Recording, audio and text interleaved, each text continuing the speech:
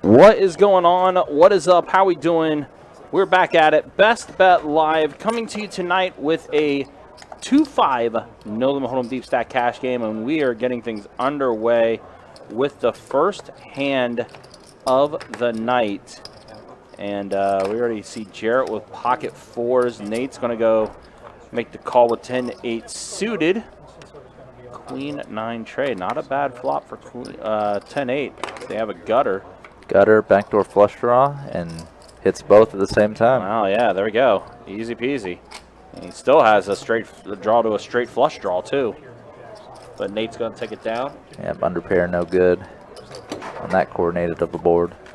Let me make one quick adjustment with the graphics real quick. Just saw something I need to take out real quick. But real quick introductions. You got myself, Ryan, also known as Country, joined by Trey here in the commentary booth, getting this 2-5 game going. Yep, it feels like it's been a while since I've been in the booth. One of the things I see on the stats that maybe isn't quite applicable to cash game is we have big blind counts. We can see that most players have bought in for between 1,000 to 1,500 or 200 to 300 big blinds. While we're getting a rematch right here, right now, Nate and Jarrett involved in both of the first two hands. Pair versus overcards once more. Nate flopping a gutter with his overcards, but those overcards are no good against Jarrett's set. But Jarrett check two, going full pot, even over pot. 40 into 35.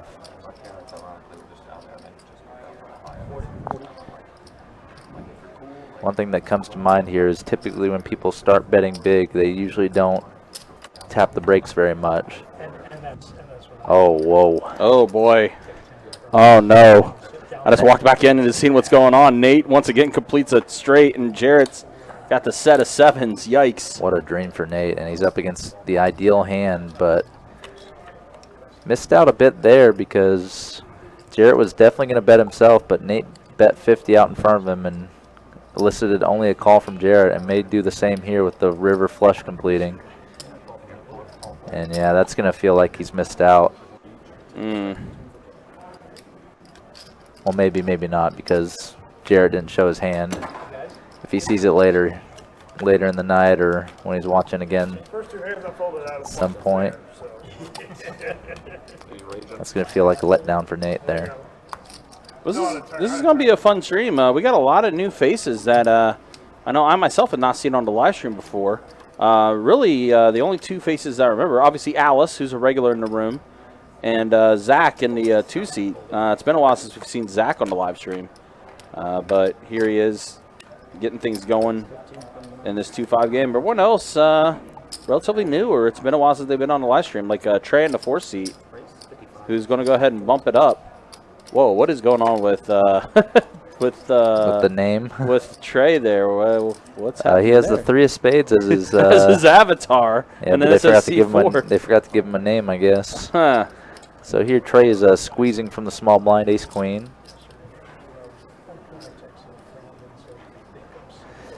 Maybe gave too good of a price out of position here. Gonna go heads up with Lewis to the flop. And just not a flop you want to see there as the out of position 3-better. It's a lot of hands that someone would call a 3-bet with. But quick bet and take it here for Trey. Thank you. Appreciate you, man. Yeah,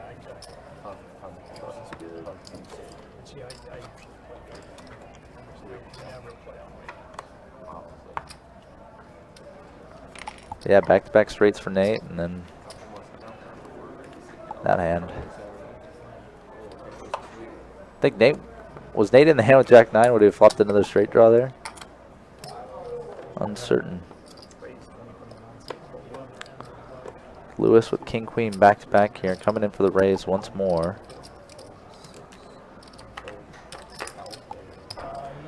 And didn't look like there was anything out there to play him with.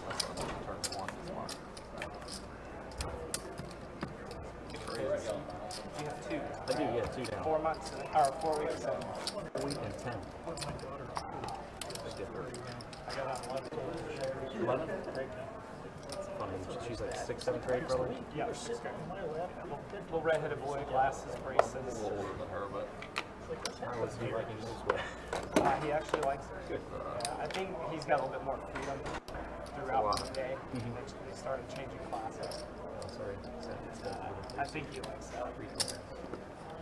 25 from 6? Yeah, it's definitely way more freedom than elementary. Yeah. Yo. Should be in the 50s maybe. I'm not sure. Ryan, 25 minutes. It's just the 3 and 6. Nice, so our heads up again. Man, Nate's been involved in a lot of hands already, huh? And right now he does have the lead with a better kicker right now against CPO. Yep, CPO was the pre-flop raiser, so with initiative, with position, he should probably just bet and take this. Which is exactly what he does. Bowling Dude says playing on the stream next Saturday. Nice. Be looking forward to seeing you. Yeah, back to a somewhat regular live stream schedule. Of course, we just finished the Card Player Poker Tour. Appreciate everyone that did come through and participate in those events or was watching the live stream. Got to see Hang Zhang win the main event. $1,700 buy-in. I think in total with the prize pool that he won and the bounties that he collected, he had over $120,000 in cash prize. I think it was like close to $125,000 that he took in total between winning first place money and, of course, the bounties that he collected. Of course, he was able to pull the big 25K bounty on that Monday, the final day. She works for one of the banks. Her husband works for one of the other banks. So good stuff to him. You mind throwing that there? It's a pretty fun final table, too. A lot of different dynamics with it. Definitely a table I'd say definitely worth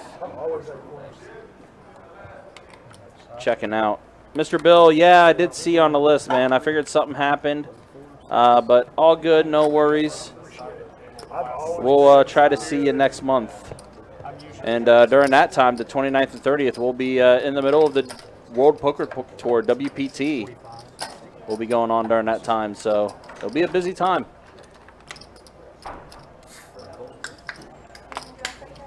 Oh, next month, September. I'm already looking at WPT. I'm already thinking it's September already. Yeah. Feels like it. Alice is going to 3-bet it. Ace-9 offsuit. And both players playing pretty light here. Jarrett opening from the cutoff 8-7. And Alice hitting with the 3-bet with Ace-9. Happy to just take it down there. Absolutely. But, Mr. Bill, hopefully your wife does get feeling better. Sorry to hear that happens. Matt says make sure the Queen 6 hand between Tyler and John from the... Oh, yeah. that was funny. A classic. That was funny. They thought they were chopping, but then runner for the flush, and not so much. The fist bump had to be rescinded. Yes, it did. But that is what happens when you celebrate too early. Bad things could happen.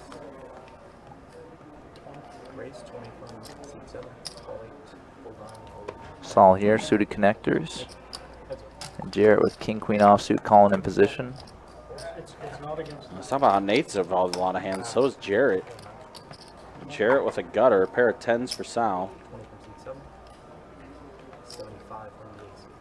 Jarrett gonna raise it here.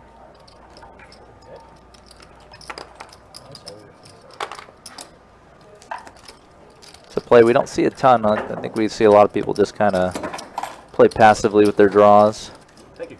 Appreciate you. But sometimes it's an opportunity just to take the pot down with a little bit of a backup if you do get called. Yeah, I think Jarrett's definitely shown early aggression so far.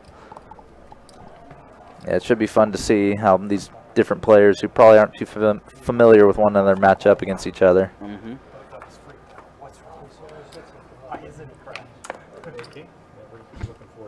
Straight here under the gun with the smallest pocket pair. All right, let's go with deuces. Deuces never loses. Come on. Let's. Yeah, not what we expect, but I'd probably do the same if it was my money I'm playing. Yeah, true. But then watch his flop be deuce, blank, a deuce. Zach with the mystery hand from the small blind as well. Queen, queen, six. On second thought, okay. Good fold by Trey. Yeah. Zach betting out into the field with the mystery hand and probably just going to take it down. Nobody with any much of a connection to the flop at all. Yeah, especially with the way that board ran out. Yeah, paired board's just, it's one less card to hit, both in terms of matching with the board, and then it's even less likely to hit it because two of them are on the board already. Right. You only have 5 outs to connect with the board at all. Rather than when it's 3 random cards, there's 9 ways to connect, along with obviously the draws. Sure. As we mentioned earlier, guys, don't forget, again, Card Player Tour is now behind us. Card Player Poker Tour, that is. We're now getting ready for the WPT, the World Poker Tour, coming to Best Bet Jacksonville. Starts up on October 26th and will run through November 14th. All the events and the schedule is posted on our website, bestbetjacks.com. You'll also see a Nightbot message here and there in the YouTube chat with the link as well, direct link that you guys can check out all the information. So start booking your travel plans, start making everything ready there for those plans because, yeah, WPT right around the corner. Jarrett again getting involved aggressively here. Early position, opening 7-5. Flopping the best of it with bottom pair. Pair of fives. Trey does have some backdoor potential here. Backdoor diamonds, backdoor straights. Ace high could be good sometimes, but Not anymore. that door's shut. Yep. Board has gotten pretty coordinated too. Yeah, a lot of different straights could hit there. Straight potential, just draws to straight up potential as well. Yep. And once again, Jarrett showing that aggressiveness, taking it down. Of course, this time he did have the best of it with the 2 pair. But yes, the WPT main event, Best Bet Scramble. Lots of different events. There's going to be another mystery bounty event, 300K guaranteed. Event 1 is going to be a 200K guarantee. And of course, the main event that we just got done talking about, which is going to be a fun one. How about this for a guarantee? $1 million guaranteed in the prize pool for the World Poker Tour main event At Best Bet? here at Best Bet. Nice.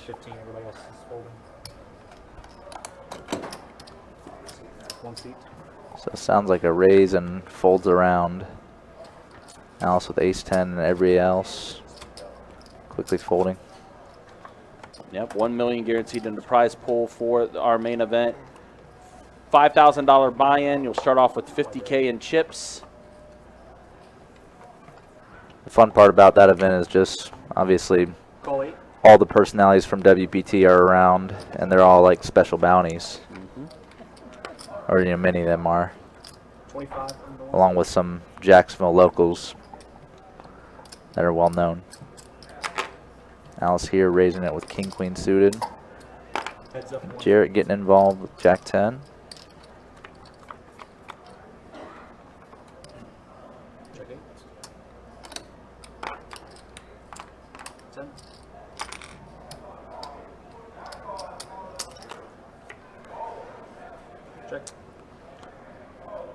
So I believe it was actually 25 pre-flop, so the pot size should be 77 right now. Yeah. Bet of 10 on the flop by Alice, called by Jarrett. Interesting to see Jarrett call the flop with just kind of not much, but then turning the jack and still folding. Just giving Alice maybe more respect than she deserved there. Probably. Of course, we all know how solid of a player Alice is. Pretty easy for her to have a lot of ace hands there. Any trip aces hand is going to bet twice. She could even just have a jack with a better kicker too.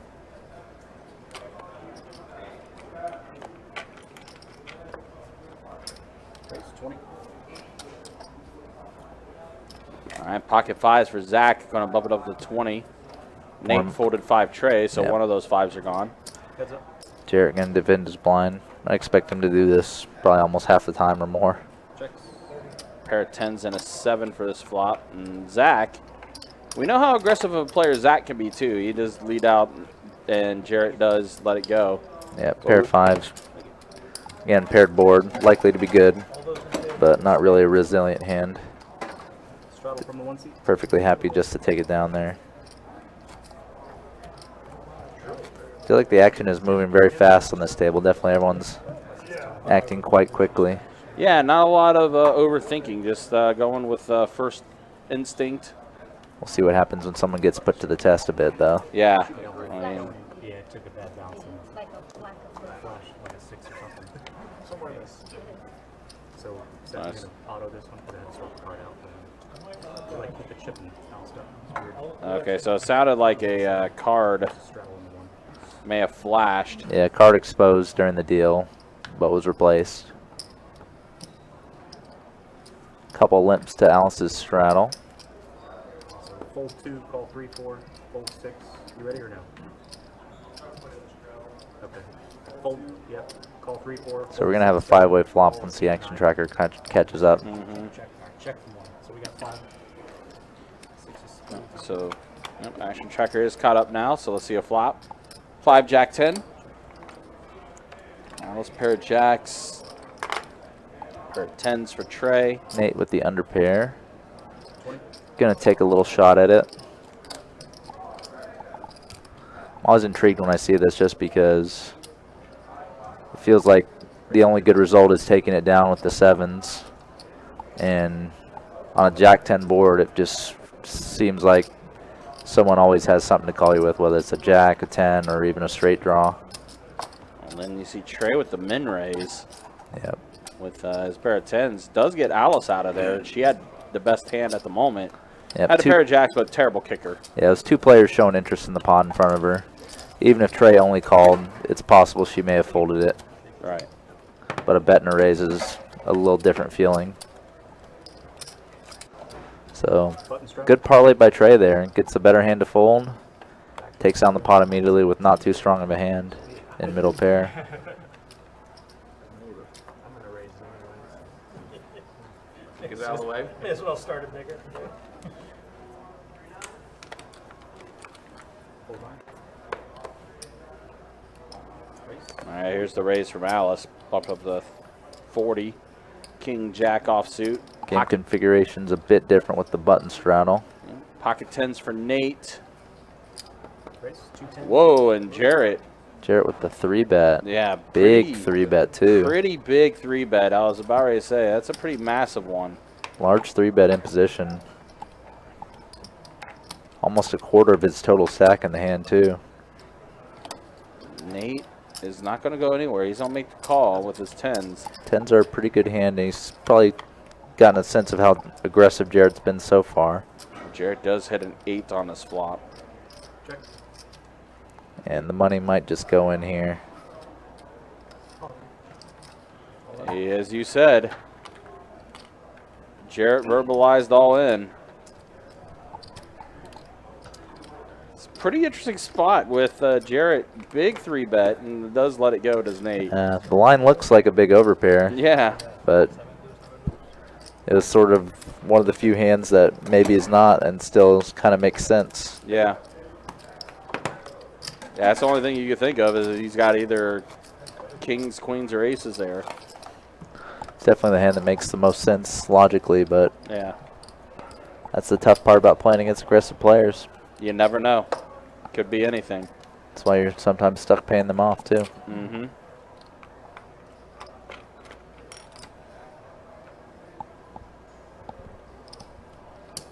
Raise. Looks like the action tracker's off here. It's a player behind. Sal's not in the hand anymore. But And Jarrett here, back-to-back hands, 3-betting. And this time he does have the aces.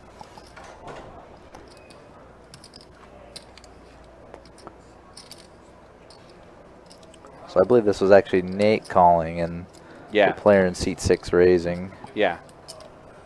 which is unfortunate. That is what happened. Nate lets it go. Looks like it may not matter because the other players are folding around. Right, they are. 10 king 4 flop. Check, check.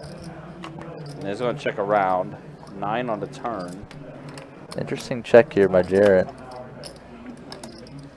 100 from the 8 seat. Now Jarrett bets out 100. He's thinking, obviously, with Lewis check. Whoa! Now Lewis is going to try to steal one here. Raise up to 300. Cool. Lewis is representing hands like sets. Maybe a queen jack suited for a straight. Said the board does pair. That's a pretty dangerous looking card on the river. It is, because it does complete clubs. Complete clubs, it pairs the 10. And if Jarrett was already beat, then he's still beat probably. 300 bet here from Lewis to bluff at it. It's a bit of an uncharacteristic hand, and Yeah. typically just want to give credit to that. Wow, who said bluffing was dead in poker? I know. Few good bluffs or accidental bluffs have happened in the last 3 hands and gotten through. Thank you. Huh? Can you see like right here? You can on that TV? Right here? Yeah. I was talking to you like you could hear me, like you had your headset. I didn't realize it. So used to it. That's funny. Oh yeah, there you go. Yeah, guys, again, appreciate y'all hanging out with us. Appreciate you guys watching. It's 2-5, no limit hold'em D-stack cash game. Got some live stream action heading to you tomorrow as well. 5-10, no limit hold'em. No live stream on Saturday. That's because, of course, we had feature day on Sunday and then final table Monday. So no live stream on Saturday. But beginning next week, we'll be back on our normal live stream schedule with Thursday night, Friday night, and Saturday night live stream cash games. Right? You come. What's that? Come over with it. Saul here with the suited ace. He didn't tell me he didn't, so I assume he did. And Jarrett going to get position on him. Queen jack suited. Yes, we are heads up. Button's good. Oh, wow. Check set. Ace for Sal, Jarrett with his queen. And also a gutter to a straight draw. Could try to hit a 10 as well. And neither player can be too in love with their hand. But flop check check, Saul should feel decently about his ace. Bets and takes it. Thank you.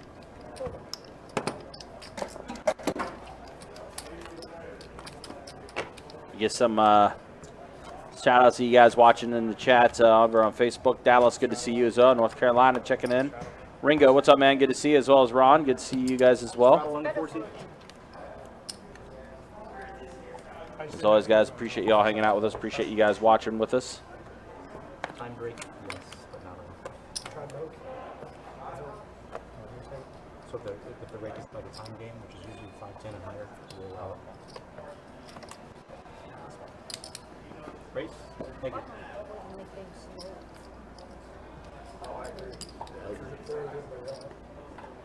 So Alice bumps it up to 50 with 10-9 suited, and now here's Trey. Pocket jacks. He's going to go ahead and put in the 3-bet. 160. And that's going to be good enough. Trey gets it. Give Trey credit for a pretty strong hand.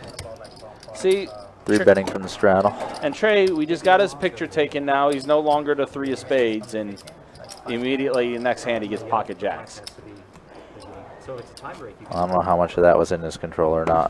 So Work with me here. don't know how much of it was karma. Work with me here. Just have a little bit of fun. It's all random. I mean, you're not wrong. Chase is a machine though. He is, 100%. Machine bias for Trey. Jarrett's definitely working his VPIP up here. Oh, yeah. I'm curious to see how things look stats-wise early on. Would have been fun to see Trey with the 7 deuce Yeah, there. I was going to say, I was like, oh, Trey, you going to play it? But no, he's not. All right, heads up with Jarrett and Zach. Heads up to a flop once again. Getting a lot of heads up flops tonight. 9 King Jack flop. So Zach with the pair of nines, bets, and then Jarrett. That's big too, full pot. Yeah. Yeah, some of the guys who used to play in our regular 10-10 game in Tampa. Charles asks, do you have the live stream schedule up for September yet? Yes. Yes, it is up on the website. September's live stream schedule is up. Just go to bestbetjacks.com and you'll be able to see that live stream schedule for the month of September.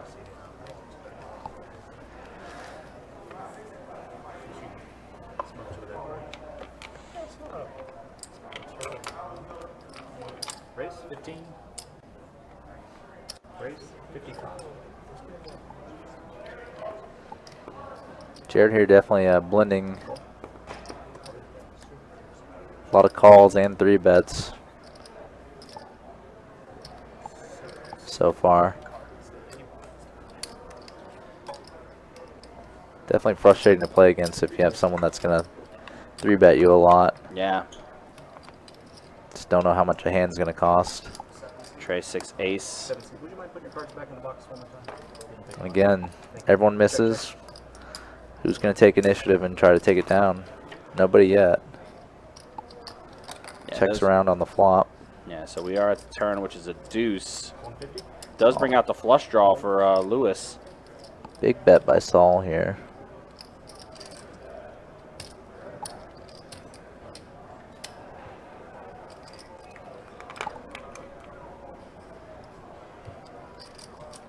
Yeah, it's a tough spot for Lewis here, too. I mean, you got your flush draw on the turn. Yeah, but these pot odds aren't that great here No, with they're Saul not. betting big. Mm-mm. I mean, you check back early and then the backdoor flush completes. It's often feels sort of face up where like there's no draw on the flop that you could really have. Yeah, and it's a lot of different. And then when the backdoor flush completes, it's sort of like, oh, it's more apparent than you might think. Well, and with him only have the jack of diamonds, too. I mean, that player could also have the ace of diamond, king of diamond. Yeah, Saul could definitely have an ace high flush draw, and Yep. your draw could be completely dead. And if you hit it, you lose everything. Mm-hmm. See that hurricane hit LA this past week? Okay. The bands up through I actually expected Jared to play that one. With the way he's played so far. Ooh, Alice, pocket kings. She's going to bump it up to 15. Looks like Nate's going to play. Yep. Pretty sneaky little raise there from Alice. Not scare anyone away. Just a pretty standard 3x. We're used to seeing bigger for sure, though. Yeah. 7 tray, 6 flop. Nate does catch a 6. And that's about it. Alice with the overpair. Going to start with a check. This board's super dynamic. Straight draws, flush draws, even a straight possible.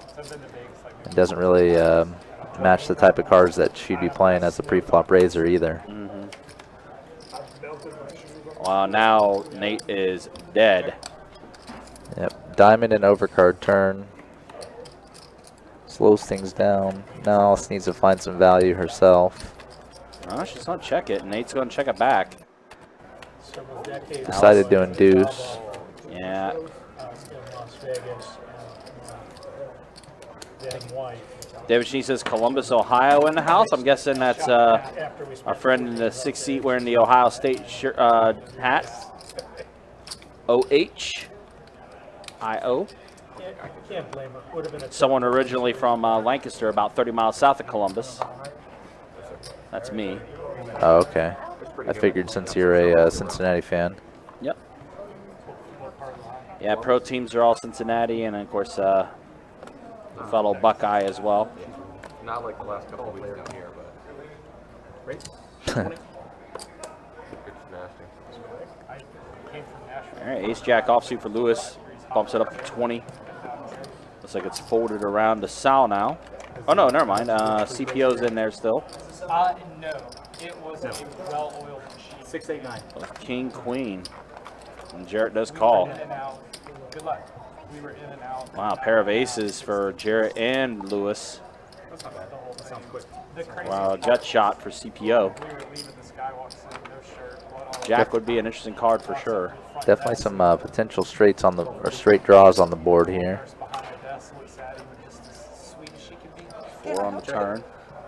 And he's like, doctor.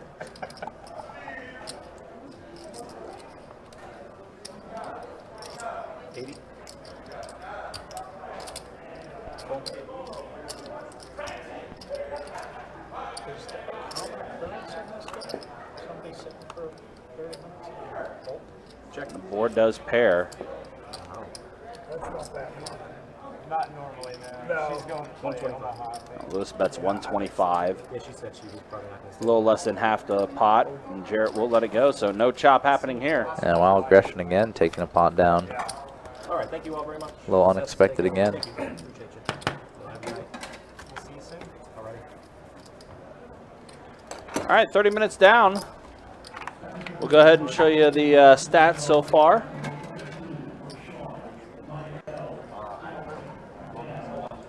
It's the way things look. Not a lot as far as like someone being seriously stuck or someone seriously being ahead. Just a basic fluctuation here. Yeah, so far it's just been sort of some middling-sized pots going back and forth. Yep, and that's about right. That's about what I expected. Jarrett with the highest VPIP. And it does sound like they did call the 5-5 PLO, so Alice is no longer with us. It's hot in there, but Ohio's more humid. This was straddle. So we'll see who fills that seat eventually. But they don't know how August. Let's see what Chase thinks. Straddle 2, fold 3, fold 4, 6. Rough. 8 folds, 6, 8 folds. So this person Call 9. said, okay, so what do you think now? Raise. 50 in the 2. It's just the 8. So it's a blinds versus straddle situation, and Zach here with the best of it jacks. Second time we've seen pocket jacks today. Looks like it might be another raise and take it. Chad, what's up, man? New money? Well, I mean, if you're in the room. Lewis going to defend ace-6 suited. Oh, wow. What That's a about flop. the dream that's about the best flop you can think of, especially against Zach's hand. We know how aggressive a player Zach is. He's betting pretty big here, over half the pot. 72. So a bet of 60 from Zach. Low impaired board. Oh, 70, excuse me. And Luis gonna slow play. Is it Luis or Lewis? We'll go I don't know. I'm just gonna go with Lewis from now on. It's all good. Zach's still Oh, treating man. his jacks like a value hand. Yeah, look at this. I mean, the overpair for Zach, but this is a dream spot for Lewis. Turn card adds a possible straight and a flush draw to the board.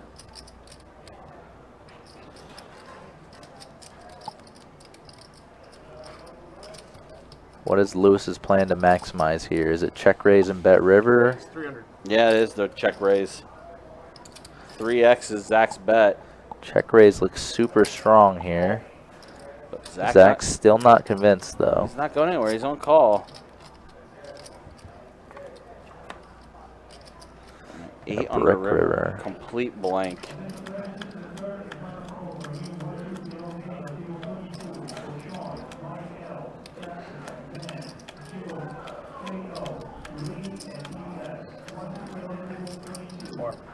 Call.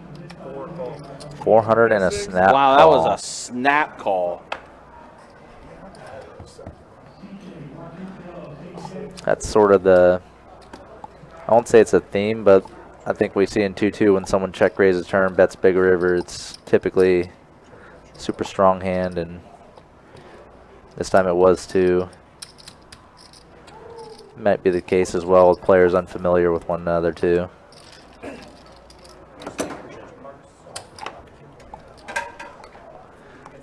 Lucky it. Huh? Chase, you want to grab bottom?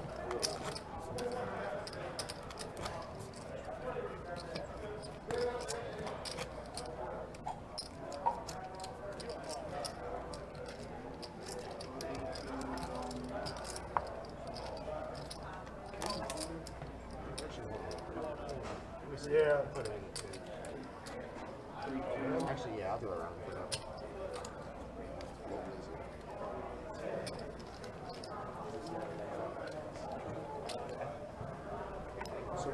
500. There's a button straddle chase. Man, I get sucked down when I do it.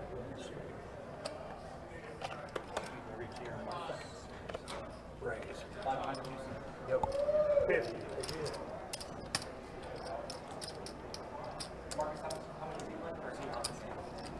He's out. He's out. You need the action.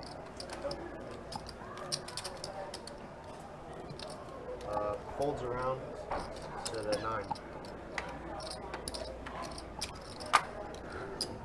Zach here in a little get back mood, loudly announcing raise to 50 and getting a rematch with Lewis. Under pair versus overcards. And Zach this time flopping the set. Why aren't you showing me this time? He stuck out on you. Who sucked out? I didn't suck out as a head. Free flop.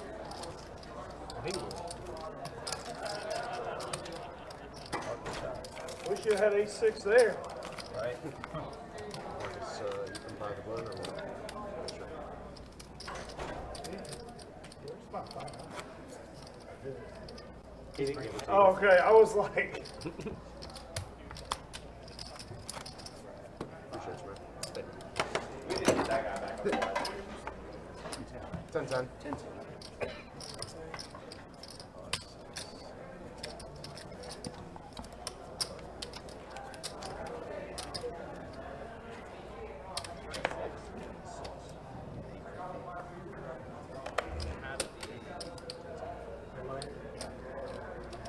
Yeah, it's a big one. I just didn't want you to fold. So fold 4, 6, 7, 35. Fold 9. Right.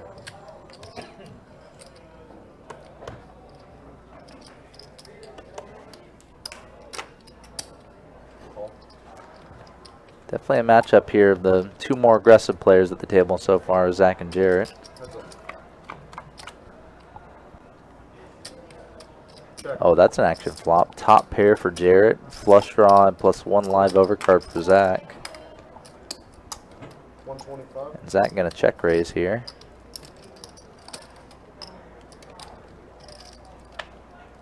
May not elicit a fold now, but big bet on the turn might make Jarrett reconsider his hand. 155.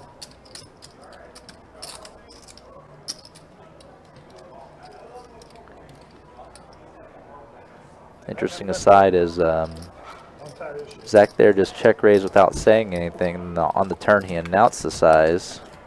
He also announced the size when he was betting with a set the previous hand.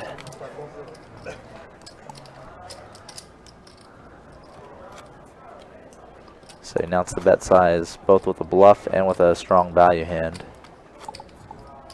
Miss Deb, good to see you in the YouTube chat. Hope you're doing well. Also, finally, nice to meet you in person 6 when is you were out. here in the room visiting during Card Player. And get myself, Country, and Trey commentating tonight. Mike will be with us tomorrow. It will actually be Kirk and Mike commentating and running the live stream tomorrow. I will be taking a few days off. Fold 9. Call 8, fold 9. Fold 1. But you all will be in good hands. Yet another heads-up pot coming in. We've seen quite a few of these already. Yeah, Lots of heads-up battles here. a little surprising. Whoa, what happened there? Just a little fumble with the cards as he was taking them off the deck to make the flop. Little buddy. Saul flopping trips, betting, and just taking it. Yeah, Always a bit of a letdown when you get the quick fold after betting trips. yeah, pretty strong flop for Sal. Soup up. Again, those paired boards is hard to interact with. Anytime I see Sal, I want to be, want to tell him better call Sal, Yeah. which was also a great show. That was Sal Goodman.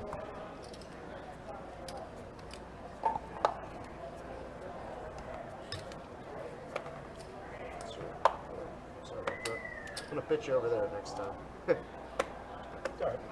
I'll move them every time. All right, ace-9 suited for Jarrett. Raise 20. Gonna go ahead and bump it up to 20. Not a natural motion for me. 80. And somebody just bumped up to 80. It's Zach. 3-betting it with 80. King 8 suited.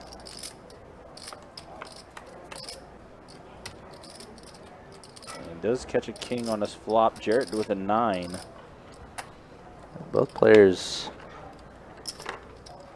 gotta have some mixed feelings about this flop. 3 hearts on the board makes their hand very vulnerable. And Jarrett definitely has some lingering issues on whether his hand is good or not. Bigger pocket pairs, anything with a king in it, has him crushed. Good fold there. Also, guys, do want to remind you, don't forget, mark your calendars, Tuesday, September 12th, Best Bet St. Augustine. We are bringing the meetup game back with the Best Bet Live crew. I know I'll be down there. I believe Kirk will be down there. Trey, I think you'll be down there as well. Yeah. Feels like we all have Tuesdays off. Yeah, so it's a perfect day. Get things going at 4 p.m. down at Best Bet St. Augustine. And it's also going to be industry night. We're going to have a concert. Ramona and the Riot is going to be performing in a musical act. I heard it was going to be a 3-hour show. Wow. Down at Best Bet St. Augustine. So Ramona and the Riot will be performing. That's going to start at 8 o'clock. But, you know, do a little pregame with us during the meetup game. Best Bet St. Augustine, that meetup game will start at 4 p.m.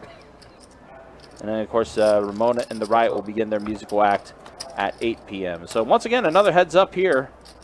4-6 jack flop. Marcus with the pair of 6s. CPO the 3-better. 65. King Queen doesn't really have any positive value as a hand, so definitely a hand to turn into a bluff. Hello to you, Deb. Thank you. Marcus going to call middle pair, backdoor flush. And ace-6 has just been the hand today, apparently. Apparently. Wow. Trip 6s now for Marcus. CPO going to slow down and probably just going to quickly fold to... Oh, Marcus slow playing, actually. Checking back.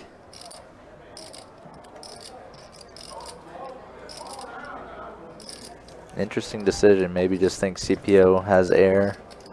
Not going to pay off the bet, but maybe bluff again himself on the river. Now he's got to find himself some value here.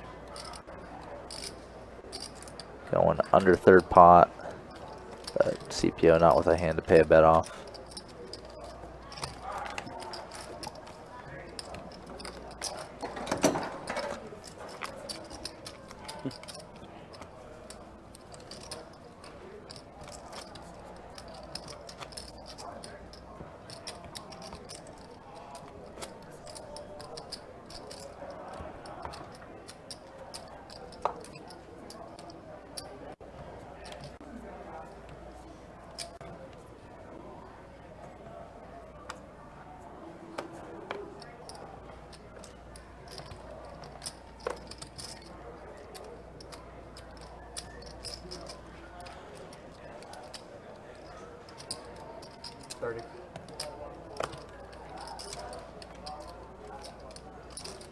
Heads up. 4 and 3.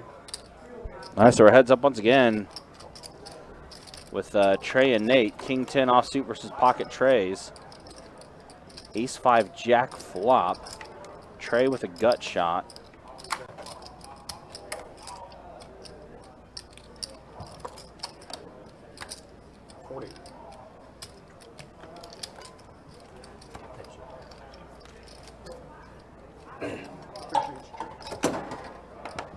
Trey will take that down.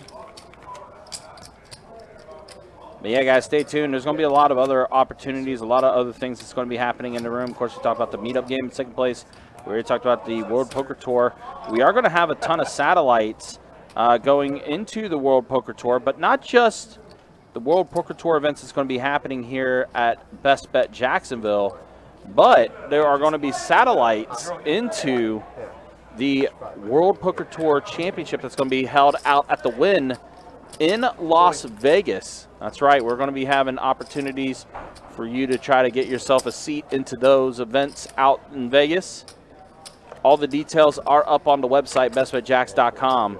Make sure you bookmark that site and check out all the opportunities that we're going to have for those. Well, here we go. 4 players to the flop here. We haven't seen many of these tonight. It's been a lot of heads-up action. 5 deuce ace flop. Checks it around. Does not really connect with anybody. The backdoor to spades for Zach. Now an ace pairing the board. Whoever decides to take a bet at this is probably taking us down. And it is going to be Lewis with the bet. Jarrett has not given it away yet, but just king high and a mediocre kicker.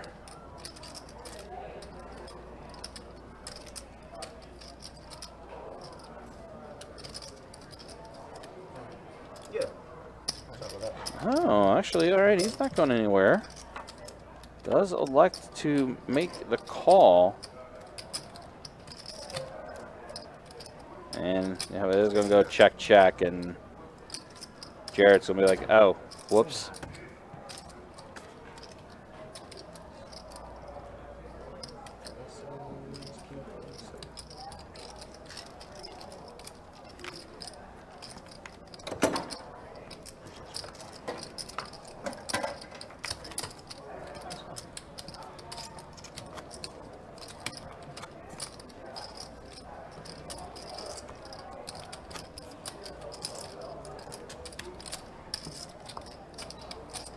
Let him throw.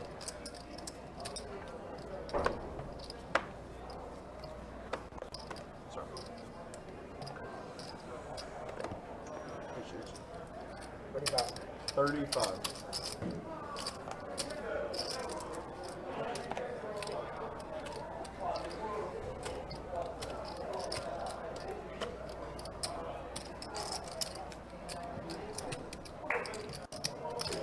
They called it.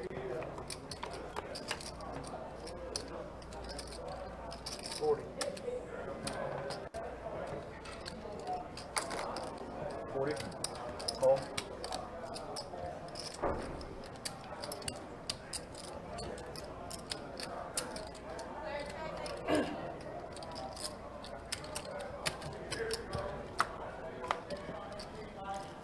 Paired board again. Seen quite a few of these boards end up pairing up. So Zach bets out 55. Jarrett not going anywhere. No, not a flush draw. But just the pair of 5s with the kings on the board. Trying to hit his 2 outer. Does not. 55. Zach bets 55 again. Call. Oh, wow. Jarrett puts in the call.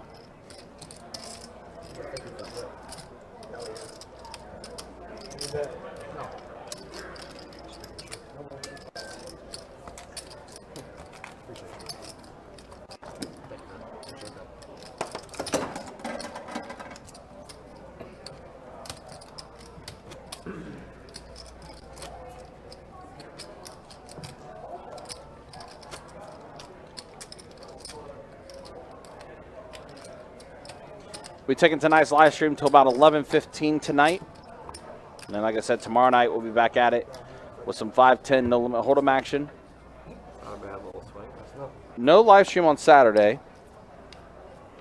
due to the fact that we did have the feature table and the final table from the card player main event on Sunday and Monday. So we will not have a live stream on Saturday. Saturday's also going to be a busy day too because we are going to have our 24K day.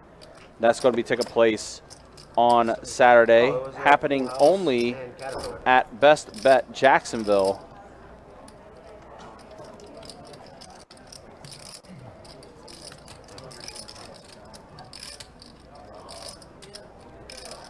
The $500 high hands for the first 30 minutes, $1,000 high hands for the last 30 minutes every hour, going from 10 a.m. until 2 a.m. That's taking place on Saturday. It's our 24K Gold Day. Big high hand money up for grabs. on Saturday, August 26th. Again, happening only at Best Bet Jacksonville. All right, so what are we at here? Trey raised it to 25 with, wait, hold on a minute. Never mind. Action Tracker's way off. So let's see here. Who's actually in the hand? CPO's in the hand, and Lewis is in the hand. So we'll try to get this Action Tracker squared away here. Trey did not raise to 25 with 6 deuce suited.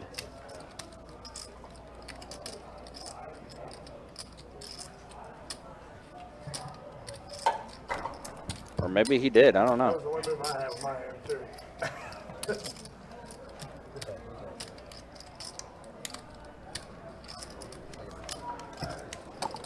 All right, well, that was a little bit of a weird one. Looks like CPO does take it down with queens, though, according to the Action Tracker. With about tree footer. I don't know, man. I didn't have aces, so. Well, did you have any? I did not I have have 2 aces. unders.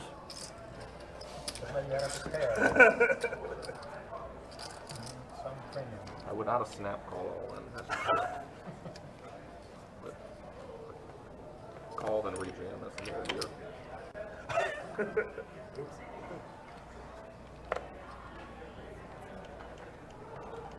20.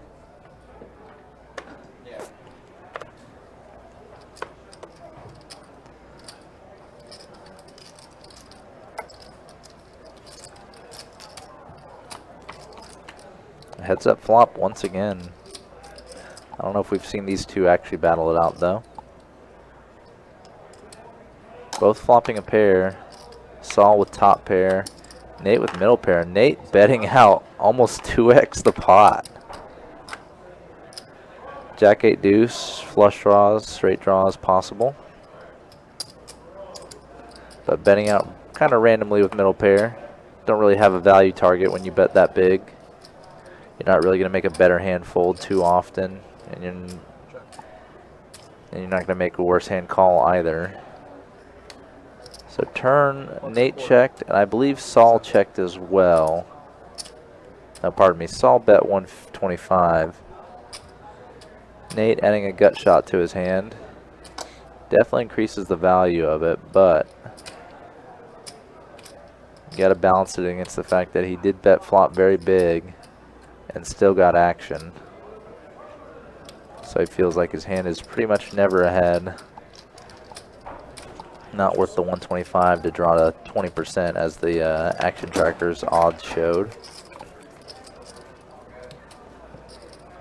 So making a slightly odd decision on the flop, but making the right decision on the turn is Nate.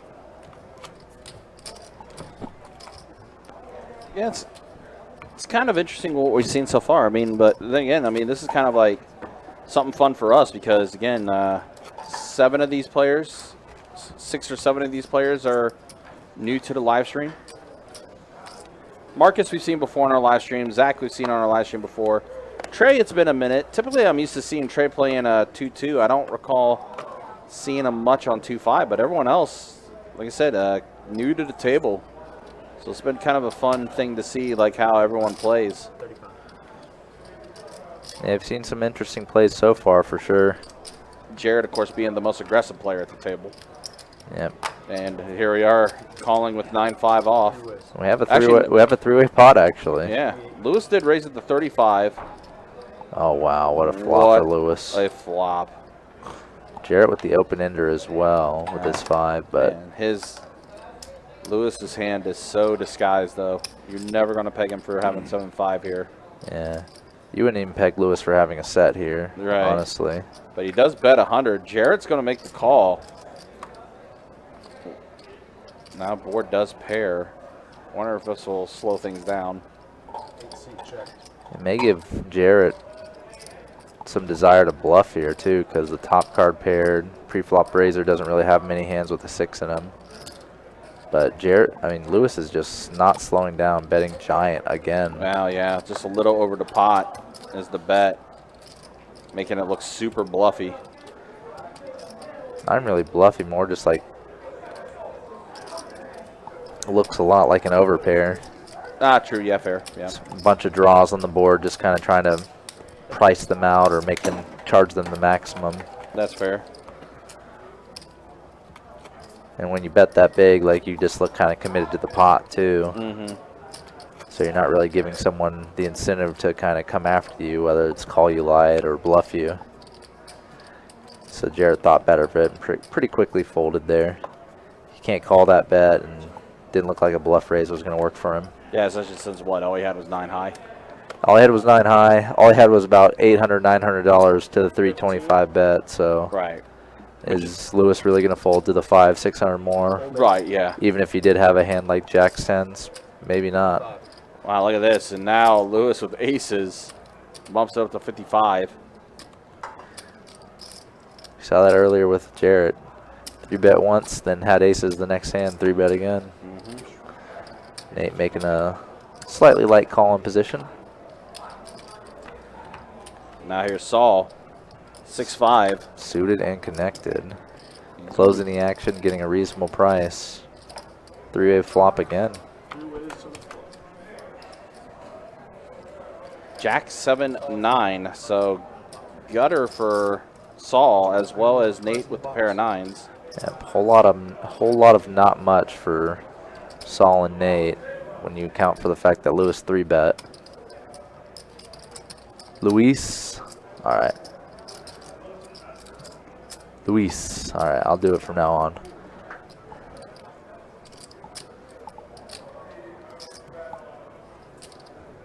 Yeah, big bet again by Luis, and just gonna quickly take it. Yep. Saul and Nate were looking for something like a big draw, or maybe even a big hand like flopping a straight there to get in the mix. Straight or trips. Didn't quite get to that point, so gonna let it go. Okay, guys, appreciate you all hanging out with us for this 2-5 deep stack cash game. Yeah. I think Luis was also the most up at the start of at the first stat track, so Yeah. he's definitely been on a very strong trend line. Yeah. Good start to him so far. We're almost an hour into the stream. I think Jarrett's been the most aggressive player at the table so far. Zach not far behind. And I know Marcus likes to mix it up as well. So with Marcus joining the table, I'm kind of curious to see how much of the dynamic changes. Deuce, Jack, 9 flop. Pretty middling flop.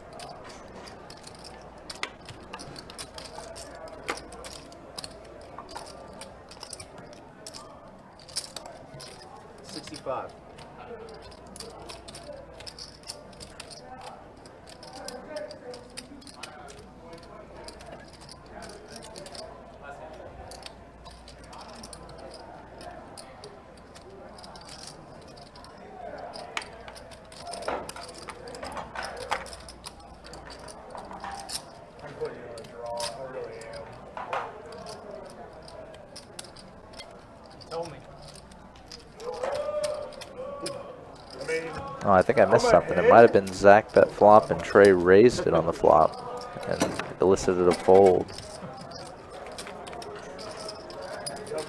Play dumb games, win dumb prizes sometimes. That's what I was afraid of. I thought I flopped a set. That tells you where I was. Yeah. I almost re-flopped because I had a weird feeling. I was like, I can get ace king go away right here. Probably could have gotten a 6. 1 hour down now here on the live stream. Let's go ahead and show the stats. Again, no one really, well, I'd say that, but Jarrett is stuck You don't have anything either? over 1,000. I did remember Lewis and Jarrett did get into that pretty big hand together, but Lewis up now over 1,500, almost basically up a buy-in. A lot of hands going his way for sure. Yeah. So yeah, Lewis far and away your big winner so far. We'll show the V-pips again after this hand's done. Didn't really get a chance to see that. What's funny is, the last time that happened, I had pocket queens, there was a queen on the river. Oh, yeah. Another heads up pot, man. We see quite a few heads up flops tonight. 7, ace, 4. Wow, set of 4s for Nate. And Marcus betting right into him. I actually action tracked for this hand, so a little surprising to see what Nate has and what he does. Raise to 40. Min raises. Yep, min raises. Typically when you see something like this, it's more often like an ace, kind of seeing where they're at. You usually don't expect the bottom set to do something like that. Yeah, Expect either the slow play or even the big raise. yeah, that's kind of a little weird that he would min raise in that spot. Yeah, Marcus is a pretty aggressive player as well, so you kind of just, unless you expect him to really get out of line into you, Right. like 3-bet you or call you really light, you just kind of let him get off free on his bluffs by taking the initiative away. Yeah. Well, I mean, and to me as well, like, I look at a min raise as like, okay, if you're min raising me, you had to have hit something. Yeah, you basically have to hit something, because if you're min raising as a bluff, you're giving such a good price to any of the hands you're trying to bluff, like draws or pair, any hand that's a pair or paired up with the board, that they're going to call you at least once. So it'd have to be part of a very multi-layered play, which often you just don't see much of. So it just comes back to the min raise just kind of being either strong or medium strength. It's never really super weak. Right. We saw Saul here actually hit him with the hit Jarrett with a 2.5x raise and take it down. Stop looking at me when you say it. All right, here's a look at those V pips as we mentioned earlier. Yeah, Jarrett 61%, Nate 33%. That's the way things look after an hour of play here on the live stream. That's what I would think. That's what I thought. That's He's what I got meant the first question. act. You would think out of position. You get priority. Full 9. Full 2. Oh well. Great. Clear them. As those the Jacksonvillians do. Even a heads-up limp pot. Wow. Both players hitting pairs, but bottom pair Nate, middle pair Jarrett.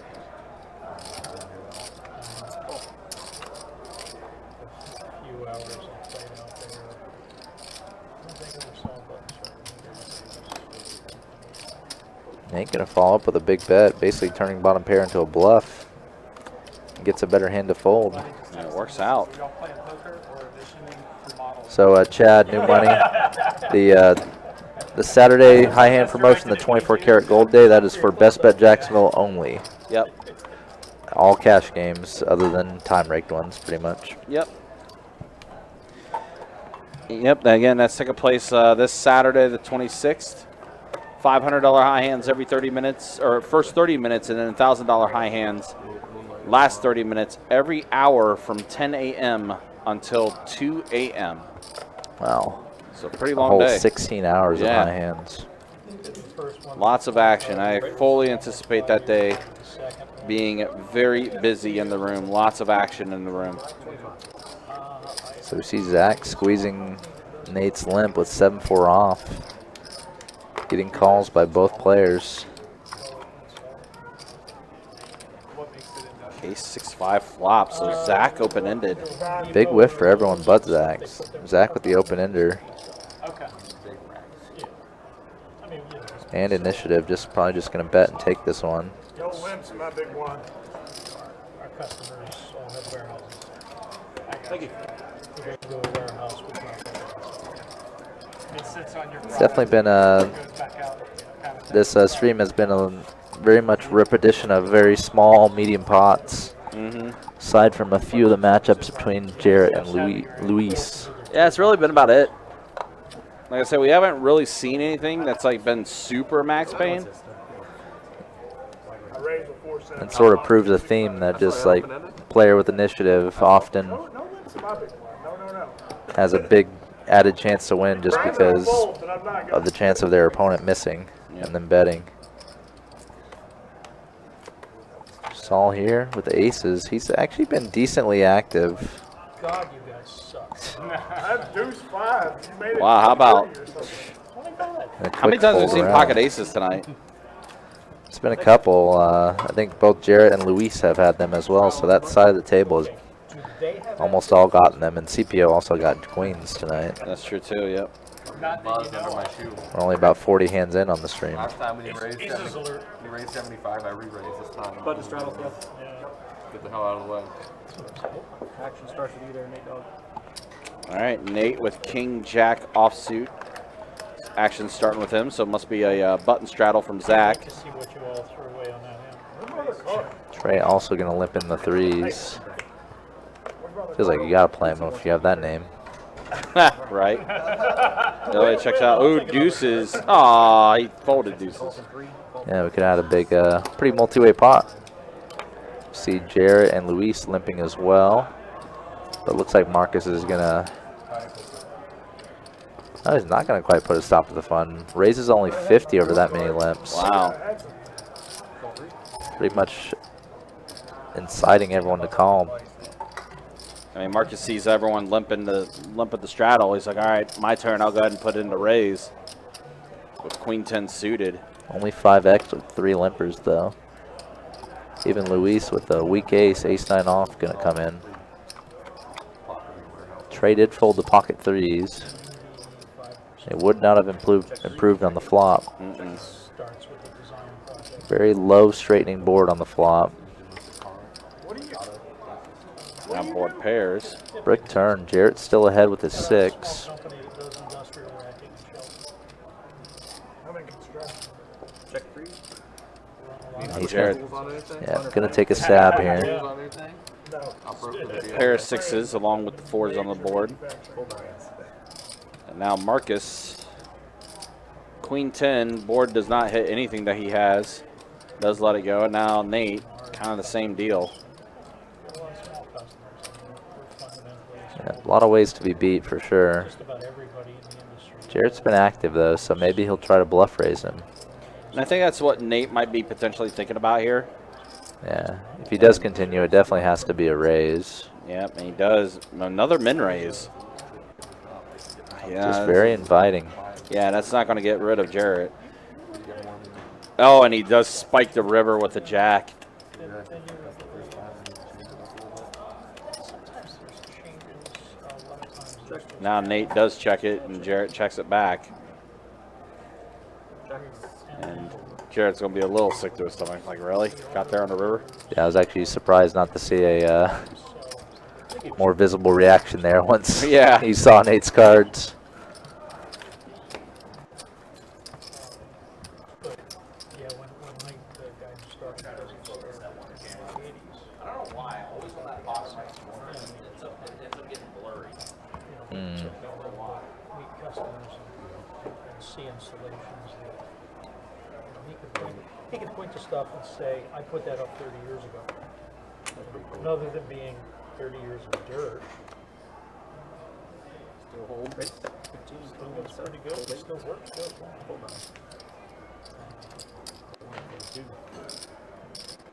Sure, now everybody can call it.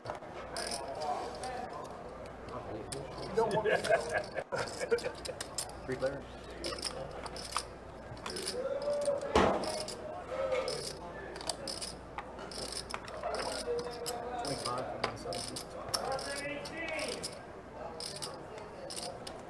So here we have a 3-way flop. Again, paired board, 10 high. Marcus gonna call once with 8s. And just pretty much the nut low turn card for Marcus here.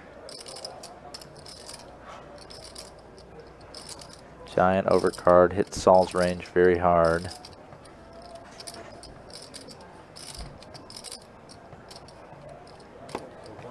Marcus with the right fold. Thank you.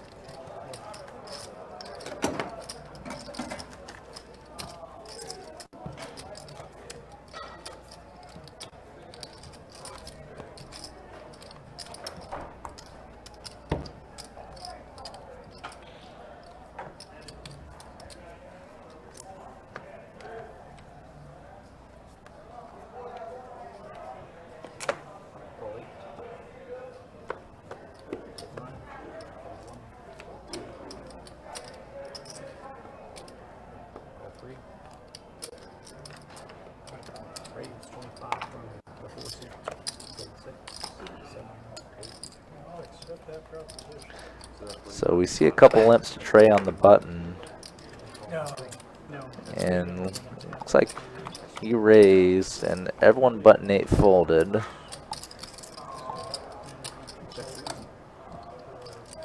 So we are to the flop. Paired board, ace high, and again, player with initiative. It didn't even matter whether Trey had a hand there or not. Initiative, position, aggression. All three together, just a recipe for victory, as it is tonight. Chad, I just did, and thanks, but I also have questions.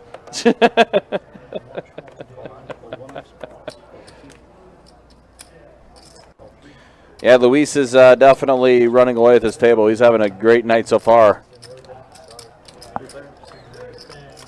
So here we are, Queen 5 versus Deuces versus King 5. Deuces still ahead on this flop. Very much so. Just check around. Ace is probably going to slow down the action still. The action's already slow. Yeah. Is Deuces going to take it down? Looks like quick check around. Announce it 2 pair, loud and proud. Yep, Deuces. Never loses. Never loses. Yeah, some light betting on that one. Just a limp pot. Nobody with really any Right there, I had 9-3. Talk about flop lag. willingness to do much with it.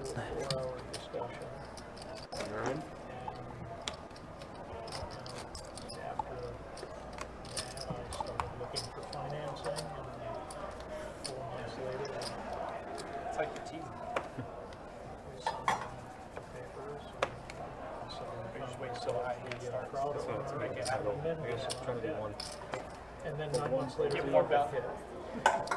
Call 3. Oh, that's fun. Fold the fold. Quarter raise, 25 and 6. Crushed us. Call 7. Call 8. Call 9. Fold the 3. Who's there? Left, and 15. Check 8. Check 9.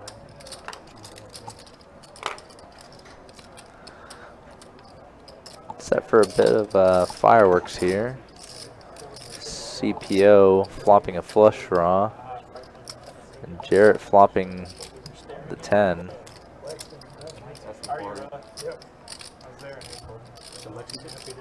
Jarrett also holds the jack of clubs. CPO adding a gut shot to his hand. Yeah, definitely improved his outs.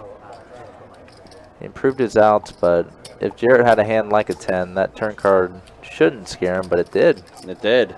Well, I CPO guess. made a bet and he folded. Well, I guess because he was also up against potential diamond draw too, as a pair board. I don't know.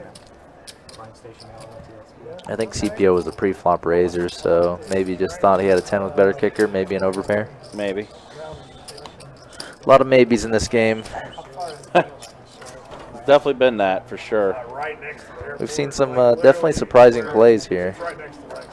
But I think as well that's In a just- good way, though. Yeah, as I say, I think as well. Like it's just the dynamic of this table being, you know, a lot of it being new players. Like 5 of the players are new for us on the Yeah. live stream. And how many of them have to be new to each other? Almost all of them. Mm-hmm. It's going to be interesting to see how the dynamic shapes up once, like, maybe some people get told by their friends or they face a tough spot with someone and see it later. That maybe they got bluffed, maybe they missed out on value. And I assume you played the I studied biomedical science. And then my cousin lived down here. So I grew up in Columbus, Ohio. My cousin lived down here. Was, like 5 or 6 years younger than me. Yeah, I grew up in Oh, Oh. turn card here for Luis. Yeah, Action Tracker has not caught up yet, as Luis did get the set of trays on the turn. Man, Luis is just running away with it now.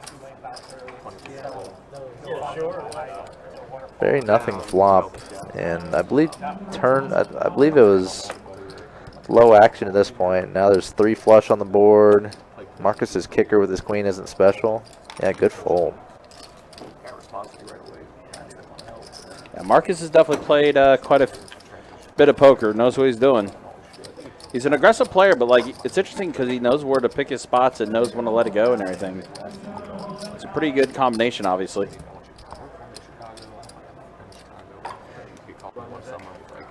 I think that's true of a lot of our strong regulars that play either in the room or even on the stream along with in the room. Yeah. I mean, I said before, like especially like our player pool in like 2-5 and above, we have some really, really good players in the room.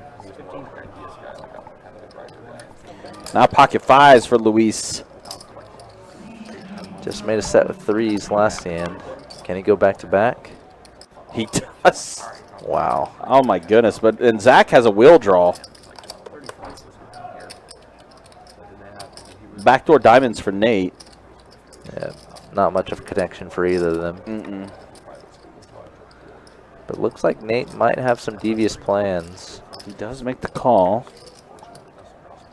Oh, Whoa, how about quads, but backdoor diamonds show up for It Nate. does, yeah. That's a dangerous turn card. Nate's gonna check it. I don't know what Luis is gonna bet here. If he feels Nate has a king, he'll probably call most any bet. Let's see, bets 50. Half of the pot. Yeah, that's gonna keep Nate around. He's gonna call with his diamond draw.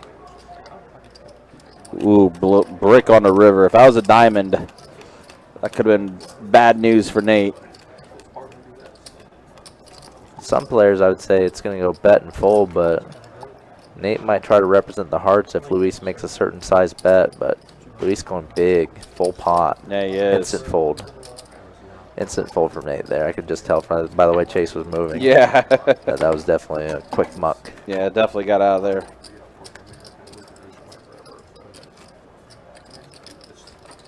It's sort of the risk of calling light. Sometimes you get one of your back doors and they're no good. The case there.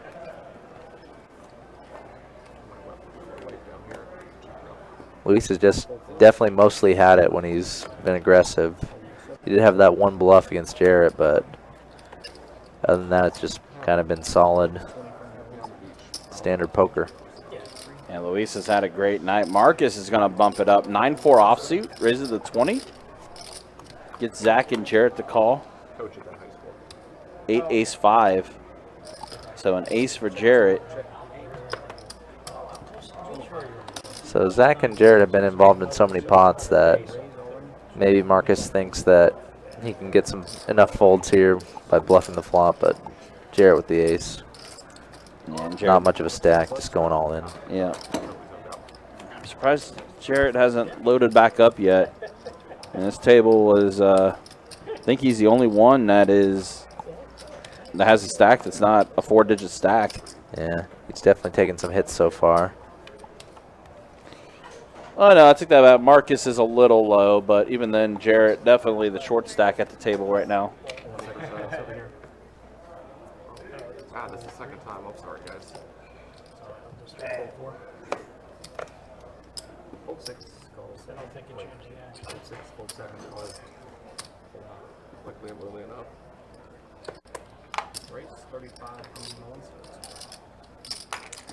Fold 2. The way they do their button style is it starts normally.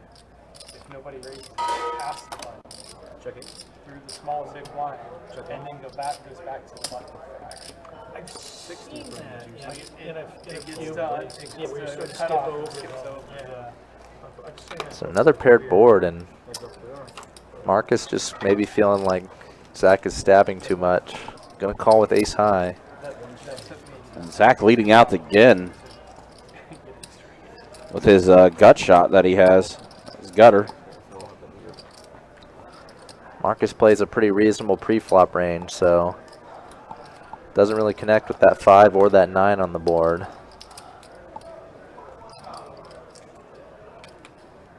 It's definitely tough to face down the potential that your opponent has a boat.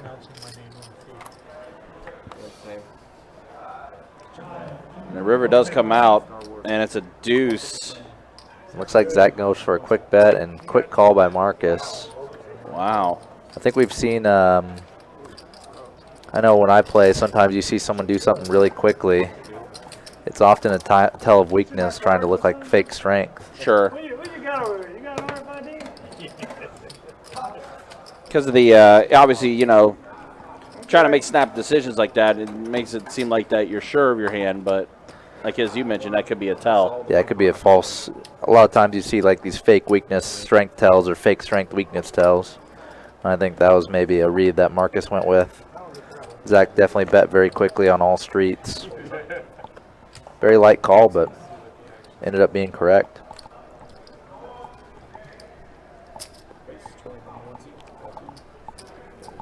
Now Marcus back at it, queen 7 suited.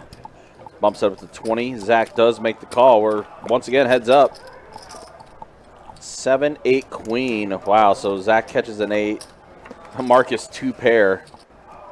Interesting, Marcus went for a similar line to previous hand where he was maybe trying to induce out of position dynamic flop, but this is a much different flop from the last one.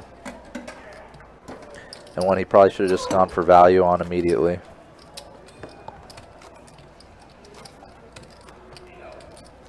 Again, guys, just a reminder, don't forget, we are counting down today's World Poker Tour coming to Best Bet Jacksonville. It is the World Poker Tour Best Bet Scramble. Starts up on October 26th and will run through November 14th.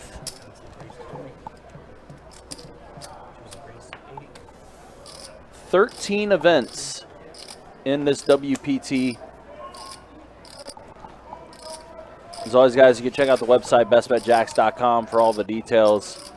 Our main event, it's a $5,000 main event. $1 million guaranteed in the prize pool.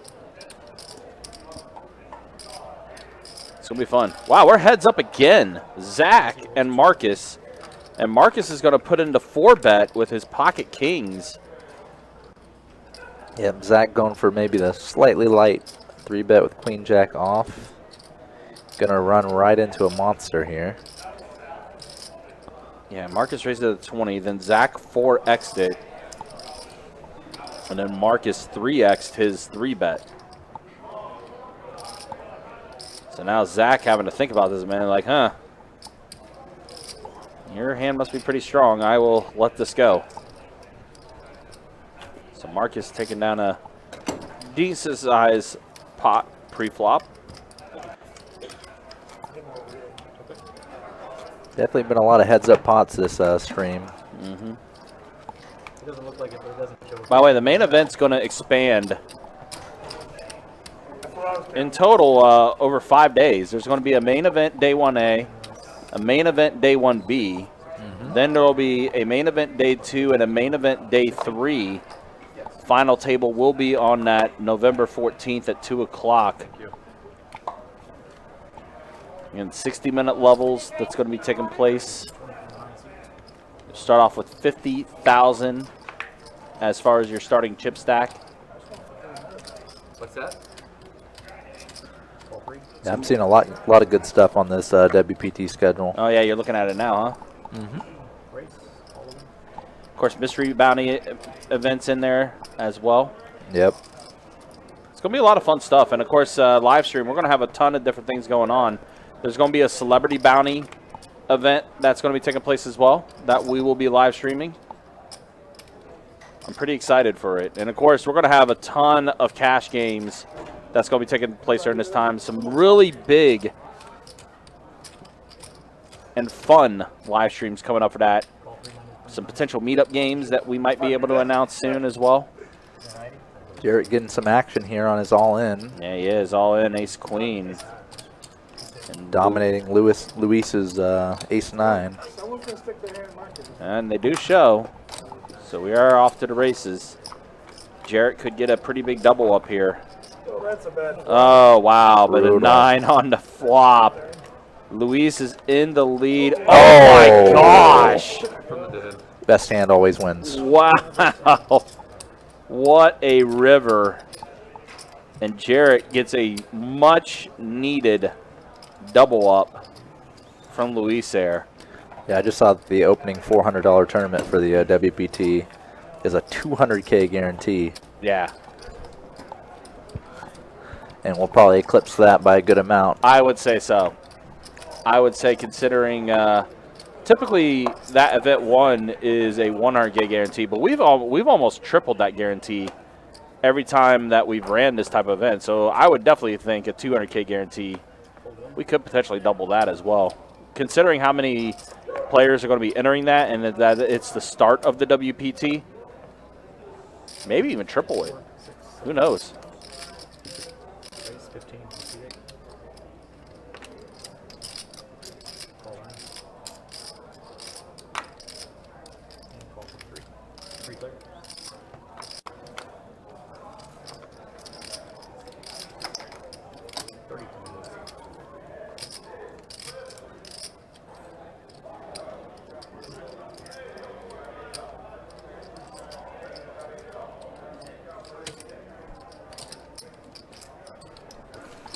Yo, Ryan, what's up, man? Good to see you in the YouTube chat. Hope you're doing well. The other Ryan B in the YouTube chat.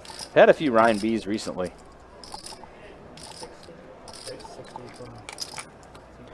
Here, Nate, again with the min raise. This time as a pretty pure bluff. Pretty pure bluff, but even then, equities are still relatively the same. Well, now, 7 comes on the turn. It does complete spades on the board. Nate does add a little showdown value, but Jarrett adding a flush draw, and now he's going to bluff raise. Jarrett did just get that big double up too, so does bump it up pretty significantly too. This line looks pretty strong by both of them. Nate raising flop, betting turn. Jarrett calling the flop raise and raising the turn.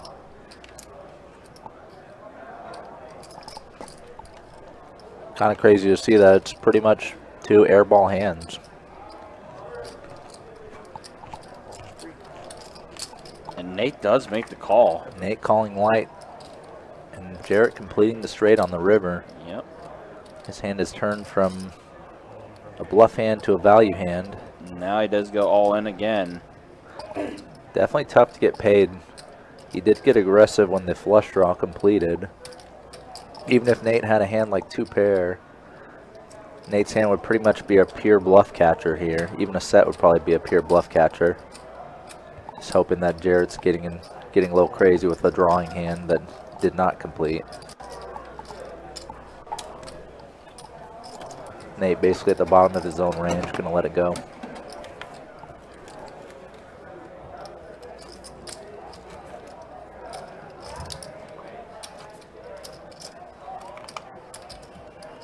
Straddle on the 2Z. Not for you. What's that? Not for you.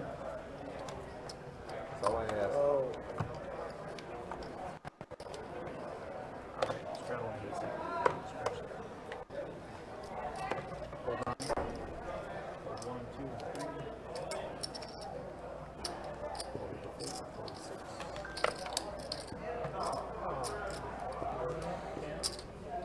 Cards. Can you put your cards in the box? 30 or 7. Thank you. That's up there.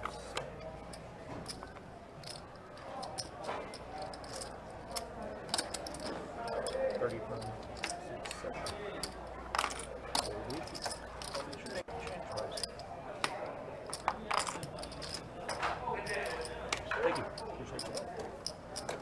Yeah, let's take it back over.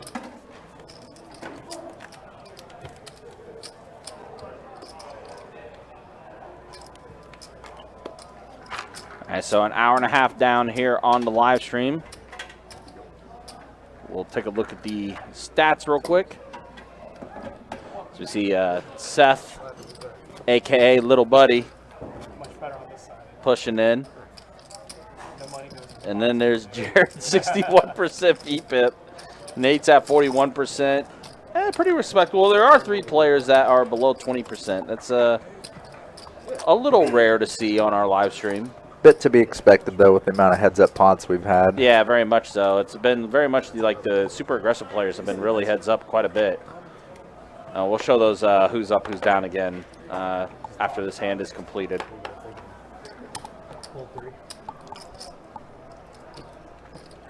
mean, between Zach, Nate, Jarrett, and Luis, they have been after it. CPO, Ace King suited, bumps it up to 25. Hold 9. Hold 1 and 2.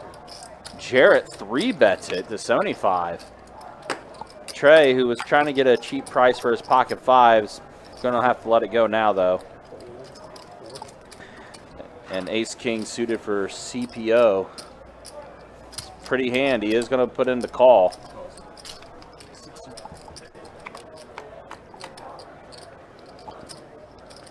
A 4, a jack, and a 5. Ah, Trey missed out. He did. He did, unfortunately. Now Jarrett's going to bet 135. Quite big from Jarrett here. But I mean, the way the action was, you see a 3-bet come your way. There's no way you can stay in there with just pocket fives, unfortunately. Nope, you're just hoping for the 5. And not paying too appealing of a price for it. Yep. Gonna Jarrett. bet and take it from Jarrett there. All right, so here's how the stats look after after an hour and a half here. Yeah, Luis up over 1,200 for him. Marcus is up 390. Sal is up 270. Trey's up 133. CPO relatively even.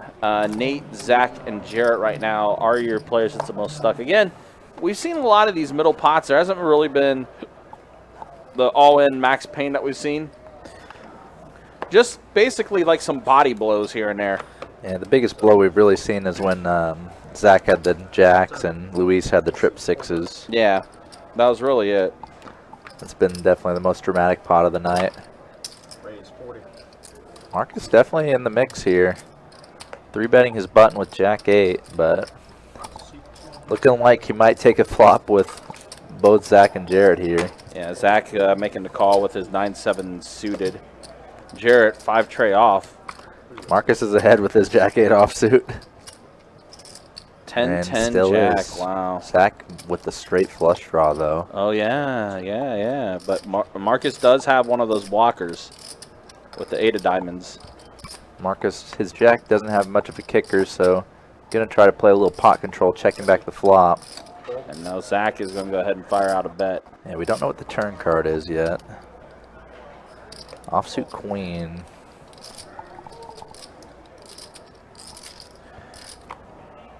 Neither the most least appealing card for Marcus here. Looks like an action tracker got a little delayed. It'll catch up here. Yep. And it will be Marcus that has the check mark. Turn was an offsuit queen. Zach bet 50. Marcus called. I can't hit a River blank. Zach decided to give up. Zach got caught bluffing earlier by Marcus in a pretty big one. Hit him. Ooh. So electing not to bluff here, but maybe had a good bluff opportunity there against the just a jack by Marcus. Yeah, Zach did see that Marcus had that 8 of diamonds too. Immediately flipped it over, said I didn't want to see that. I'm going to hit that fucking draw with somebody. I mean, I flopped the world. I wish you'd have hit your other pair. 8? No, him. 8. I know. But if you would have felt more comfortable, you've got the blocker. I mean, you're going to put me on a gutter ball? Not my turn to act. Yup, correct. I mean,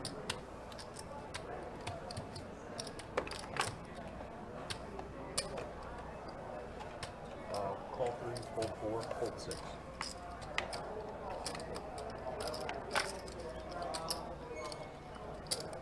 $60. 7 suit, hold 8.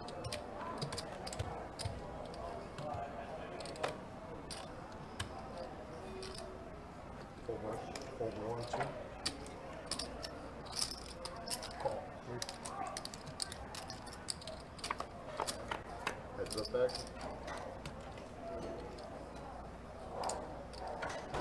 8 tray 4 flop.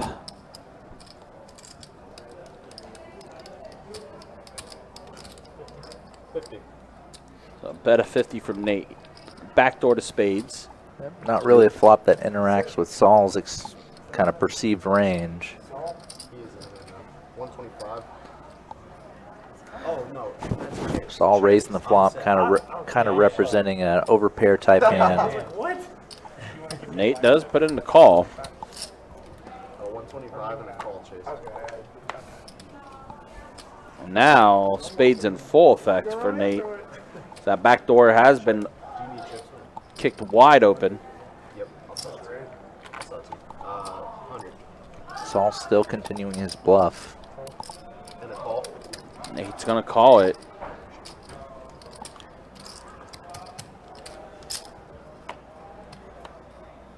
And it's a blank, pairs the board. Brick River. Saul's line looks pretty strong too. Raise, flop, bet, turn. But he's going to get a free showdown with a very weak hand.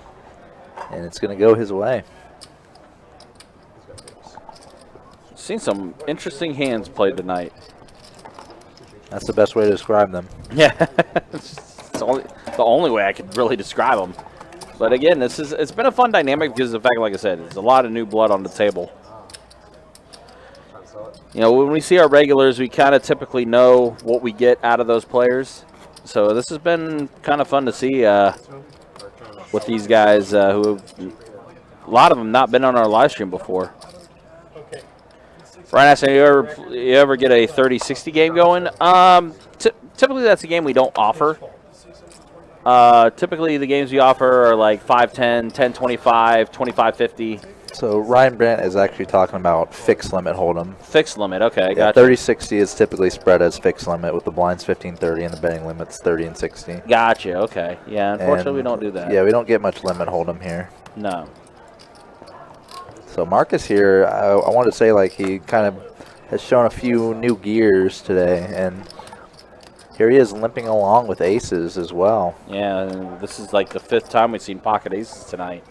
Pocket aces in a 5-way pot. Electing to limp around, especially with Jarrett in the pot, very interesting decision to say the least. Just feels like he's missing out on a lot of early value opportunities. Now he's going to put in the raise.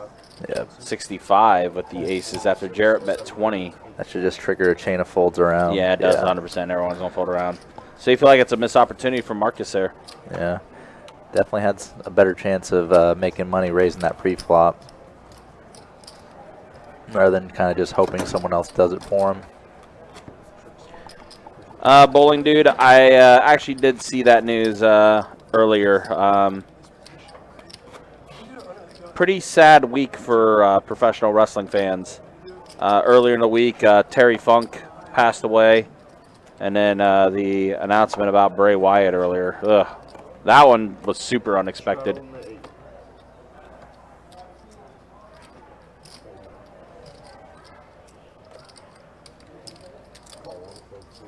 As Sean says, 5s have been hot tonight. Should have played the pocket pairs. I mean, given the action, though, I mean, you were facing a 3-bet, and you limped in.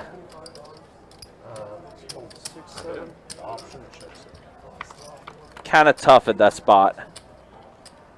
I've lost more in my life. 4 queen tray flop. I don't know. Flop really does. Well, no, Marcus has an open ender. Really odd to me is to see all these heads-up limp pots. Usually you'd expect a blind to complete or Sure. someone else to come along. Yeah.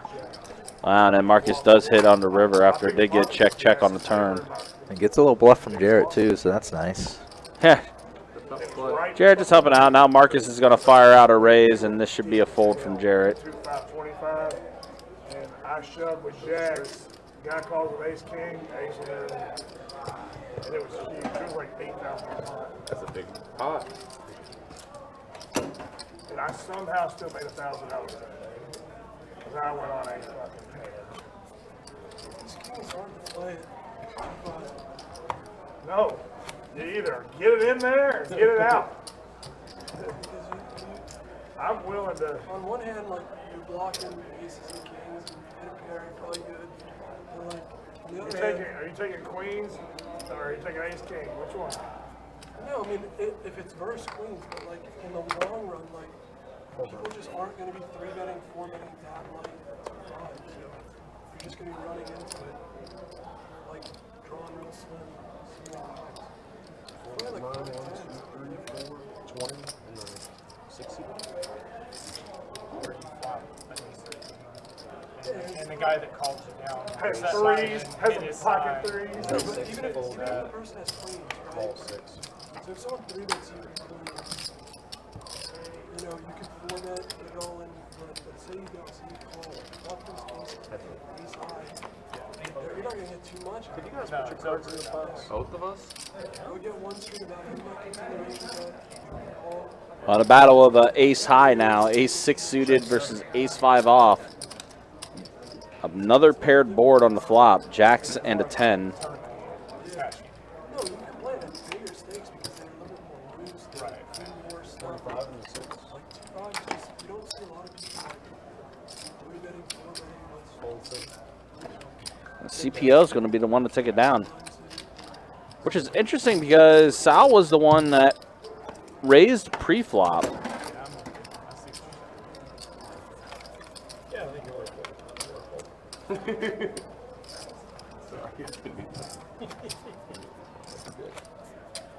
Aaron, what's up, man? Good to see you in the YouTube chat. Ugh, sorry to hear that, man. Hopefully you get feeling better soon.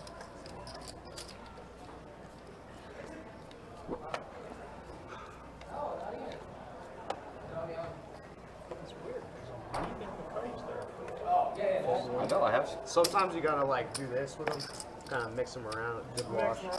Yeah. Maybe flip the cards around and stuff. Give me one of your. Let me try it. 20 and the 2, full 3. All right, Zach going to bump it up to 20 with King Jack. Well, you didn't give me your card to try. I was trying, he took it.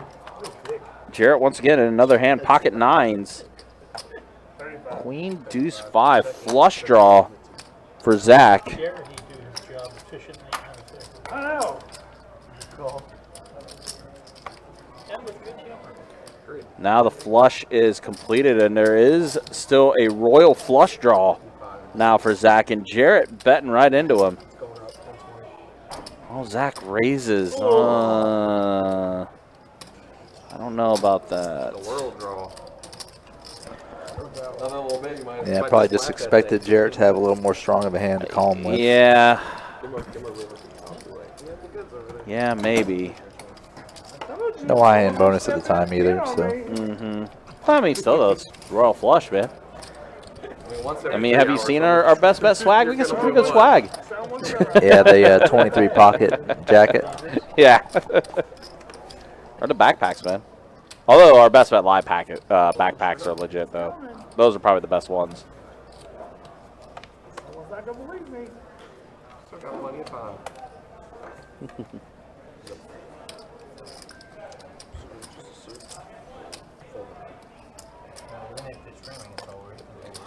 Also, guys, again, a reminder, don't forget, Tuesday, September 12th, Best Bet Live meetup game taking place down at Best Bet St. Augustine. We'll get that going around 4 p.m.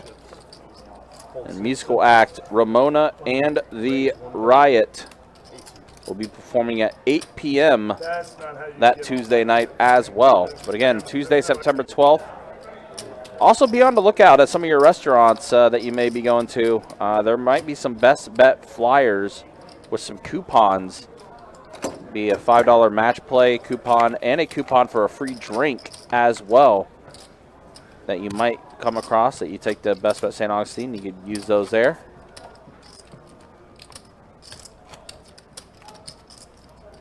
As always, guys, you can check out our website, bestbetjacks.com, for all the details when it comes to promotions, tournaments, live stream schedule, and much more. I mean, really, you should have it bookmarked, to be honest. Live stream schedule's already up as well for the month of September, so you can start signing up for some of these live stream games. Got some 5-10 PLO in the works, some 5-10 no-limit hold'em games, 10-25 no-limit hold'em game that's on the docket as well. 35. Well, it's been a while since we've seen Luis in the action. 3 bets at the 35 on the button, 10-4 suited. And once again, we see another heads up. And it's once again Luis and Jarrett. So flush draw for Luis. 45.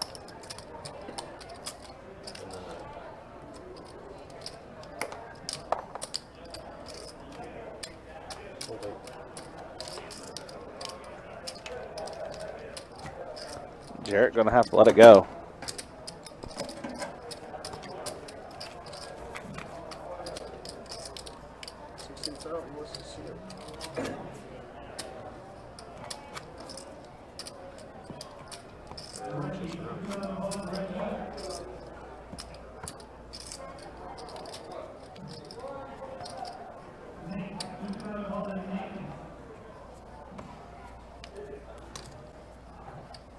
Big one.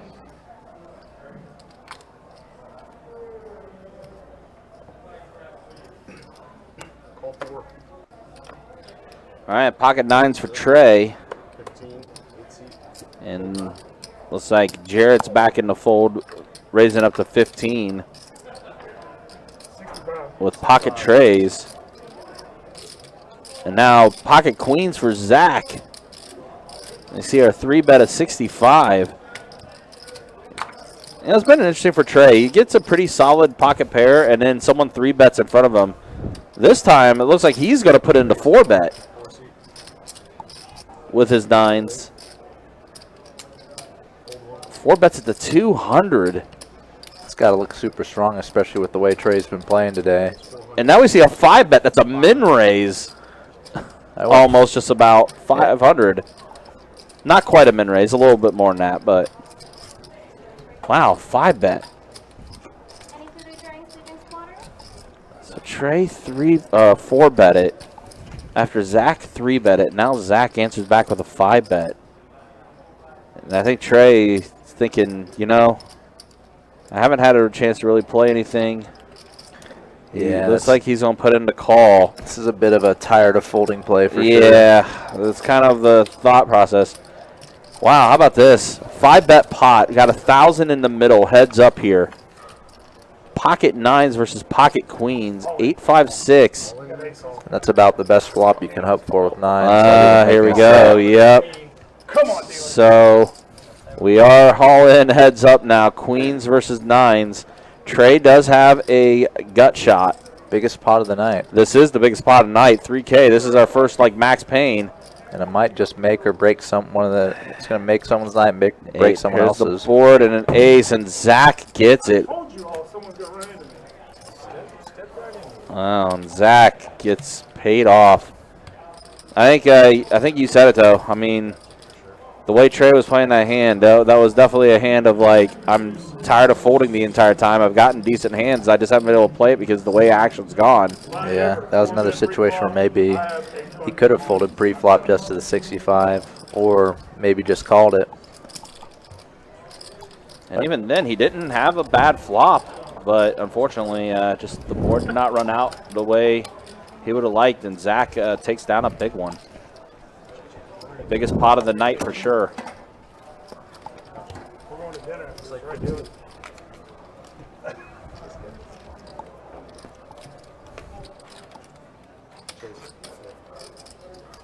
Just unfortunately for Trey, just ran into a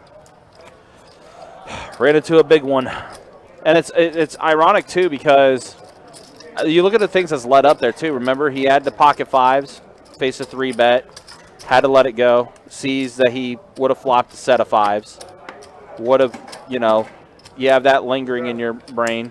You had pocket tens, you try to limp in there, and then you face a 3-bet in that one. You got to let go of the hand there. Yeah, just tough night for Trey.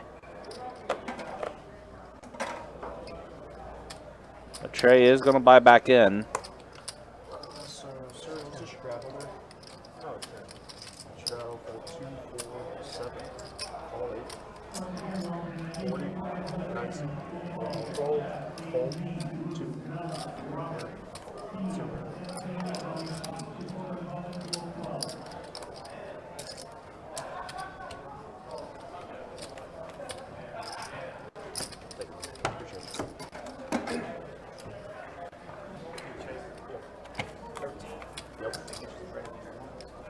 I got one here for you if you need it.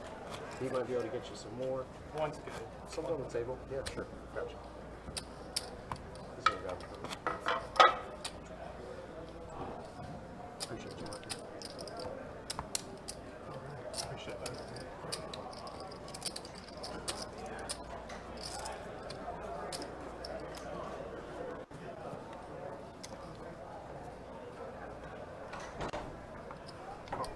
Call.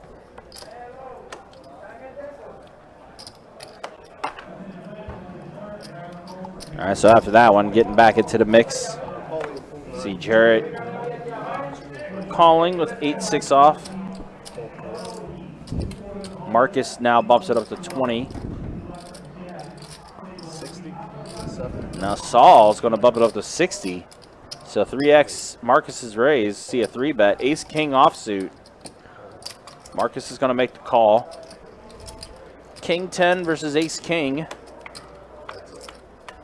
Battle of offsuit hands, and both of them do hit a king on this flop.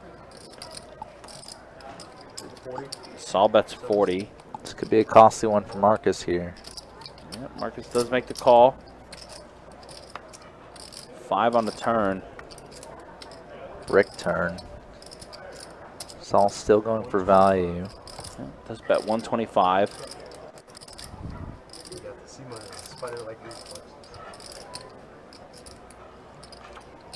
And Marcus is going to put in the call. He's got 3 outs. Trying to hit a 10. Oh my gosh, and he does. Bink. Yep. Going to be a rough run out for Saul here. Marcus definitely square in value town now. Just deciding what kinds of hands Saul should have, what bet sizes he can get paid off with. Decides to go around half pot, 250. Yeah, 250. And Saul's probably just kind of stuck in there with him. Yep, he is going to call it off, and Marcus gets it. And yeah, saw the little grimace there as he sees Marcus flip over 2 pair. And on a board like this, Marcus's only real 2 pair is either King 10 or 10-8. Right.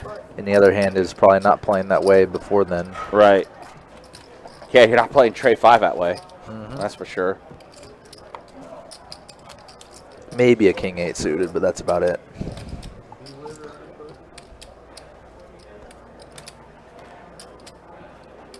Chase is 60 too. And button strap. Call 6, 1, 7, 8, 9. 1, 2.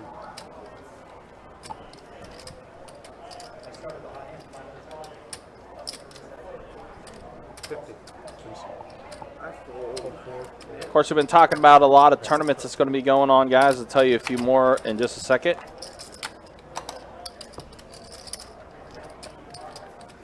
For example, Saturday, September 16th, we have the GoPo returning to Best Bet Orange Park. 40K guarantee, single-day event, $400 buy-in. That's going to be on Saturday, September 16th. That will start at noon. And then on Sunday, September 3rd, we got the Stack returning to Best Bet St. Augustine. $300 buy-in, $30K guaranteed in the prize pool for that tournament. It's going to be a lot of fun as far as tournament action going. There's going to be satellites going as well for St. Augustine. And Best Bet St. Augustine, they have a daily tournament every day. $60 no limit home tournaments, $100 no limit home tournaments. On Friday nights, they do the 166-hour Ironman tournament.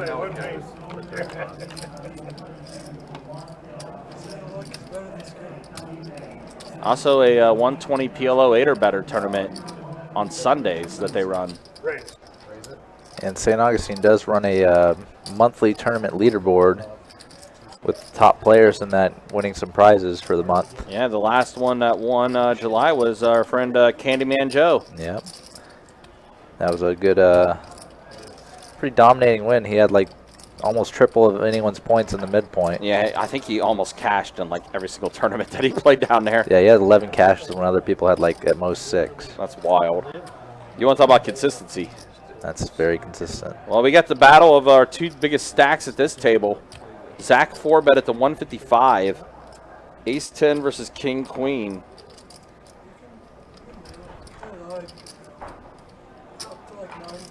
Zach, of course, we got that big double up a few hands ago against Trey. But Lewis is going to let it go.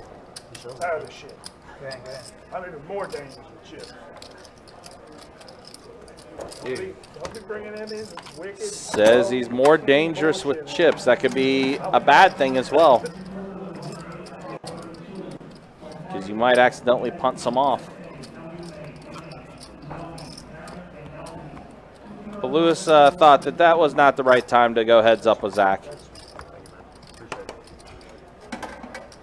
the rest of the night, right? Just leave him over there. Chases the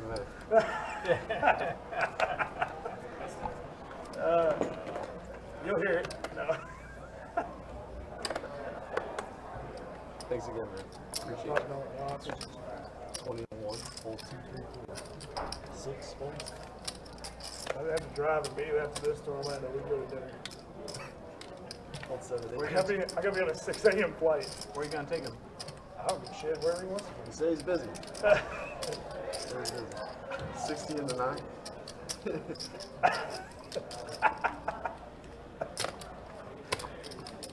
What the hell's open at 11 o'clock?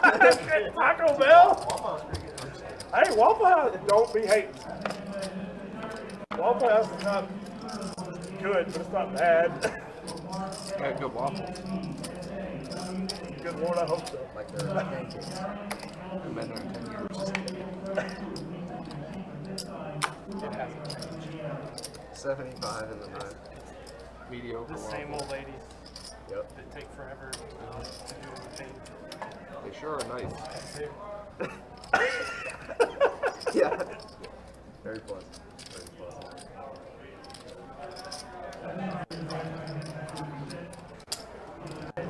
Cooks get almost no ashes in your eggs. It's great. Ashes? Yeah. When they're smoking their cigarette? Almost none. Or hair. Or Kind of like some of that shit. ashy. Yeah. There you go. Gives it a smoky flavor. Yeah, right? that's what I correct. Checks the time.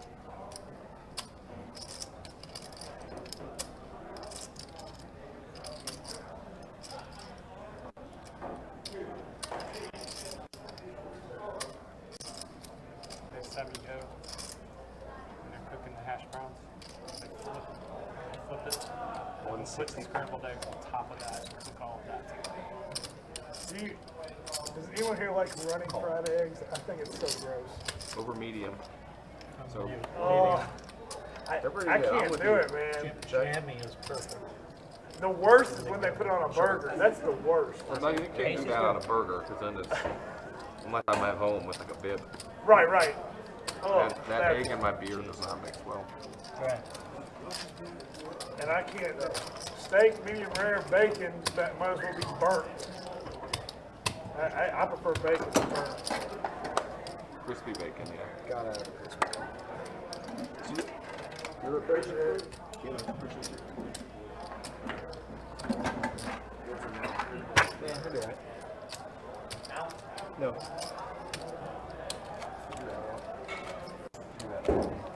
So you saying you went to Bryan Station? All right, guys, so we're 2 hours into the live stream now. We'll go ahead and show the stats. Here's who's up and who's down. Yeah, Marcus up quite a bit now. Zach up a bit. Luis is still up relatively solid as well.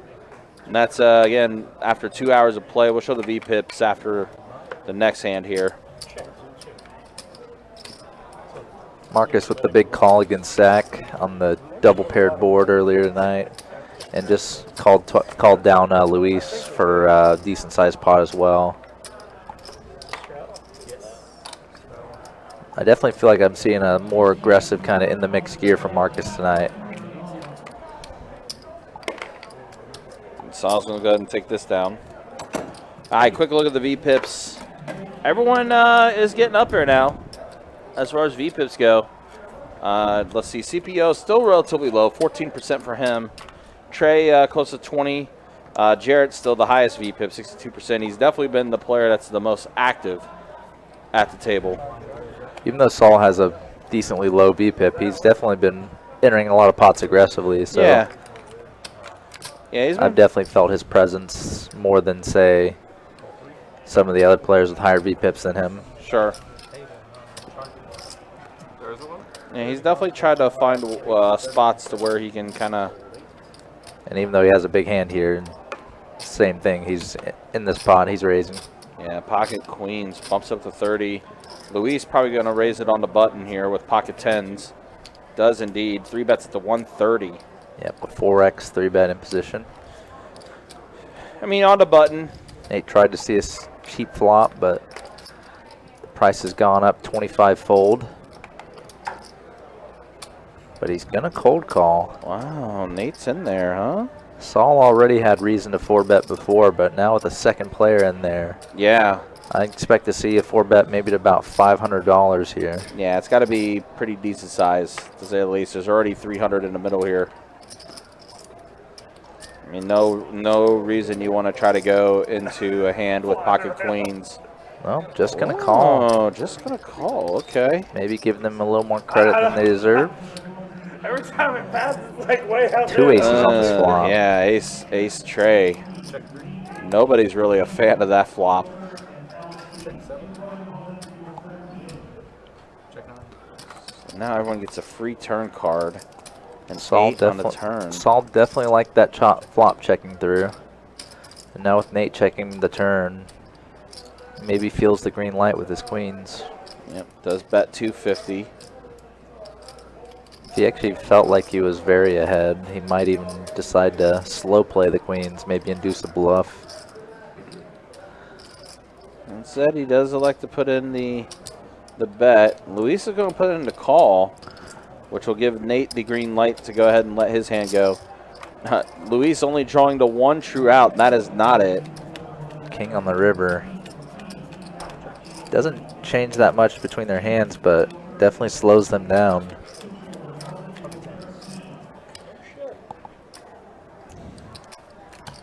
Saul does take it down. Nice sized pot coming his way. Yeah, I wasn't too sure about when he just initially called. But, I mean, it did end up working out for him a bit. Specifically because Luis has been pretty aggressive, 3-betting a decent amount. Yeah. I would say he had a good 4-bet spot there.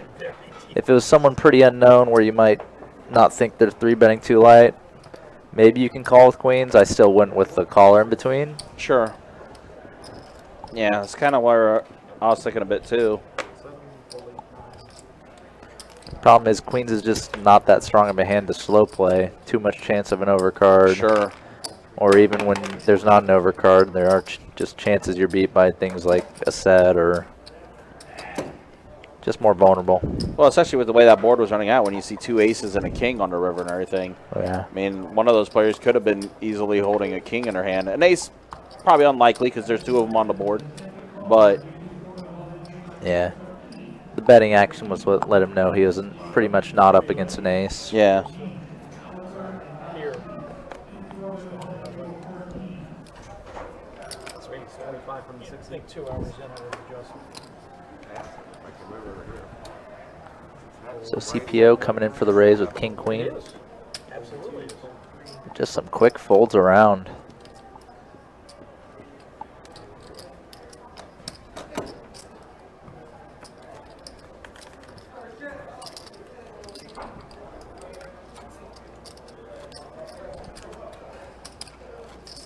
We've definitely seen a few raise and take it's along with the heads up pots tonight. It's been kind of a,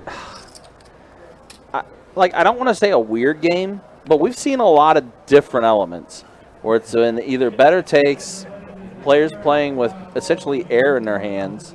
Yeah, we've definitely seen A lot of heads up flops, which is something we rarely see. they've been mostly kind of predictable, but we've seen a few just kind of wrenches thrown in the works. Some of them from Nate, Jared, and Zach, for sure.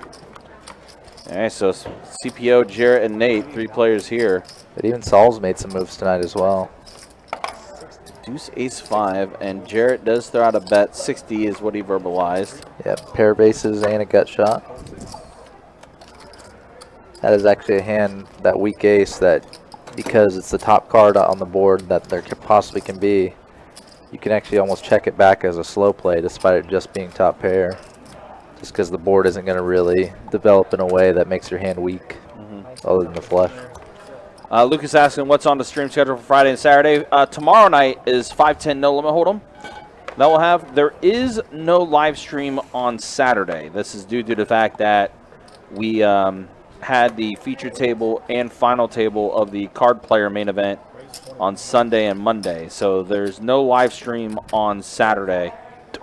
We will be back to a regular live stream schedule next week, though. Thursday, Friday, Saturday cash games. Uh-oh. Zach 3-betting into Nate, who has aces. I would assume a 4-bet's coming. He could just jam it for all I know. Yeah. Looks like he elects just cold call. Wow. And CPO behind with ace-king suited. Wow, so all the aces are essentially gone. Seems like you gotta 4-bet this as a CPO, but you're just running into a monster here. I mean, I would have 4-bet if I was Nate. Yep, he's putting together raising chips. Oh boy. This is a potential dream spot for Nate. You got a player 4-betting. And Nate's already almost committed, so. Yeah, I mean, I would have to think the all-in's coming. He might even get a Zach tied up in the middle as well. Yeah. Zach 3-bet it. Marcus was the original raiser with 7 deuce. Does he want to pull a new money tonight? No, wouldn't that be funny? Nope, doesn't let it go. And now, let's see Zach. CPO's been playing pretty darn solid. Coming in cold for the 4-bet. Yeah, and Zach just mouthed out, wow. Yeah, ace-king. So we saw, again, Zach 3-betted, Nate just calling with the aces, and then CPO with the huge 4-bet. Nate's been playing a lot of pots, even as cold calls and stuff, so. Wait, is Zach going to put in a... Looks like he might try to get all in with CPO. What's crazy is he might get CPO to fold if he does this. Just feels like any option could happen. Zach might call, Zach might fold, Zach might just 5-bet. Wow, what a dynamic hand. In fact, that just feels like it's all going to go to Nate in the end.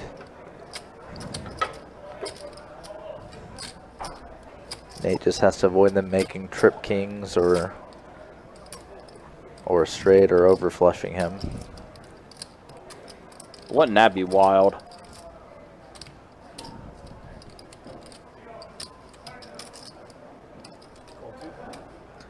Zach electing just a call. Just a call. So now what do you do if you're Nate here? They're both committed for basically half of your stack size already. I so mean, yeah, and look at what, I mean. It seems like he just has to shove it in. I would, yeah, I was going to say that's the only thing. He's all in. Has to be. Yeah. With what he has left. And there it is. No, he just called. What in the world? What? There's no reason to slow play. You don't have any money left. Exactly. Like, what do you only call and you only got half your stack left? What? That's pretty wild to see. You already had the action. They're going to call. Yeah, exactly. CPO is at least going to call your all in. You were going to get one call for sure with the all in. And now it's all hearts on the flop. And Nate has the ace of hearts. Man, oh man, wow. Gets a bluff out of Zach, but again, like we said, that money was basically in the bank pre-flop. It was. I mean, now he's going to go ahead and essentially be all in here. But now he lets CPO off the hook. Yeah. He still gets the double up and then some, most likely, but... Just really bizarre how that played out. Well, no, he didn't even really go all in. He just made the call, and he still got a little bit left.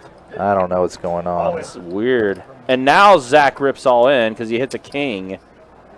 Yeah. And Nate's, like... Oh, it looks like he doesn't even want to call that. This was literally delayed the inevitable. Like, yeah. like not only delayed it, but undercut himself. This made no sense. Wow. What do you do, man? Nice hand, sir. Yeah. I almost fold. I paused, and I thought you had ace queen.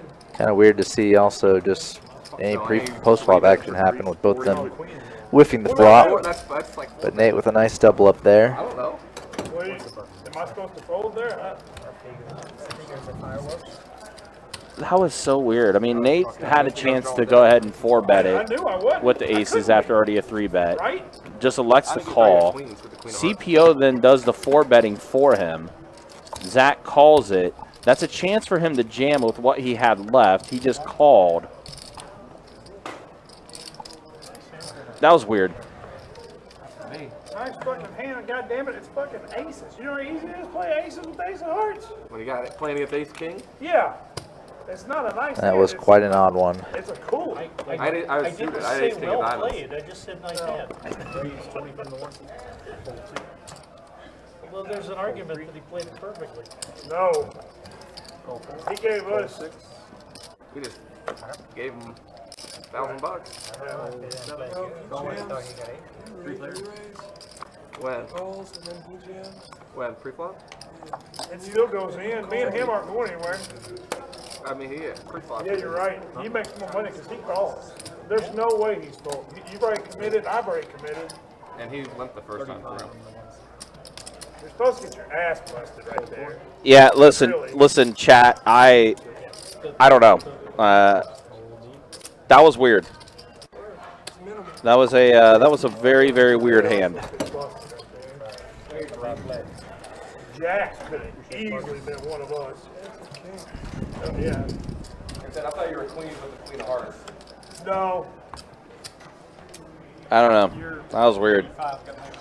Where's new money when you need them? He's gonna be standing behind you, so don't lift your cards up just Or you made it 40 or whatever. 1,500. I would have made it straight one turn. What's that? Alright, I'll check it.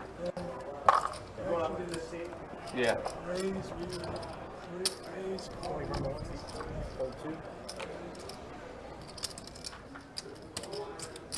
Call 3. Fold the 4. Fold 6. Well, back to the action. Give me those diamonds next time. I mean, how often are all the fucking aces accounted for? I know. That's why I thought you had queens. 4 players. Not much left. 4, 6, 7 flop. What we're supposed to bust in there? Where Latin aces? I swear, every time I do that, pocket sevens or some shit calls me, smacks me. Fold 1. 45. 45. Yes. You see Nate does have Jarrett out-kicked here. Trey on the turn. Possible straight on the board now. Yep, there it Nate is. adding a flush draw.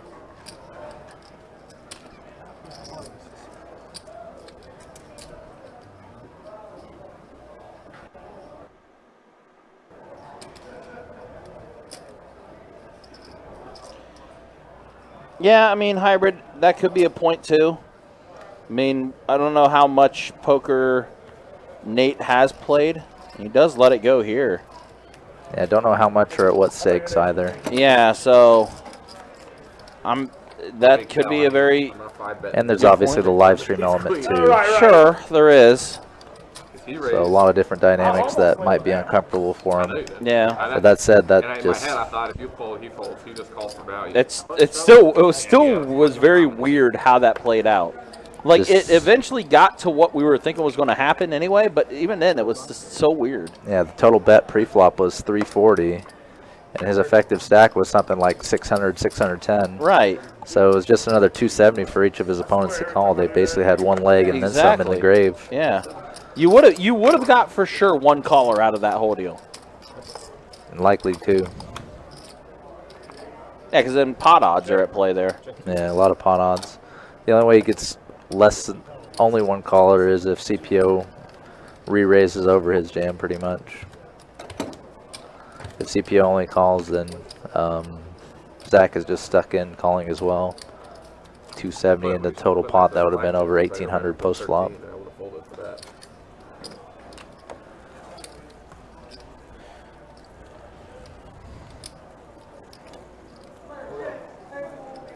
He bought in for the full amount, and he has been in for the since the beginning. So a no to both of those. 4, some shit. But Hybrid, I do appreciate that you're trying to.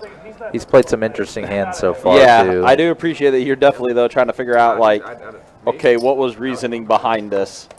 Ace king of diamonds. Doing a lot more investigating than I am. And now Zach, ace queen, 110. is going to put into 3-bet of 110. Yeah, with the raise and two callers, definitely looking to thin the field here with ace queen. The two players with the dominated aces fold pre-flop. Leaves Zach in position with Marcus. Marcus, I know he's not going to go anywhere. He's going to make the call. He's going to see his street with his pocket sevens. Yeah, Zach's been pretty aggressive, so. Wow. Oh my God. High hand, table 59. Yeah, no kidding. Oh. So this is a pretty nothing board too, so Marcus might even get paid if he goes for a small bet like 90 to 100. But induces Zach to bluff big. Oh, wow. Big bluff from Zach. He is drawing dead. He doesn't know it. He just got done saying, too, that pocket sevens or some type of pocket pair like that destroys him with an ace-queen hand like this. Yeah. Marcus has to decide kind of what hand Zach has here. How about that for and four? how to maximize against him. If he doesn't really give Zach credit for a hand like an overpair, Marcus's line might be to go for a induce bluff type strategy on this hand. Instead, he check raises. And Zach. And he might have induced a bluff anyways. Oh my gosh. Wow, Zach. And Zach with the immediate, like, again, frame one, just 3-bets the turn. How do you extract max value by flopping somebody dead? And Marcus with the fake grimace all in. What in the world? What is going on? A 5K pot How did that drawing happen? stone dead. Yeah, you're ahead. Oh, what? How in the world? What is going on? I almost folded. I was like, everyone just hits everything they need against me. That is crazy. What is going on here? Except for the guy with the nine. Huh?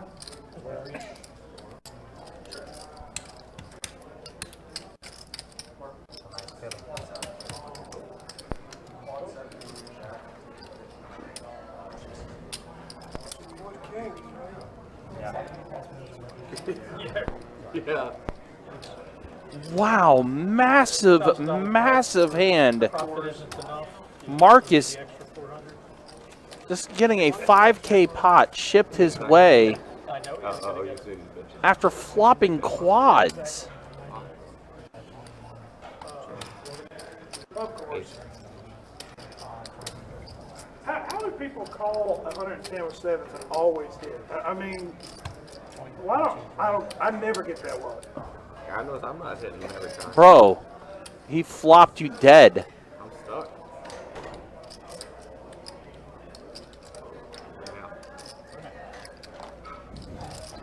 I'm trying to remember what the run out for this board was. What's that? What was the run out for that board? Like, there was nothing that was connecting Zach, right, on the board? I'm trying to remember. I mean, he just had ace queen, but like there was nothing on that board that was connecting his way, right? He didn't have a flush draw or anything.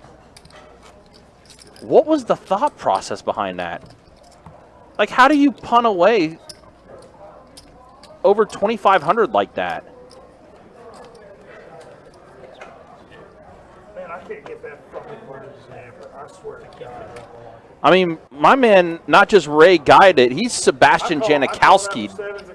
That. I know Janikowski was not a punter, but you guys get the point. I swear.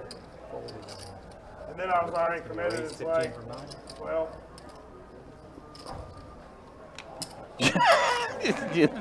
Everyone's saying that's never happened when I flop quads. Bro, who are you telling?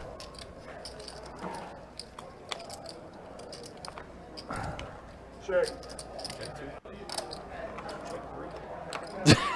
Everyone's saying sign me up, add me to the list. Bro, listen. Checks. I don't know, man. I don't know. Football game or something on my. And I mean, listen, I am not a poker expert by any means whatsoever. Much as I like looking at the Google search. But even then, like, I'm still like just dumbfounded by what we just saw. Just stare up into the lights. Yeah, look down and I can't see the players. Look down here. I got. My dude flopped quads, flopped and dead, and he still was able to get a 5K pot shoved his way. This one's pretty well looking down the place.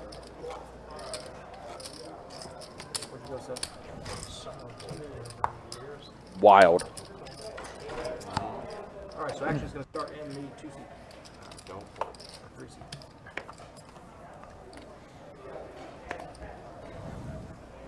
You know, I've done it like 3 times. That's all I'm laughing. So 3. Should I say to myself? So did you timestamp that hand as punt? Did you timestamp that hand as a punt?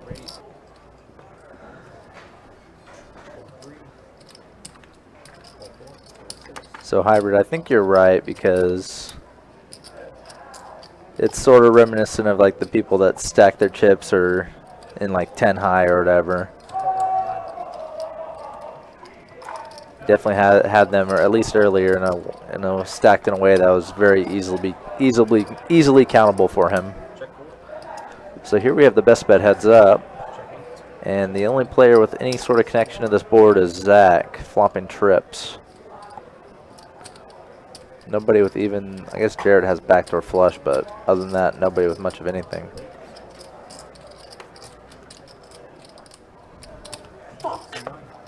And again, Zach with the immediate reaction to having a monster hand and getting a folds around. I've definitely said that internally many times in similar situations.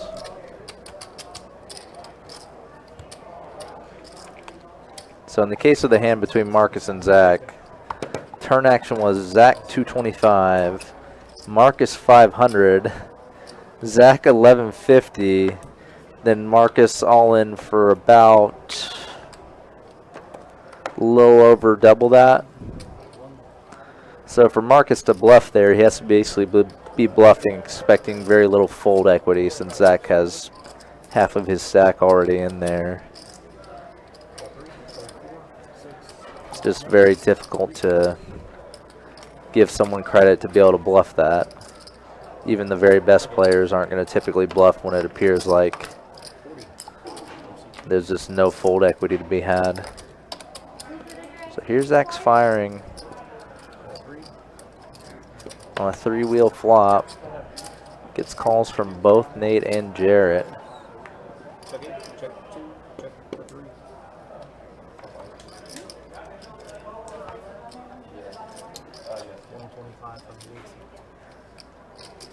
Jarrett bluffing on the river with the best hand, but prevented anyone else from bluffing too, so still a good play, works out.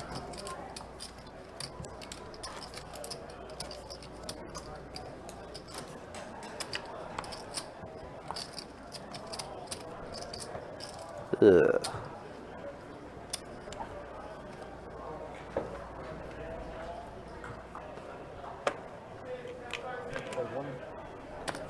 Yeah, I'm never going to disrespect a player for coming out here and playing, putting their money on the line. It was just a shocking hand where it seemed like he had the easy bake triple up and just kind of value cut himself.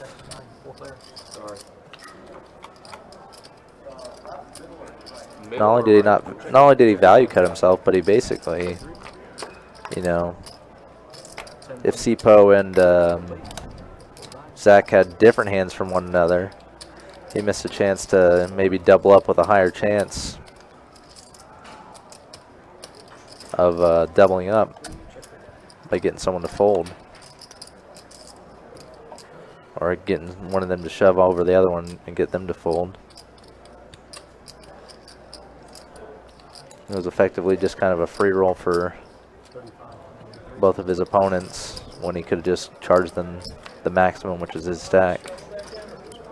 She's at post. Thank you. He can battle there. Only under the gun and on the button. It's not a time game.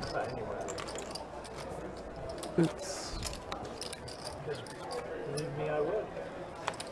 Straddle on the button. That varies. Small bar. Sorry, that was us. That's us. Do you have a 9?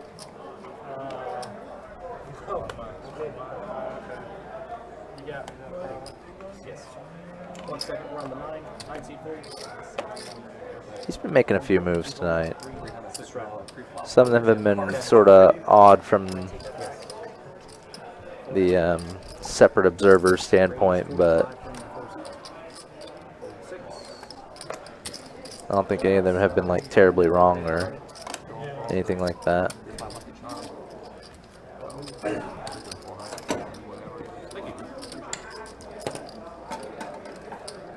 So a simple raise and take it here for Trey. Jarrett in position with the straddle, but just not going to defend that at the very least. What's that? Whatever's better than the Google screen. My ADD needs like some sort of stimulation here. 3, AR 15.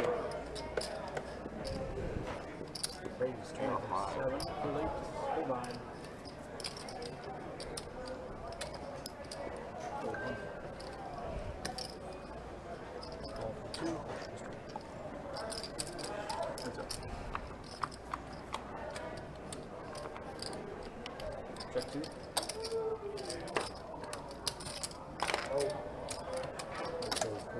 I can't get so fucking lucky. 7, fold 2. Thank you.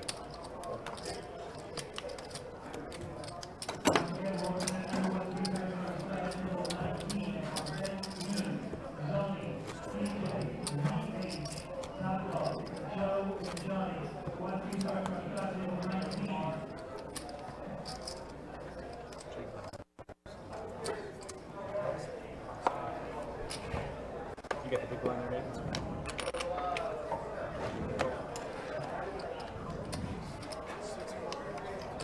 Fold 4, fold 6 on the top. 11. 7 fold. Ready to leave? 8 seat raise to 35.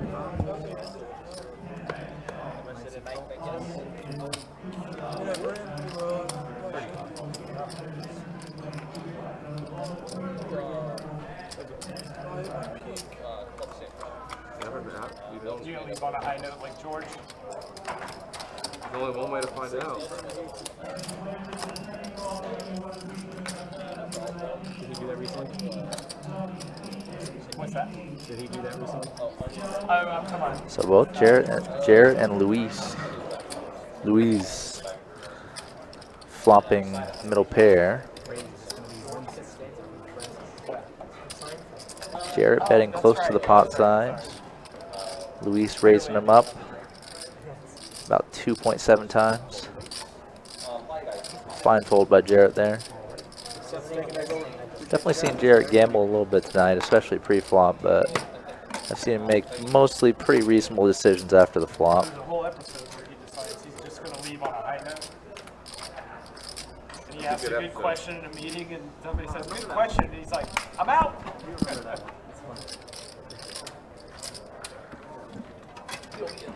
Yeah. It's right on the other side, yeah. Button good. Chase, you got the button in the 1? Or 2? Chase. We got it. Button's in the 2, right? Yes.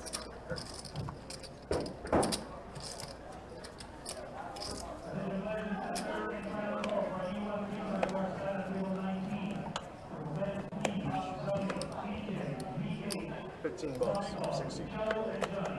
Fold 7, fold 8, fold 9. 60. 1 seat, fold 2, 3.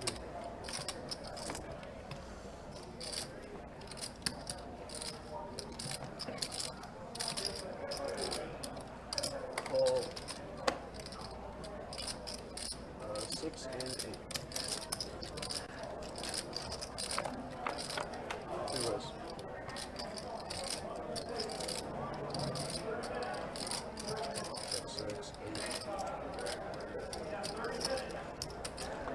So Marcus 3-betting in position, getting 2 callers. And then basically a flop that interacts with nobody's range. Marcus bet small. Looks like CPO called. And now Jarrett with the check raise.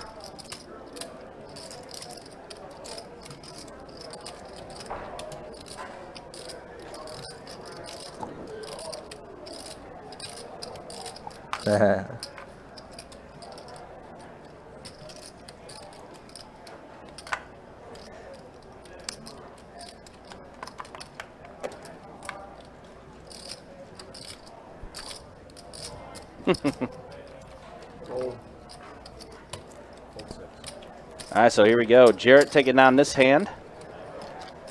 Pesci, I didn't say it, but I do agree with it.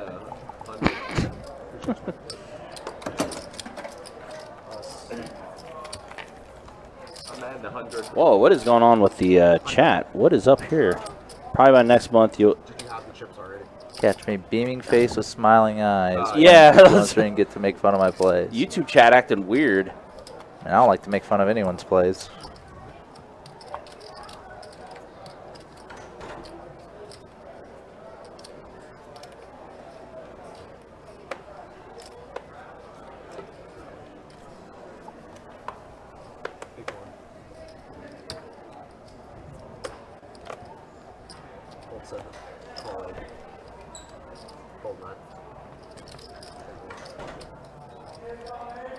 Fold 7, call 8, fold 9, fold 1, 25 in the 2, call 3, fold 4, call 6, call 8. There's a gun over there, Clint. Me? Wait, you're the big one. I don't even know who it is. I have no idea what this is. Check, check, check. Ooh, big flop for Nate here. Top pair and straight flush draw. Fold 6, 8. CPO with the only decent looking hand aside from him, but gonna fold it around. And Nate, you have top pair with the straight flush draw. Pretty strong flop. Yeah, probably feels let down only getting no callers there.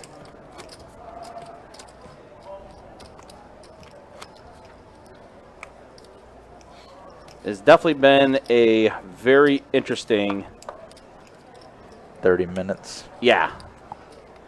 I mean, saw pocket aces played in a very unique way. And then, of course, the wild 5K pot that ended up happening after Marcus flopped Zach dead. Call 4, fold 6, fold 7. Call 8. 3 rows. Check 8. Check 2. Check 4. So see, pair of trays for Jarrett. That's what's in the lead currently. Straight flush draw for Trey. Oh, And yeah. straight and flush draws for Trey. Yeah, he's definitely got quite a bit of equity working for him.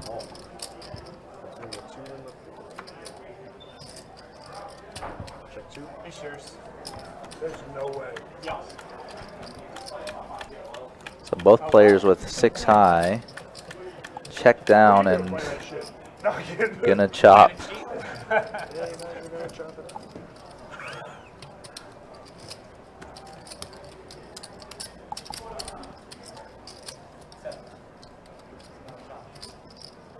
How's it not? We're kidding with it.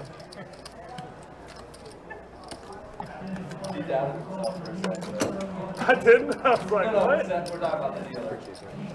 I did that at the tournament one time. I had 5-4, and I told Like the you guy, don't have "You're enough good." to come. So Pesci, I'll say it was not me. It was not Trey. He had 5-4 also. I messed up last week. That's pretty much all you need to know. With only 2 of us in the back. But you're still right. You run the game and you have to call the action Fold 9, fold 1, call 10. I'll say there is a chance of Marcus bluffing there, but What's that? for $2,000 something, I'm not going to count on it. Remember the last drop pot? 35. I was waiting on it. Yeah. So a couple limps around to Saul here in the small blind. Gonna raise it with ace king. Gets a quick call from Zach. Zach is definitely a little bit frustrated tonight. Not a lot of pots have gone his way. Check. 50.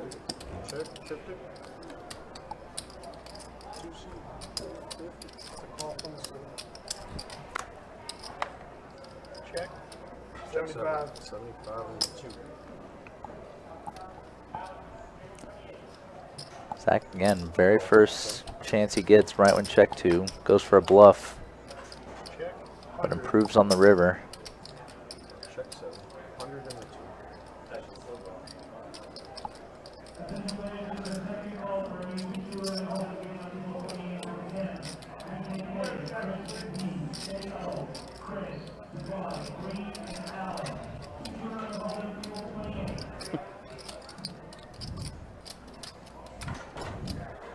Now Zach hitting his straight. Let's see, he's walking back in.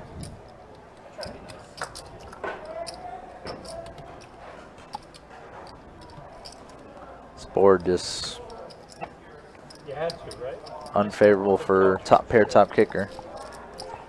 Worse and worse. I'm with you, bro. I don't know. Cards, bad flops. I was ahead till it was behind. I see our friend Jeremy in the chat. I think I saw Jeremy in the room, I want to say 2 weeks ago. See, we try to get him on the live stream again soon. I know he's been busy with stuff.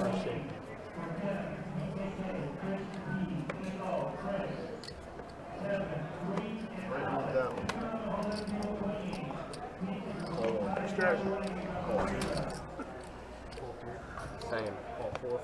No.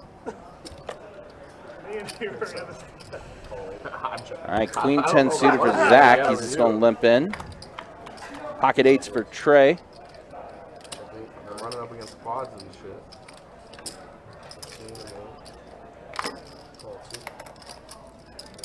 We're not, me and you aren't in this together. Yeah, we're in it together. We're up against fucking aces. We're in it together. I'll be looking forward to it. So flush draw for Zach. Board pairs now with a 6.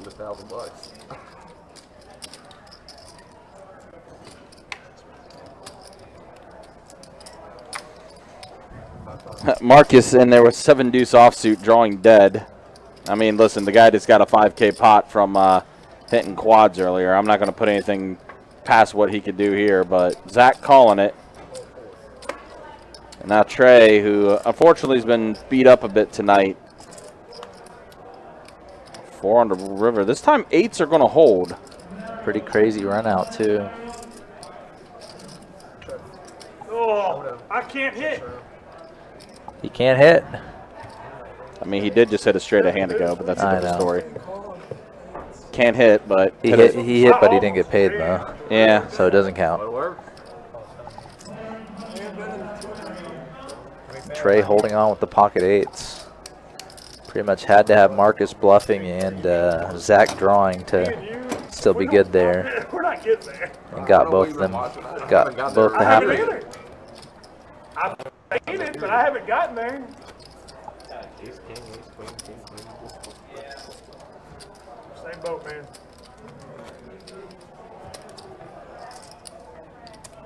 Give it time.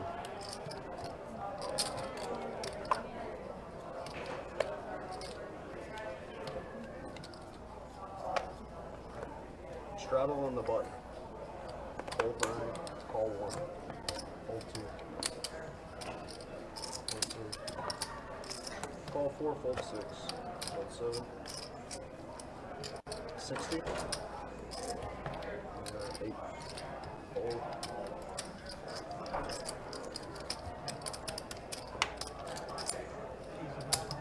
Oh, that's good.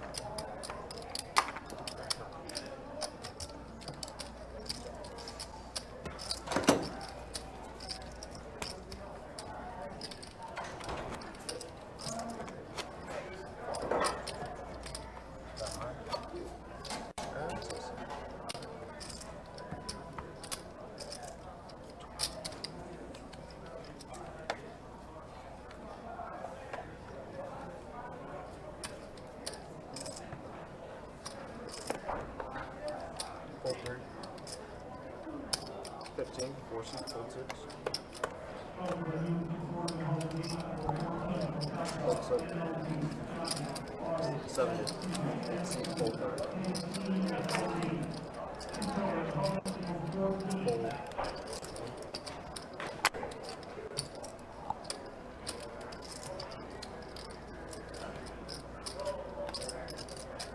So here an open by Trey and a 3-bet by Jarrett. And just gonna be a 3-bet and take it. Trey was opening kind of light. I can't pull a horseshoe on my ass. Thank you. Appreciate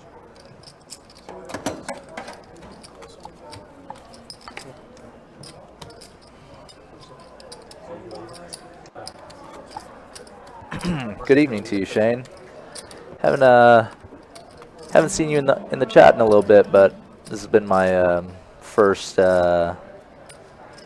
stream in the back in about 2 weeks. So I probably missed you in a few of them. Hope you're having a good night. 4, 6, 7. Call 8, fold 9. 25, 1 suit. Fold 2, 1 suit. 50, 3 suit. Call 8. Call 1. Max aces, you gotta remember what he's racing.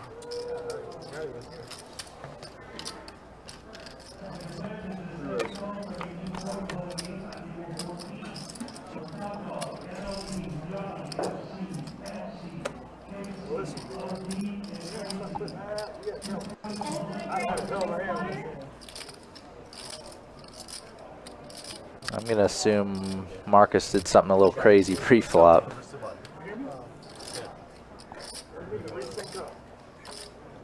Not this.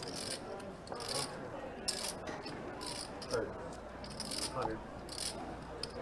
Call. Fold. There's some rats right there. Heads up.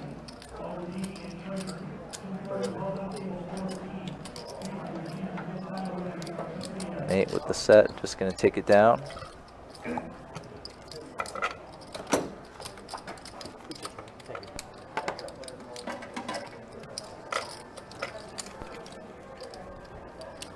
I actually missed the pre-flop action on that hand. I know he just bet out on the flop bet turn.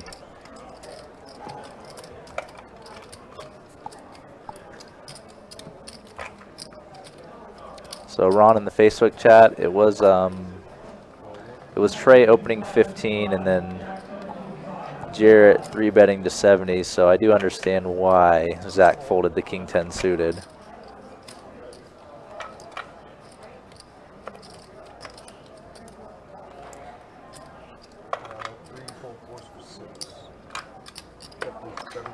So Nate limping ace king up front, getting a raise from Saul and a call from Jarrett. Saul with king jack, Jarrett with ace 4. Chase, there's like a second between. I mean, I had the chips to make a call. Yeah, his intention was raise. I think it's a race. I think it's a race. I'll accept either. God. I think it's a race. The chip like dropped, said raise. Split second. It's 100. 100. It's 100.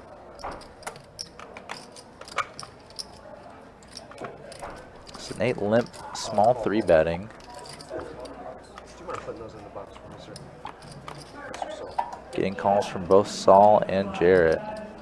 And wow, action flop. Nate top pair, top kickers. Saul top pair with a flush draw. What's that? Zach, nice to meet you, man. 200. 10% of your fucking stack is 7. It's such a bad call. It gets lucky. You didn't even have position. Leaving sucks too. Leaving early Well- sucks too. Huh? Leaving early sucks too. Hold it. Before, y'all need to do something about if they, I don't know, if they go up over a certain amount, they gotta sit here like 2 or 3 hours. Lock mine in. You know what I mean? 200. 3 suit. Or he can only buy in for like 800 or something. They do use, I don't know about this place, but most places do have that. If you So Nate betting the same amount on the flop and turn. Looking for a clean river here. That fits the bill decently. I feel like the integrity of the game. Showdown his You know what I mean? Yeah, I was afraid of exactly that. I needed, knew I needed. I mean, he called 11% of the stack except. Nice hand. You mean to give me this? Yeah. Cheers. Ray said this fool is racking up, talking to Marcus. Look, man, my man somehow got a 5K pot shoved his way, flopping quads. I'd be out of there too. I'm just saying. You know, I would be out of there too. He screwed me and you both times. You gotta get cool with Chase, man. No. Chase, I'm trying. One day, maybe. Yeah. 7 fold, 8, 15. Got a lot of people coming in, shouting out CPO. It's been a little bit of a silent night for him, though.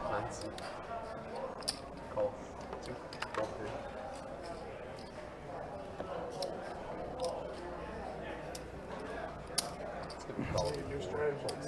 Oh, wow. Pocket jacks for Trey as well. Man, this has been a rough night for Trey, too.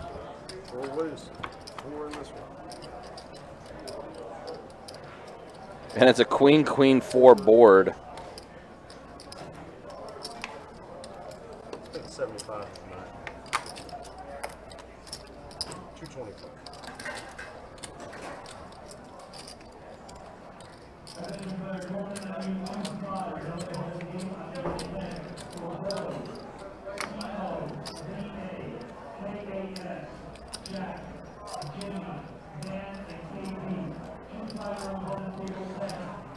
Shane, the best way I can describe it to you for you to see the hand for yourself, go back to the 2 hour and 27-minute mark. It's literally something that you have to watch for yourself.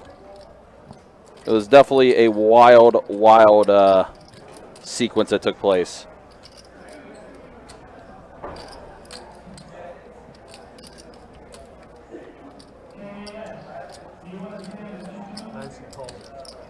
Oh, Trey got out of there with his jacks.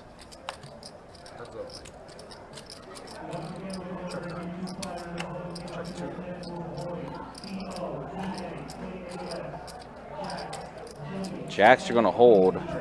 Pair. You're good.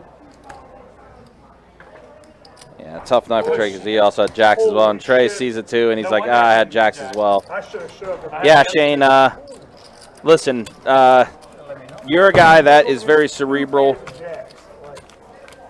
You were all over me. I mean, I'm definitely curious to hear I jammed that river. I think what you say about this particular hand. Because, yeah, definitely just check it out for yourself and then let me know what you think.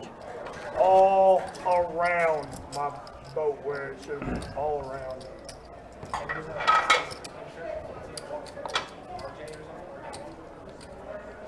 It's gross though, making the right fucking read. The ace queen read was not a good read.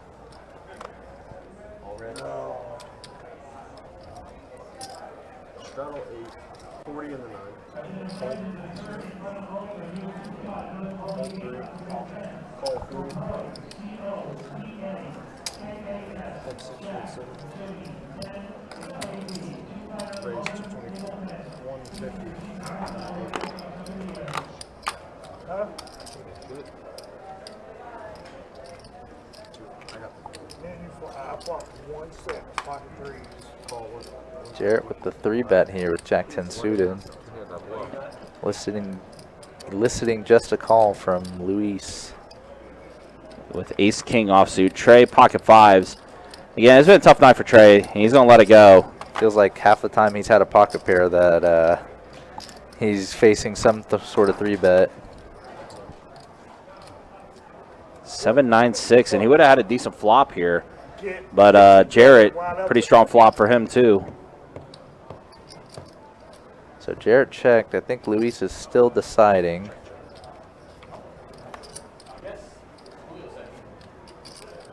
Trey on the turn.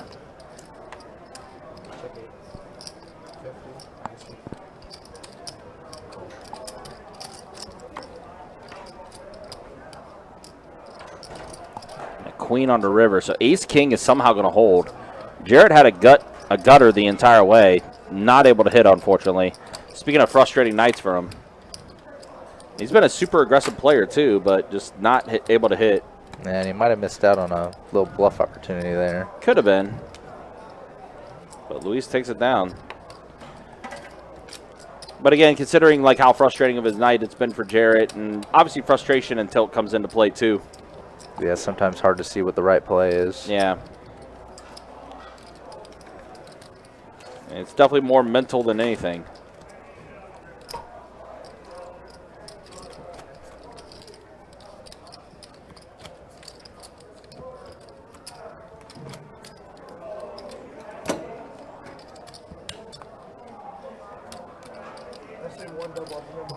Pesci, what are you on right now, man? Like, what are you asking? Like, I'm seeing all these comments, but I have no idea what you're asking, man.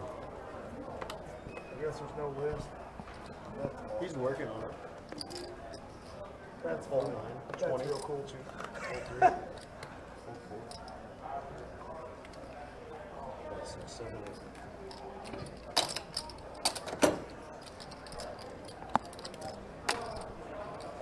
Whatever it is, it ain't that serious. I'm gonna have 300. Bring me, I I think, don't a dollar lose money and I or was 15. under the gun. What? What does that have to? Yes, sorry. Looks like Sal's going to be topping back off. Don't you on tape? Yeah, it's like a dollar. 10. So, 3. How would you like it? Green. Sure. Grab some green, Chase. He might hand it to you right over the wall there.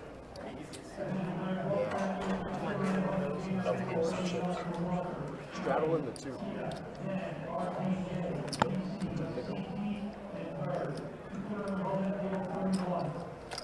Call 3, call 4, call 6.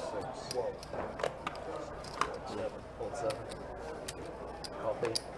Or hold 8, call 9. Check the off. I hate this one real bad. 5 ways. Let's go flat. Check time. 35. Now, listen, I don't know what was said, but whatever was said, I'm sure it was just in a joking matter or anything. Everyone just relax. God, not you. Call 6. You went at the table. Lucas just turned chat off.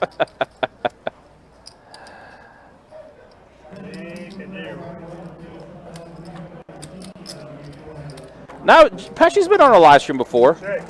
He's been on our live stream before. So you're saying my jack's not good? He's definitely played.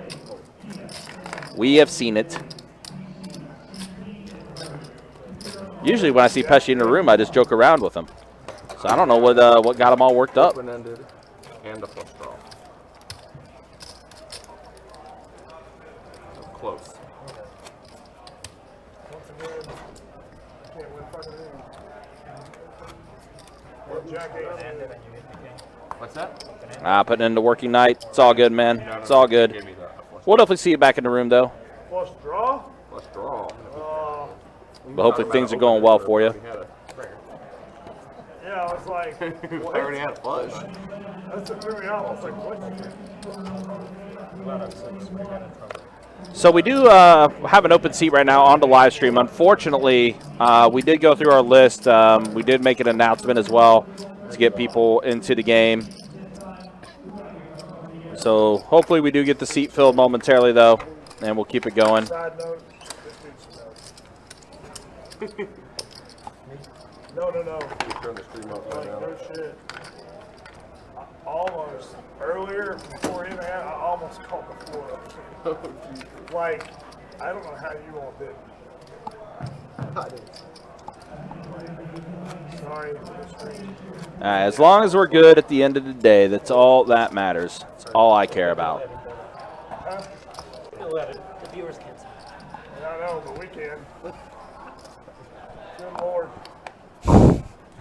I just saw Hybrid's Oh, yeah. chat in the middle.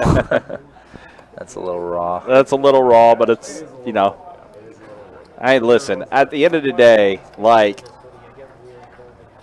anything that does get said, whether it does get picked up on a mic or whatever case of the guy, it's all out of jokes. At least I could say from our end. Saul's in the mix again, opening ace-king. Yeah, better call Saul. Ace-king offsuit. Nate with the min 3-bet once more. Wow, didn't he get a set of queens earlier last time we saw him with pocket queens? We did. Okay. I think Saul hit him with the 4-bet as well. Let's see what happens here with how he decides to play queens, because we saw how he played aces earlier. This is known as the classic flip, but no longer a Oh, flip. wow. Sal flopped him. Out-flopped him big time. 2-pair, ace-king. Really, Saul's strategy has been pretty solid, like, Bro. but running into it on this turn, sadly. Yeah, that was very much a commentator's curse there. I like how you were getting ready to explain it, and then you just paused as soon as that turn hit, and you're like, He's just kind of been doing things pretty much how I'd imagine I'd be doing them. So Nate gonna bet out his set here. and didn't he also have a set the last time he had queens as well? Yeah, he did. Wow. He flopped that one though. Yeah, not a turn in this spot. If a safe river card comes, Nate's definitely going for big value. I think he'll probably go something like 400 or 500.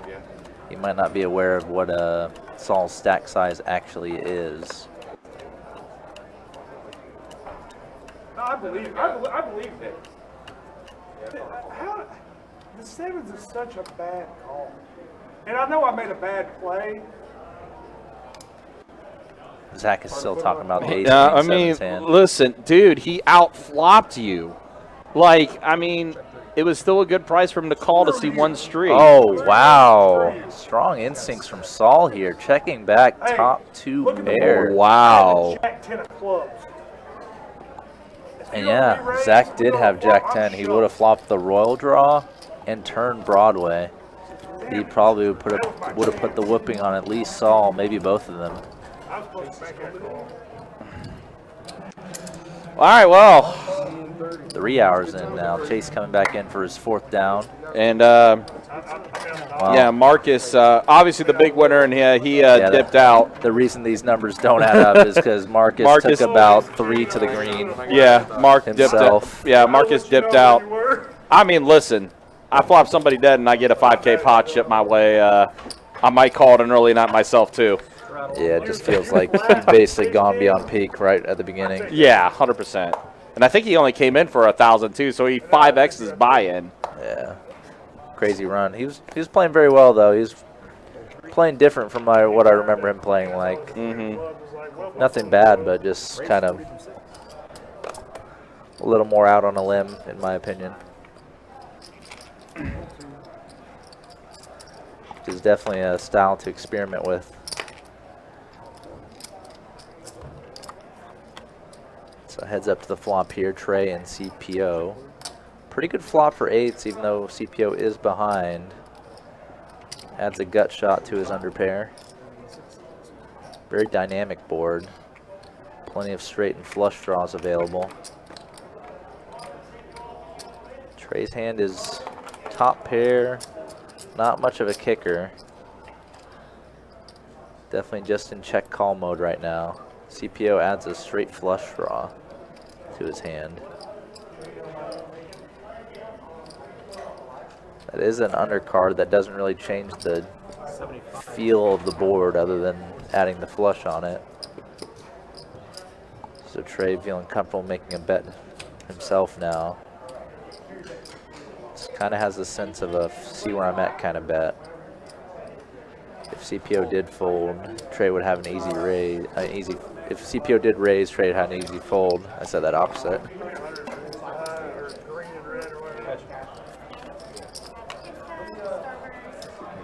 But there he elicits a fold from CPO, even though CPO had a really good shot at him.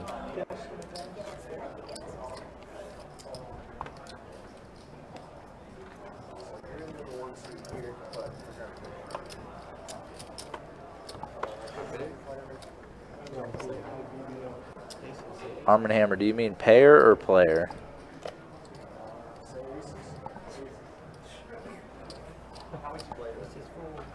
Seven. Call 8.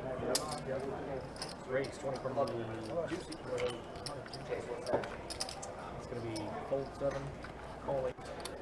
Fold 9. Raise 20. Fold 9. Raise 20 from 2. Call 3. Call 6. On the big. No, I was 2, 3, 6, 7. I actually like the game. Juicy. Losing, so you should. 50. Check to the 2 seat. 50. JC1 is 1,500 behind. Fold 3 on that one. Look at that flop. Nah. I ain't Zach fucking basically hit all flopping that. all of it. Gut shot and flush draw. Nobody else with anything playable. I mean, I wasn't. But he smelled awful, but I didn't say anything. Doesn't this seat? Yeah. Oh, good. I got class coming too? No. That dude, he's got some hacking device or something. Knew what was coming. I don't know. It was Arm and real Hammer, it weird. was a typo, but it was a very funny one, so had to follow along with it. In the 8 seat. It's like the, what was their name? Bobby, whatever. Fold 9.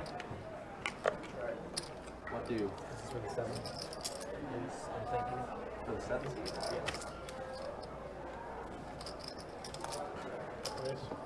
Raise 25 from 1 seat. Fold 2. So we did fill the seat.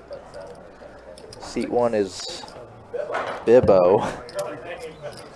That's an interesting name to say the least. I know, right? Thought I heard heard the phrase raise. Check 8. When you snapped, I was like, I thought you had ace king, ace queen, something like 3 that. players this flop. Trey flopping the most of it. Not trips. 2 pair, 4s and 3s. I mean, he did the same thing again. What did you say your name was? Bibbo at With the betting ass in the corner? his bottom pair. He did the same thing with king 10 against Looks like you. Trey gonna raise it immediately. 165 from I mean, did he think he was ahead? Well, finally Trey gets a hand going his way, huh? Flop 2 pair. Yeah, raise might just take it. To the 10, yeah. No, Bibbo gonna call the raise. Has some backdoor potential as well. That's one of them. That's both of them. Yeah. That adds a straight and flush draw to his hand. Yep, and steel wheel draw too. True, true. Let's throw out Deuce of Hearts one time if it's still out there. It's a pretty bad card for Trey just because if Bibbo did have an ace-10, ace-4 type hand, he's now behind. And also if Bibbo had jacks, kings, queens, or just a jack-10, king-10 hand, that ace is a big-time scare card too. But I think unfortunate for Trey considering he hasn't really had a chance to really get anything going, and the one time he did try to get something going, he ran into it. He's going to go ahead and bet 225 here. It's still a good bet, just kind of got to qualify it with that. Know that when Bibbo does call, it's not exactly as a slam dunk as it was on the flop. And even then, there might be a little discomfort now with him making the call. Luckily, a blank on the Safe river. Brick river. Bibbo's hand is probably near the bottom of his range. Bottom pair, no kicker. But his line has not been one that looks too strong. And Trey's just going to go ahead and take showdown and show he got 2 pair. Bottom 2 pair. Good. Pretty much if Trey bet the river and got called, he'd only be happy. He'd probably get shown a lot of bigger 2 pair hands or maybe even sets that slow played him. By the way, Hybrid, that's, I guess, one way to view that, too, with Zach. Even then, I don't know. That still was a wild call to me Yeah. with just ace high. Just thinking about all my years stealing here, I don't know if I've ever seen yeah. kind of play out like that. Obviously, as the dealer, you don't get to see all the cards all the time like you do back here. But it's crazy how significant of a hand that was that we're still talking about that hand. I mean, it's still Zach even referenced it on stream. I mean, he's still talking too. about it. Yeah. It's just. I don't think I've. I mean, I don't think. I mean, I know I've never seen anything like that happen. Right. I know Shane said he was going back to watch that hand too, and I haven't seen a Shane update, so I don't know if he's still trying to process it himself or what, but he may not have survived. Yeah. Finally, something that blew Shane's mind.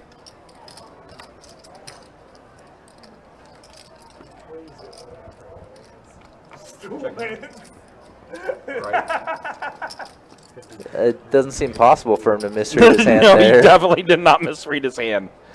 He definitely did not misread his hand. I think he just kind of put Marcus on a draw and just went with it all the way. Yeah. Oh, okay, here we go. Shane just coming back says, just watched it. I am ready for Shane analysis. I have opinions. I have opinions. That is perfect.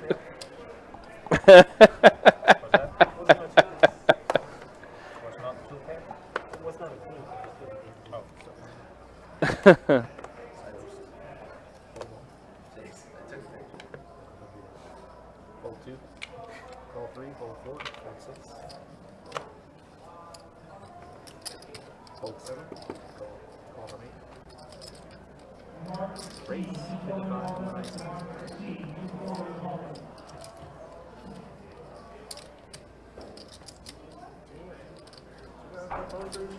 What? We did it. I thought this was a 4-card game. I can't do any worse.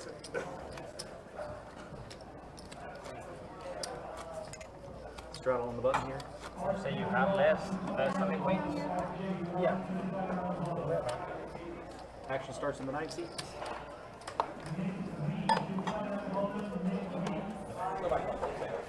Yeah.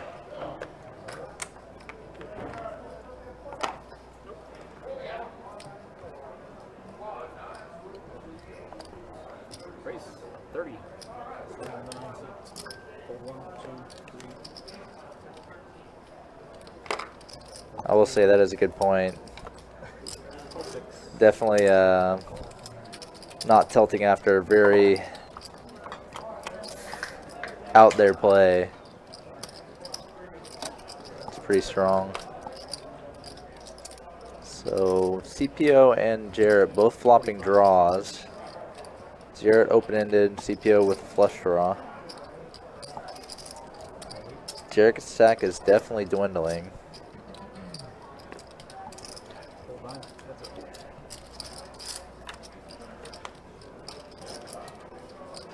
it. CPO completes his flush.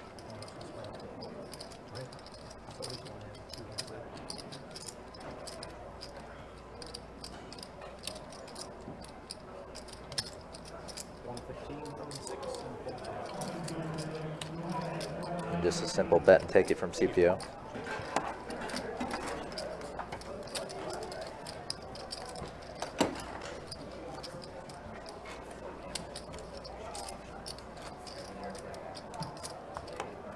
See, all that makes sense for Shane's side.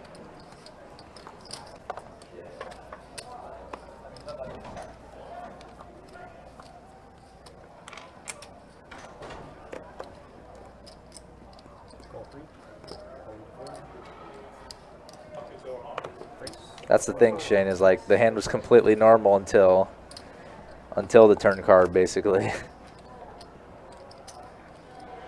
Race 125. I think a question that's important is Hold 2, 3.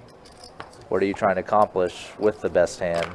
If you think ace queen's the best hand, why are you betting full pot?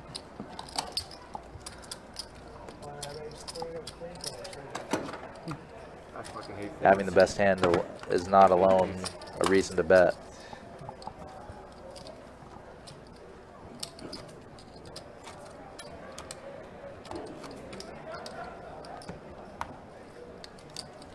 But yeah, then that pot turned into a 5K pot somehow, some way. Still wild.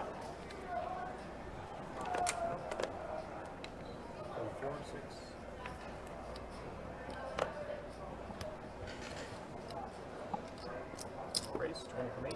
Hold 9. Saul coming in for the raise again. I would say Saul probably has one of the higher PFR stats on the table, aside from like Jarrett, pardon. He's definitely playing most of his hands as a raise. Let's see. Saul is 4th in his PFR. Behind Jarrett, Luis, and Zach. That sounds about right. Yeah, so you're dead on with that.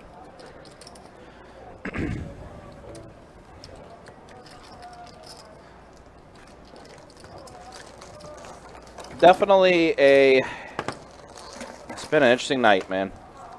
That's all I can say.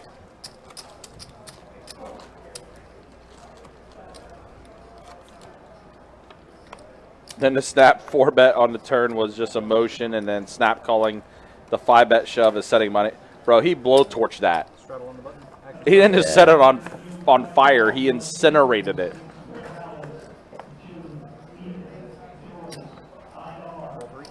Strawman says, well, I can't get a shout out or hello. You just did. What's up, Strawman? Saw you said you'd be returning to the live stream soon. Be looking forward to it. Oh, we're actually getting a multi-way limp pot here. Feels like this is maybe the 5th 5-way pot of the night. They definitely have not happened too often.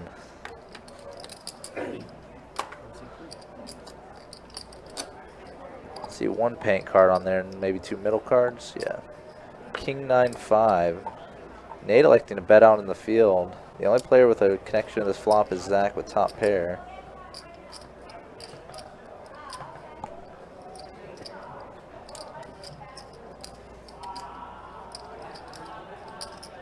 Top pair, no kicker for Zach.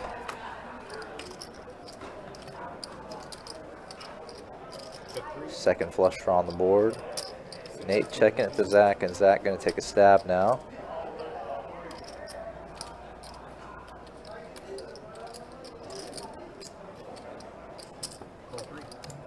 Nate going to call. Wonder if Nate has a plan. King. King. King.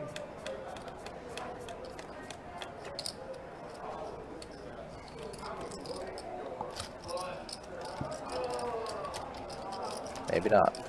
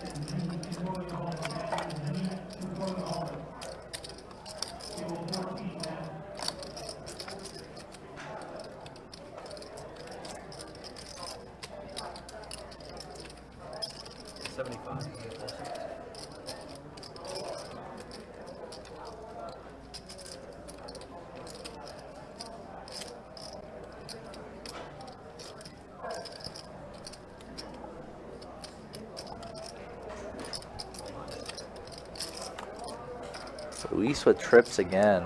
Oh my goodness, quads now. Wonder if that's good for a high hand. 200 from 90.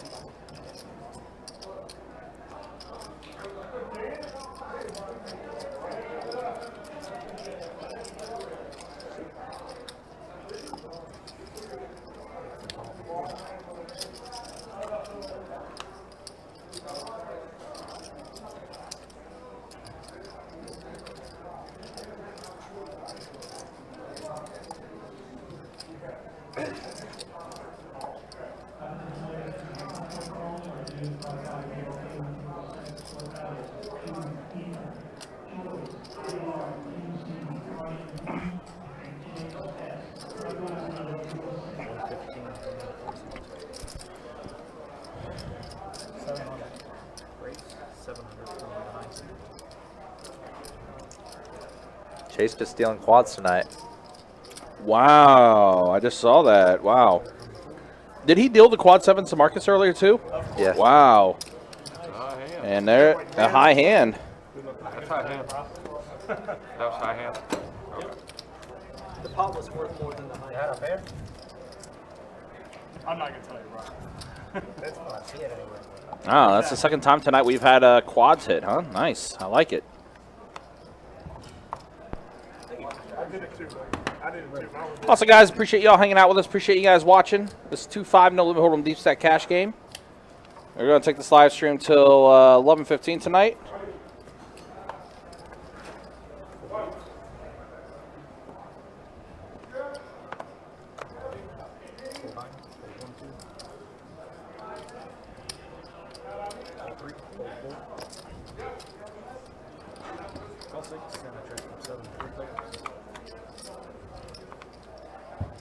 Check 6.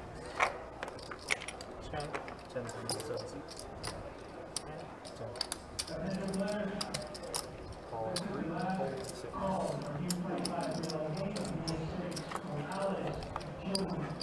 Heads up. 15 from the 7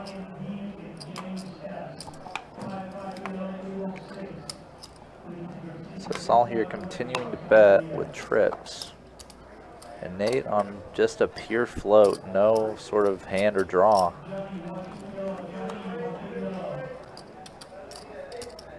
Makes a queen on the river. Sorry, I probably messed that up again. It feels a little late, but it's just 2 now. Okay. That's cool. Wait, what just happened? So I had the information relayed to us by Chase the dealer that on this hand, I believe Saul thought he got raised and folded, but Nate's action was actually ruled a call because it was just a single chip while facing action and not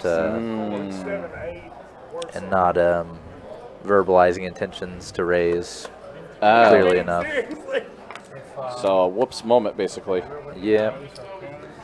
We had a situation like that earlier on the stream I'm tonight. trying, damn it. He is too, I think. They doing one card. They could tie it, so 9 could have came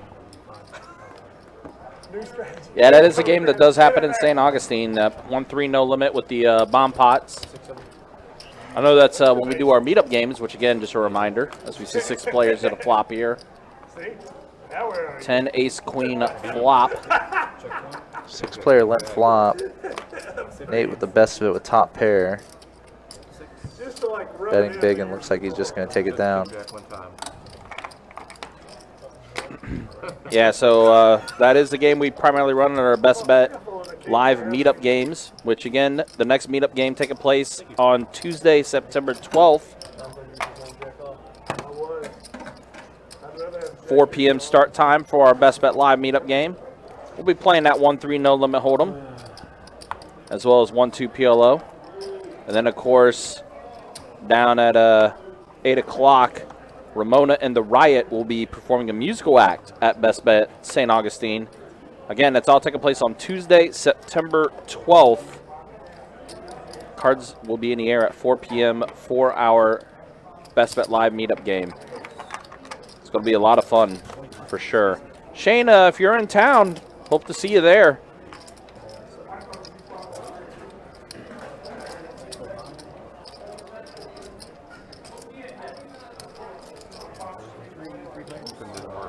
Huh?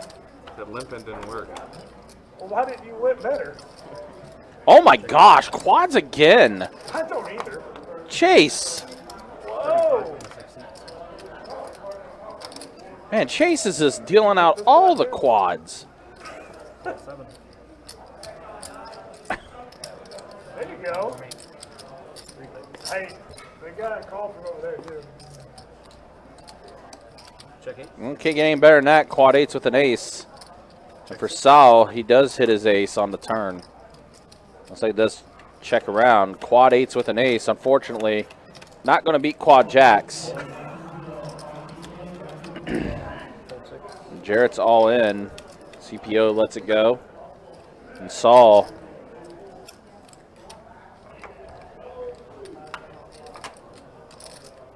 To start an 8-day trip. Okay, all right, gotcha.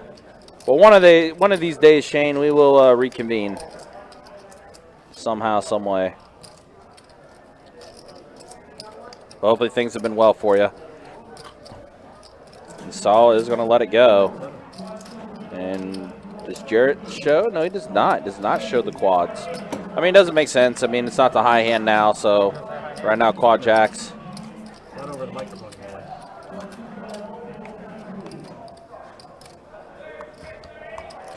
Also, guys, just a reminder, too, don't forget World Poker Tour, October 26th through November 14th. Tell you what you could do. Straddle on the Headlined by our $5,000 main event. $1 million guaranteed in the prize pool. This is going to be a lot of fun. Really looking forward to the WPT coming through. It's 45 from 6. We'll see. Round 2. round 9. 45 is the total. Hybrid, that's a good question.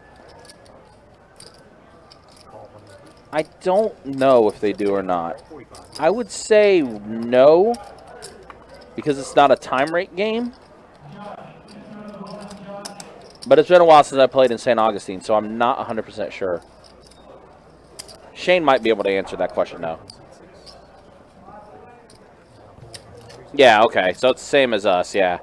Only the time rate games. 5-10 and higher allow you to run it twice. Now, I know when we did our meetup game, they allowed us to do a double board bomb pot, but they do take double the rake out. I'm not sure if that is something that does happen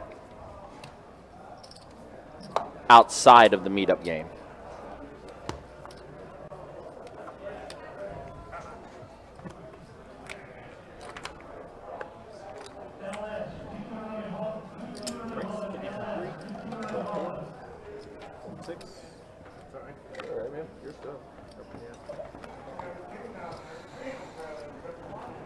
Saul with ace king once again.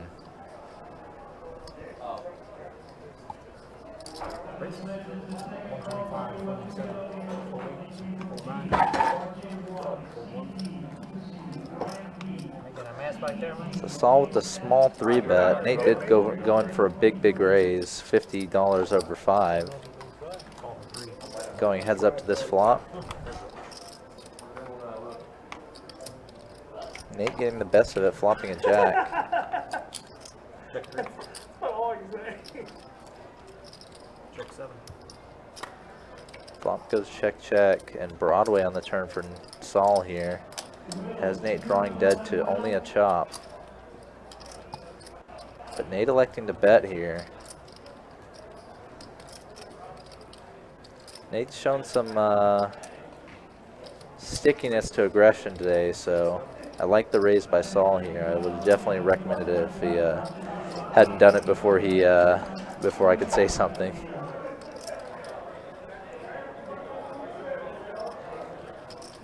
So a 3-bet range just has so much ace-king in it.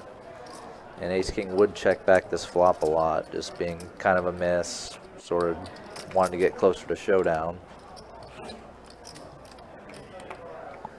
So Nate's hand definitely has potential to just be drawing dead, or just in a lot of trouble.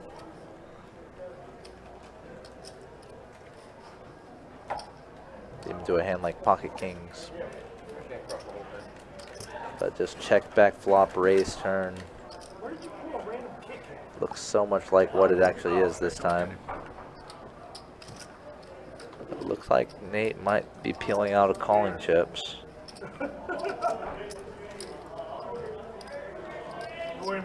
Just having that big stack in hand just feels so ominous. Like he might just, you know, go mentally haywire and just ship it in. Check 3. And Saul checking back. No. He didn't have one. No, I ain't said, fuck. Against Nate's specific hand, probably not much value to be had. Nate did go big pre-flop, then call the 3-bet, so maybe some sense of possible pocket jacks, pocket queens in Nate's range as well. He's not a blind, so I'll deal with him. Great. How you trying to straddle? Trey, I got you in there. Alright. I only straddle if everybody's shots. That'd have been bad. I'd have driven straight. Supplies. Here, I'm thinking no spade, no spade. You paired it in. Worse. Hold 4 and 6. Worse. All that hard work for that. Where's Maybe the turn the jack- cojones? That'd be a story. That'd be jackpot, get you in last second, table share. 20 from 7. Hey, where's the Hold 8, for the back? It's, what is it, 1/8 over here? Where's the Straddle. 30K, I believe. Unless you want to Pretty press. aggressive. The cap's at 30. What? Thank you. I know you want to straddle. We used to not cap it, I- but now it's capped. unless at 30. So everybody just a straddles, raise I'll and straddle. folds around here. If everybody wants to straddle, So for sure. the loser of the hand will get half, and the winner a quarter, and a quarter. We're not going to build a pipe for So hybrid, that's Need to lose. Big though. somebody else. that's often called winner's tilt. So losing tilt is something that's kind of more commonly understood when you just kind of lose a few big pots or get a bad beat. You kind of just play more hands, maybe you play more aggressively, and you kind of just burn yourself out. Whereas as a winner's tilt is something where you're up a bunch and you kind of do the same thing almost, where you're just like kind of making suboptimal decisions based on the fact that you're up. No. Well, not based on them, but greatly influenced by the fact that you're up.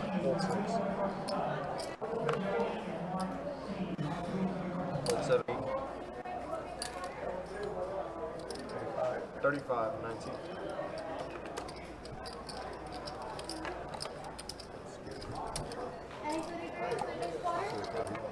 Yeah, there you go. Raise. finally had a hand hold up against that. And there are definitely people that basically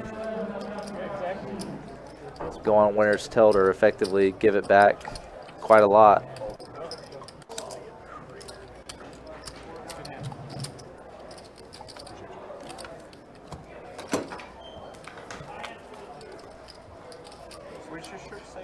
And it's sometimes easy to let yourself off the hook or maybe not pay as much attention because you're up, and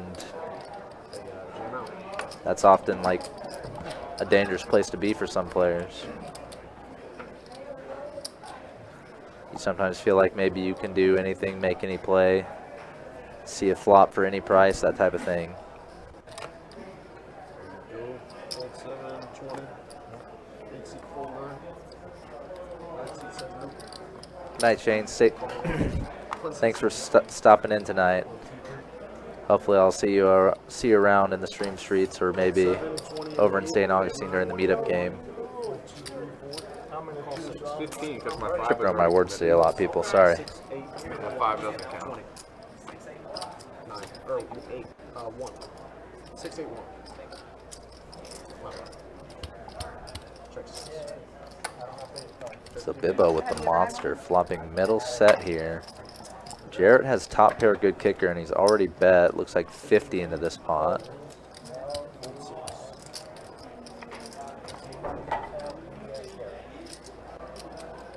So I believe it was 50 flop.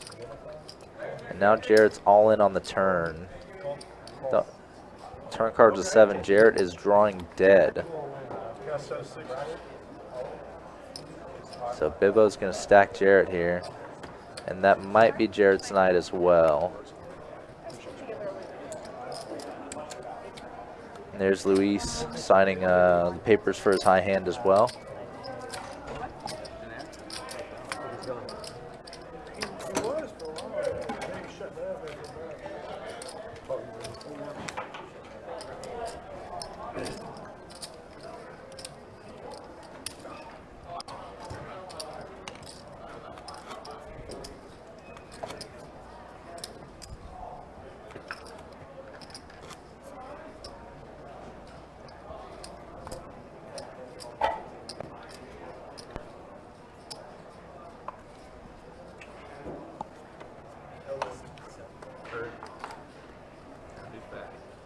Sweet.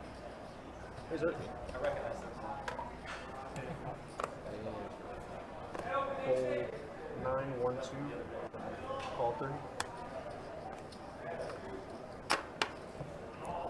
Call 4, 6.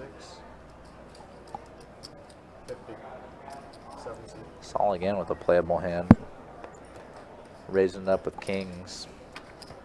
Nate's been willing to kind of get in the mix pretty light, but $50 for Jack 6 a little too much.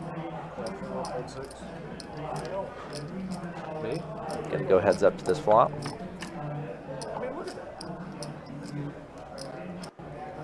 Jack 10-5 rainbow.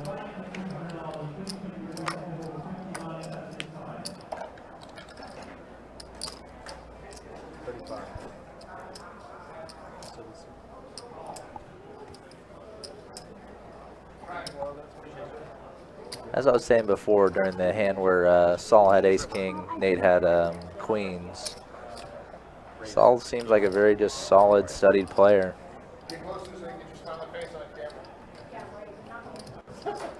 Definitely doesn't seem to be doing anything terribly wrong or bad. Even here, like, facing the small raise from Trey. Trey did limp and call pre-flop. And Saul, 3-betting kings on the flop, probably a good play. Not forfeiting the initiative to Trey. Being aggressive, making the solid choice. 7-3. That's all. Every now and then I get 7-8 suited. I'm like, fuck it, we're raising this shit. Saul's definitely been playing just pretty damn good poker tonight, in my opinion.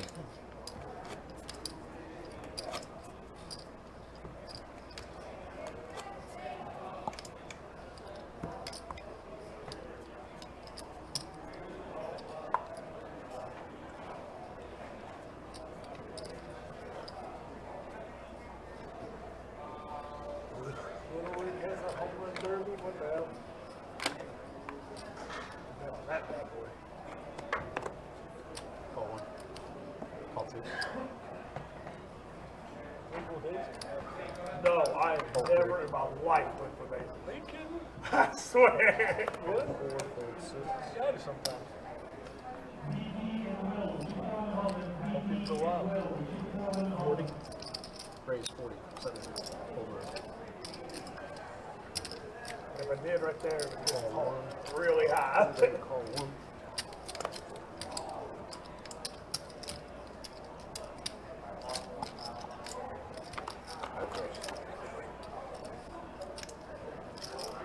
We got 6 is 1. The rate I'm whiffing is going to take, it's like, 40.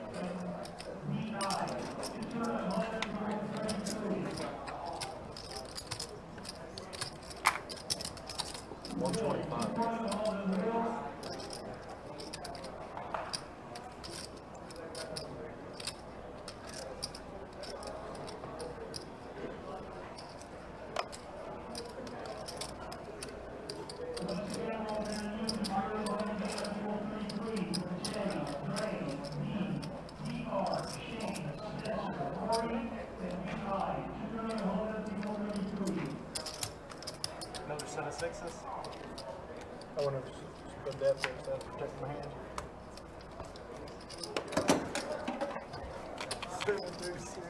That's what I had. I had like 2 hands ago. Oh yeah, here we go. Oh yeah. Big strike. Shroud, 2C.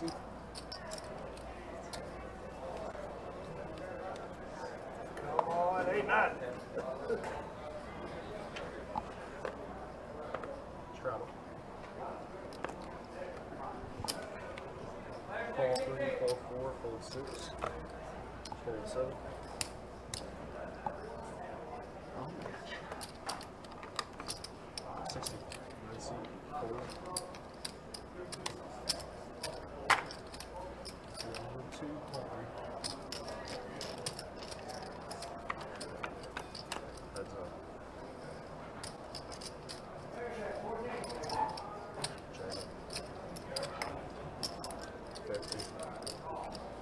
So here Luis with a little bit of the mix-up. He's has the initiative, has top pair good kicker, but electing to check it starting off. May be aware that Nate's been taking some stabs, but gonna check raise now. 150. 9C. Call. I'm getting kind of the sense that Nate is doing a lot of these calls to kind of represent these draws, represent these flushes on the boards. And they're pretty interesting plays where he's basically drawing to a bluff in a sense. The downside is just the cost is quite variable. And also the general percentage of the play is fairly low to try to draw to a fake flush draw, which is sort of what he's doing on the flop when he called the check raise. He just happened to make a queen as well in the turn. 500. 9C. Now Luis just having a crazy run out there. Backdoor full house.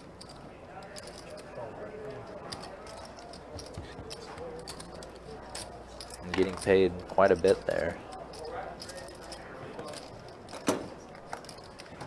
She's behind your area. Appreciate you. Thank you.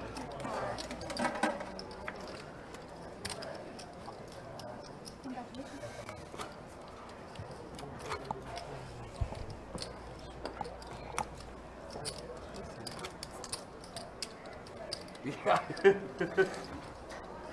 eventually we're going to get away from it, but it'll cost. Heads up. I have not won my life right somewhere. That's all I got. Call 3. Somewhere along the road. Fold 6. Fold 7.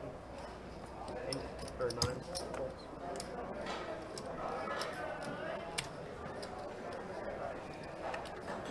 Oh, so that's cool. I thought he might go that hand too.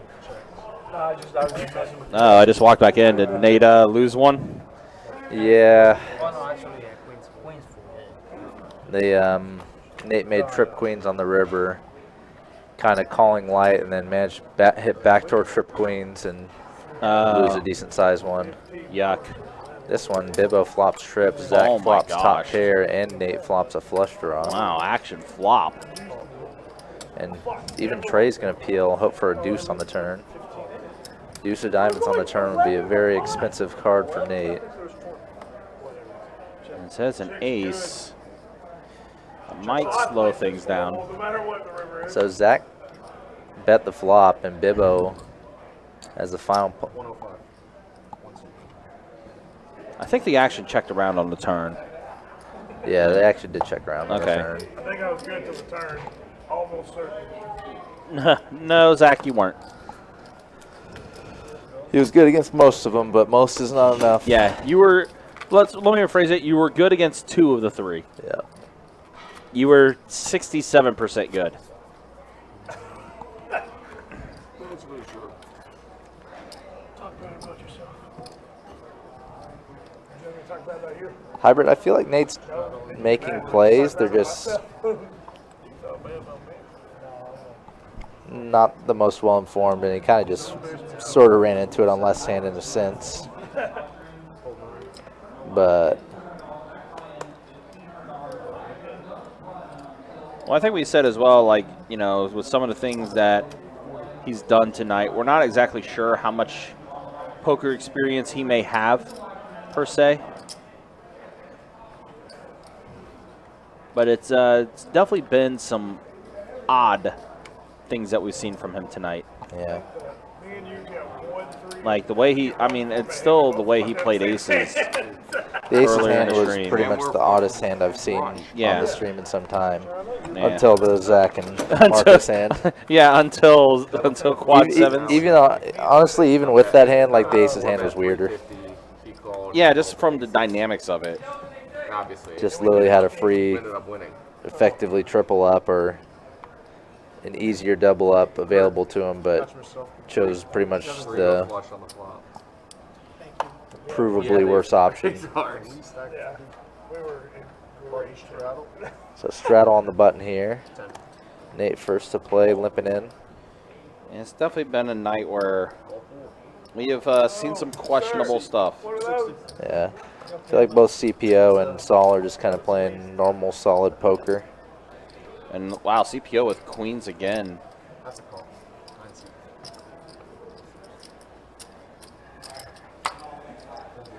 You know, it does sound exactly like that hybrid. Yeah. He's definitely playing very much highlight reel poker Which, without the kind of the understanding behind that right. highlight reels are highlight reels because they worked out or they're the most interesting spots, but they're not necessarily the most important ones. Wow, the case queen does come on the flop, but it is a mono board, all spades. Yeah, monotone board, out of position. CPO should definitely bet here.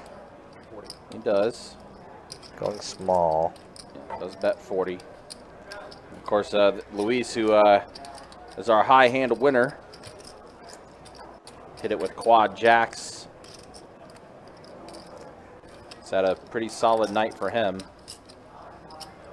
Yeah, I see he's got almost 4K in front of him now. Wow.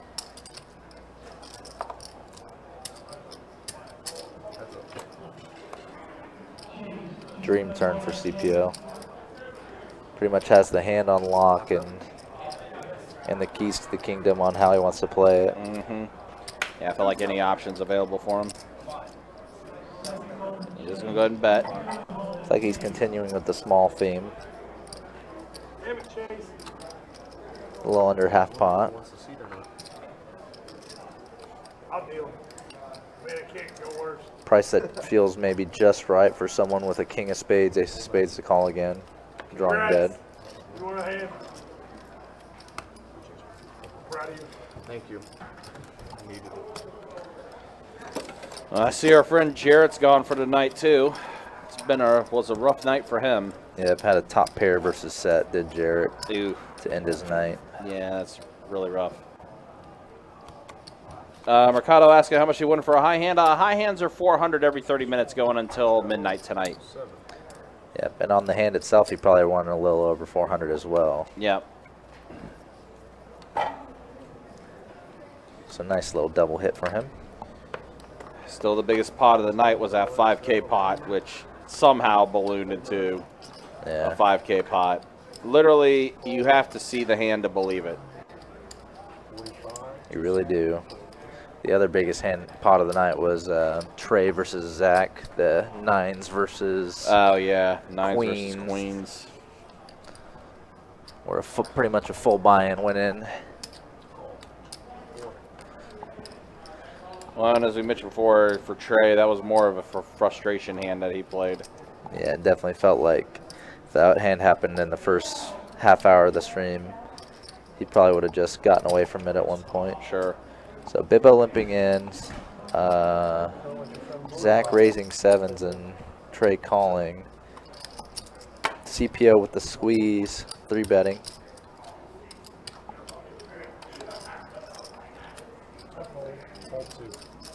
Zach making a disappointed fold with the sevens. I'm not a dumbass. Stuck that 500. Shit. I wish I was. No, yeah. Why did they like you more? Three-sided. Tell you what, 3 days ago hit the best hand of my life and lost straight flush over straight flush. Kiss, apparently. That's a bad beat, isn't it? He might have. Someone might have only been playing one card of the thing. Could have been. Yeah, it could have been one card. Yeah, you're right. After earlier, that's karma. Yeah, you're right. I was definitely going to get I actually played at Orange Park a couple weeks ago. some Third hand I was playing. Players get it all in pre.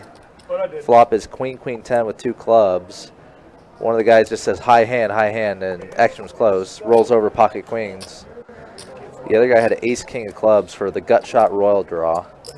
Jack of clubs comes and we all get the bad beat. Wow. 3 hands in that night at OP. Pretty earlier. I had the same pretty gross there. Yeah, pretty wild chain of guy events. called. It's a terrible. So Bibbo raising it. Nate calling with the mystery hand. You're literally lighting your money on fire if there's no 7 on the flop. Exactly. What if it comes like that and I bet 250? What are you doing? Well, if we wanted an expert on lighting money on fire, there we go. Oh, cool. Get the flush blocker. It was such a bad call that he got lucky.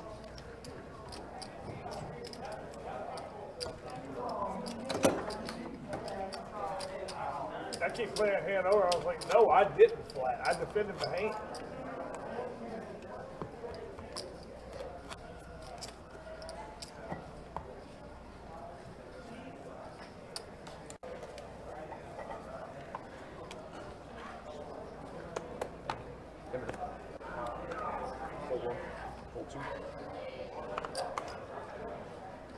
Call. That's what it is. Huh? Not fishing. Always. All right, 4 players at a flop here. 10, ace, 5. Sal does catch a 10. Now board pairs. $10. 7 or 8 or 9 rather.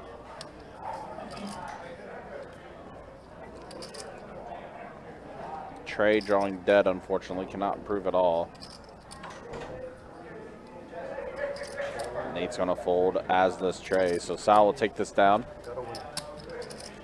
Again, guys, don't forget, World Poker Tour starts up October 26th and will run through November 14th. 13 events, including our $5,000 main event. 1 million guaranteed in the prize pool for that main event. It's going to be a lot of fun. Can't wait. $1 million. $1 million guaranteed. Prize pool. Yes. In the prize pool. Yeah. So if your deuces full manage to beat everybody on the other table, which is not going to happen. Yes. Seth, don't say it like that. There's no way to call. Deuces full could hold. But if you call out deuces full, Could do it. I think the lowest high hand I ever paid out, I ever did a payout for, was Trey's versus 8s. Trey's full of 8s? Trey's full of 8s, that's what I meant. Yeah. Listen, long night. We've seen a lot of stuff happening right now. My mind's fried. Yeah, we can't take any more of this. Mine's fried. We got some faulty equipment issues happening. You know. Gotta start somewhere. It's a lot of stuff going on tonight. Well, all right then. Go in the middle of the room. Yeah, that's the fire level. Yeah, right. Yeah, that would be perfect. But you gotta remember Chase touching. I'm just kidding. Find your speed. We will be back at it tomorrow with the live stream, though. 5-10 no limit hold'em. We'll get that going around 6:15 tomorrow. It'll be Kirk the Cooler steering the ship, along with his crewmates Trey and Tim, who will be dealing tomorrow. Mike Kruger will be on the commentary as well for that 5-10 game. Should be fun. Make it a quarter. Yes, sir. Why not, man? Donation, you hold. Well, we're fucked. Right. An interesting analysis from Zach. Nobody connecting with this flop at all. Nah, rainbow board. CPO going with the third pot C-bet. Zach, Nate going to continue with the sixes. Zach did have a backdoor to hearts, but he's out of the hand. Now diamond draws out there. Is on check around. Sixes are going to hold. Check. Yeah, it is on check around. Nate's going to go ahead and take this. WSOP, no. World Poker Tour is going to be here, obviously. We will be having quite a few events, though, for WPT. Not just for the WPT event that's going to be coming here to Jacksonville, but there's going to be some tournaments happening that will get you to the World Poker Tour World Championship out in Las Vegas. 701. There's going to be satellites that's going to be running into our tournament that's going to be happening on September 22nd. That is our $580 satellite with $60 rebuys. And it's a mega satellite that gets into the World Poker Tour World Championship that's going to be held at the Wynn in Las Vegas. It's a 3-package guarantee. 7 guys threw away $100. Not too shabby. This is also going to be happening during our $400 No Limit Hold'em tournament that we're going to run with 6 flights, $100K guaranteed in the prize pool for that tournament.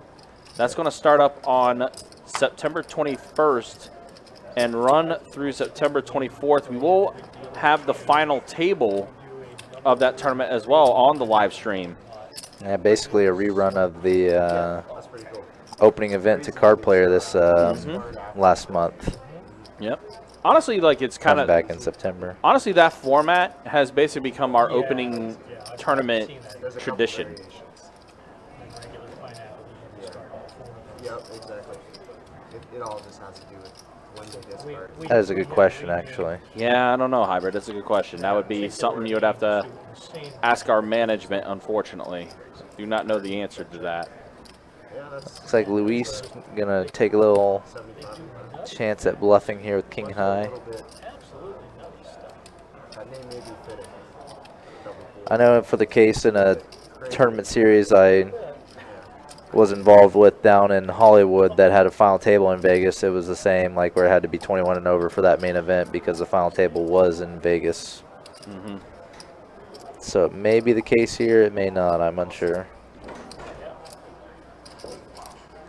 You see Nate a bit in the blender here, just pocket trays. I think Nate gets the sense that Luis is bluffing, but the problem is the extra player behind him. Yep. He's got those green chips in hand. And showing this discomfort probably gives Trey the idea that he's calling with a hand probably worse than his queen 10 as well. Yep. Unless it's an act. Which you don't know. He's got those green chips in his hand. He does make the call. So now you're in a weird spot if you're Trey. He's just like, well, I got to call. Yeah, he's getting better pot odds now. Yeah. He probably gets the sense that either of them might be bluffing or have worse. Yeah. I mean, both of them. So Nate called against Luis correctly, but Trey was also looking to just call a bet. Now here's going to be one tournament that's going to be pretty cool to see on Sunday the 24th. There's going to be a progressive knockout bounty tournament that's going to be taking place on Sunday the 24th at 1 p.m. Definitely going to be Jacksonville? Yep. Okay. I'm definitely curious about that that structure. Oh, that'll be a second chance tournament for the people that have made day 2 in that 100K as well and busted it out, or just were here for the 100K but didn't bag. Yep. Yeah, so I'm definitely curious to see what that structure will look like with the progressive knockout bounty.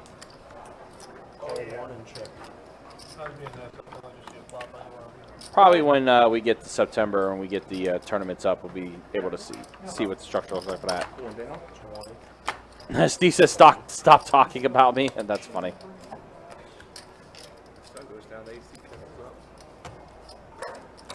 Steve, we would never talk about you like that behind your back. We have no chance to. No. You're always in the chat, Steve. Mm-hmm. Which one, Hybrid? Are you the 1K bounty? Or not the 1K bounty, the $400 progressive bounty? That is a single-day event. He was asking if I was leaving, and I just said no. Yeah, the $400 100K is a multi-flight 2-day event. Right. Yeah, first 2 flights will be starting on that Thursday, the 21st.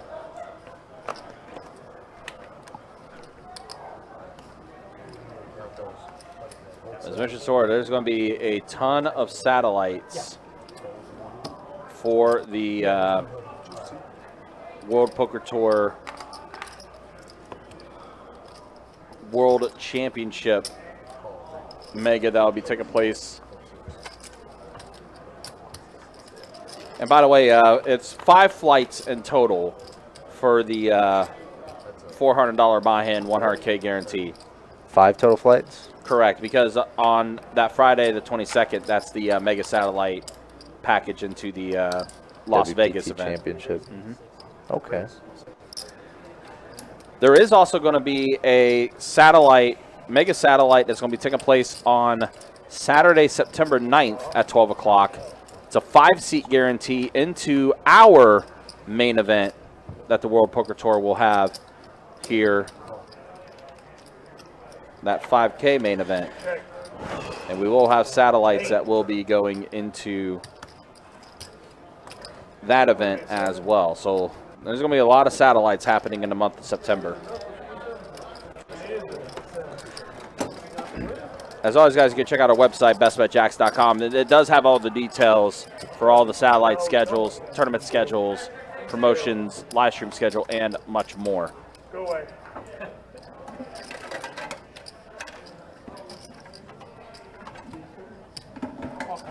Thank you, thank you.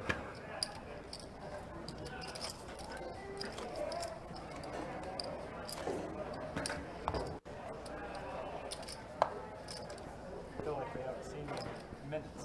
It has been at least a half hour.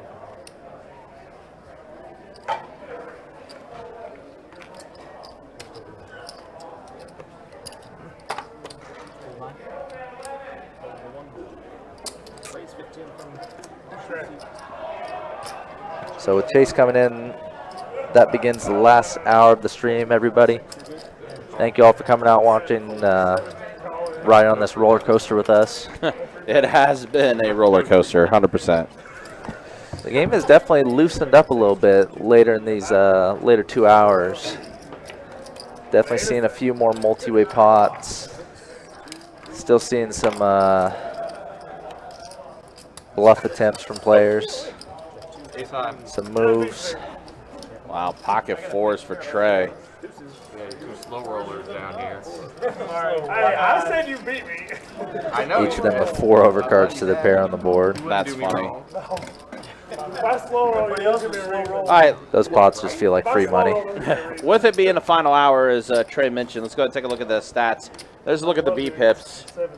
Yeah, Jared no longer being at the table. We don't see the 70% VPIP anymore. It's not like I But that's the way things look. And again, as we do enter our final hour, yeah, Luis, over 2K for him. Bibbo just joined the table, already up 300. I wasn't lying. Of course, the big winner was Marcus.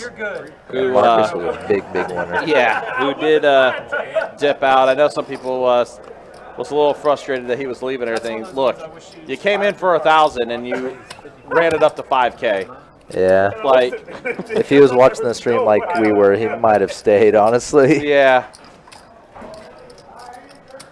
So Saul electing to squeeze the limpers from the small blind.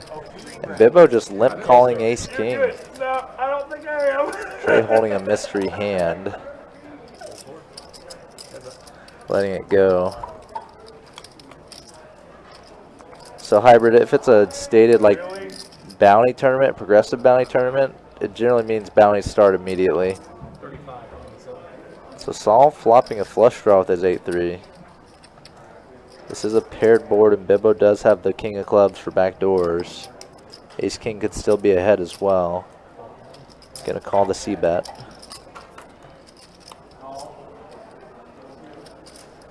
Ace king's looking better and better as his hand plays out. Saul's slowing down as well. Like abnormal amounts. And Bibbo looks like he's gonna take a small bet stab at it. I'm just gonna take it down. Not to give your hand away, but I folded nine of hearts. What? No, you didn't, sir.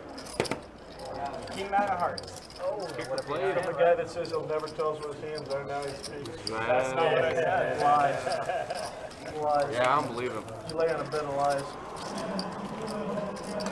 Hey, No, actually, it's you know the card that comes with a king? Do you know what it looks like? mostly fine. Not, but if I have it in my hands and it doesn't come that way. If I got the other stuff, then it comes. If he made it 35, I would have called us like, Damn. he's probably got trips Strap. already. Whoa. I don't know if that's respect or disrespect, right? So I- every time I raise, it's aces, guys. It's like a backhanded compliment. Oh yeah, baby. Here we go. Ah!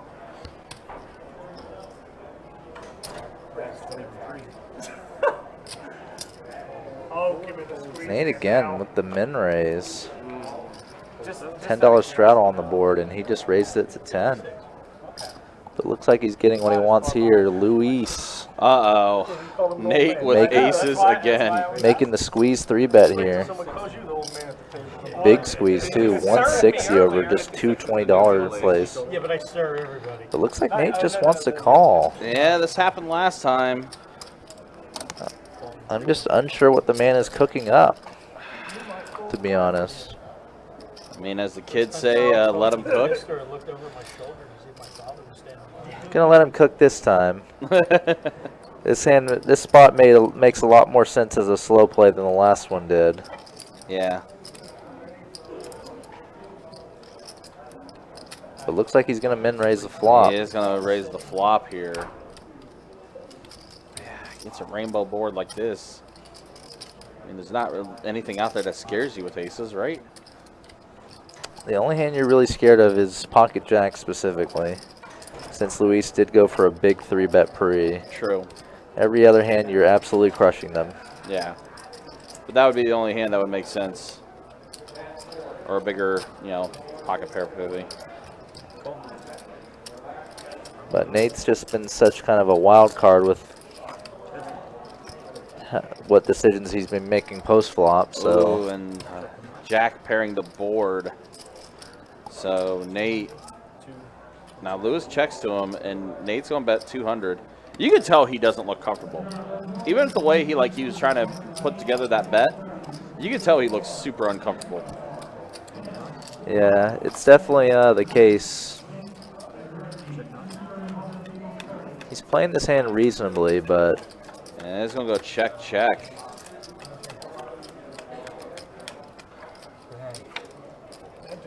Nate does take that down. I mean, 2 jacks on the board. I had 5-8. The kids need him to get out of the kitchen. Wow. Want to do mandatory travels till we end the last hour? I mean, I'm down. $10 a Under hat. the gun. Or, Yeah, under the gun. Under the gun, I'll take $10 travels. Sounds like they're trying to work out a mandatory straddle under the gun for the last hour. I don't mind that. I like we that. do under $10 travels for the last 15 minutes here. I mean, we've been doing that almost like half each round, so yeah, it's cool. Sure. All right. Starts with you then. I guess next time. He's like, wait, let's look at this first. Yeah, I we'll get go to with skip. the button in the way. I don't think he won the minimum there. Yeah, I won't go that far. He did get a little bit out of it. I would say he played that aces that time better than he did the first time. Yeah, just because the first time was kind of brutal. I got excited. I had king jack.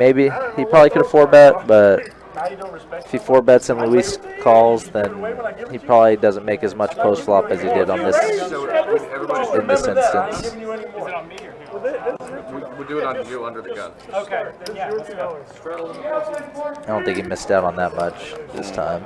Yeah. Whereas the other time he basically missed out on a triple up. And a near guaranteed one at that. You'll be here for about a month and a half. And you might get $100. Depends on the opponent, but he is. Wow. Oh yeah, here we go. I kind of tend to think, whoever said it earlier, I think it might have been you, Hybrid. So maybe he doesn't have a lot of experience playing quite yet. He's got the nut flush draw here. Yep, and ace king high is already good, so no action to be had. Yeah. Because you can tell there's like a little bit of discomfort. He's trying to maybe still get a feel for things. He's also tried to raise using one chip multiple times and late. Yeah. Where's our money? So maybe it's not quite all there. That dude took it. Yeah, as I was saying, Zach, Marcus took all your money when you decided to incinerate it all. I got a little bit back on that 8. I mean, yeah. So Luis looks like he's considering a light raise here with Queen 4 suited. It's the last hour of the stream. Make a few moves, and looks like it's just a raise and take. Yep. I mean, I had 4 or 5. What was you at? Nobody with much of a playable hand, it looked like. Is that why? Is that why you suggested it? Oh, why was the suggestion straddles? Because I want to get unstuck. Yeah, he wants to. You shove all yours to me. We're both stuck. Debatable. We're both super stuck if you do that.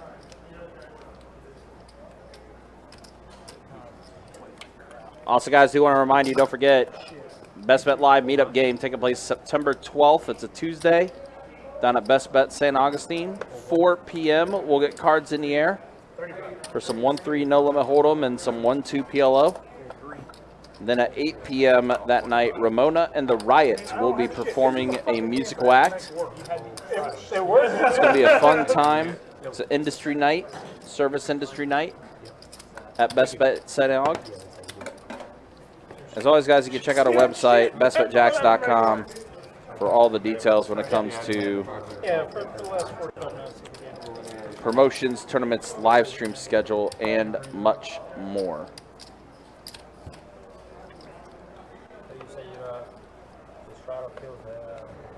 The button straddle. Button straddle was not good for the game. The Button gun straddle was terrible. great for the game, too. Button straddle was horrible. Because you're given the option with people with money are in the pot first.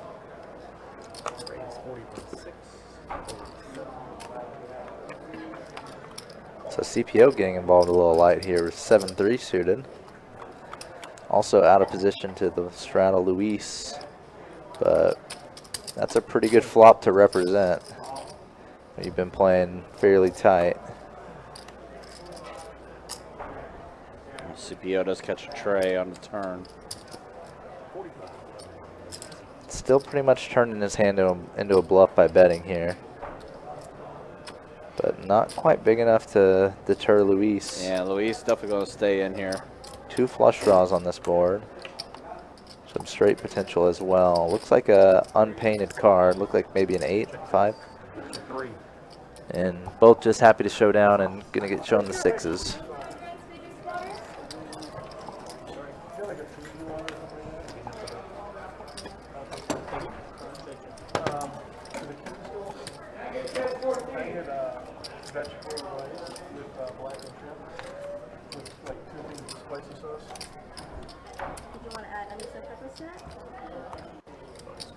Straddle.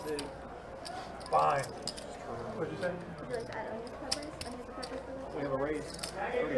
Let's go. Blind raise. Zach raising up to 35. Pocket 10's not a bad hand to raise it with. Pocket 10's is pretty decent. Maybe not. Trey's on call with ace 10 offsuit. CPL king 9 suited.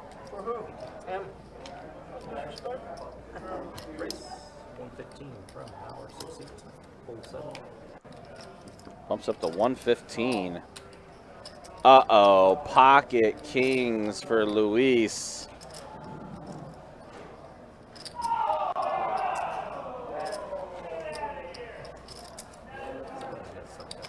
I'm guessing a royal just got hit. Yep. And there's the 4-bet to 400. Bebo's like, I straddled, and I got to let this go. Now Zach, who blind raised with his pocket tens.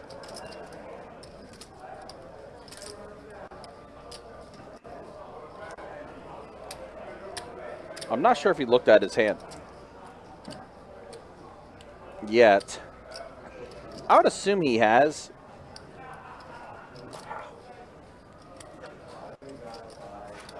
Yep, things escalated quickly.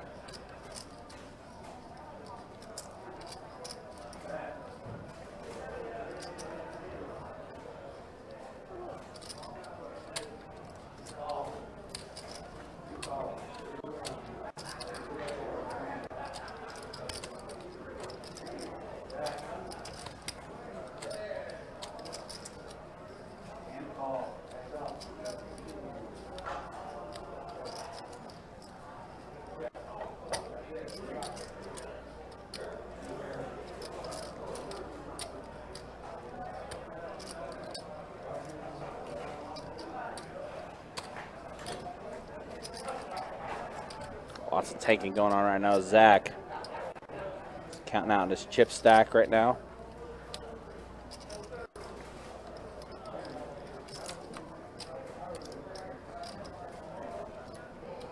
I don't know if he continues. But then again, this is a guy that called a 5-bet all in with just ace high. I don't know what he's going to do here.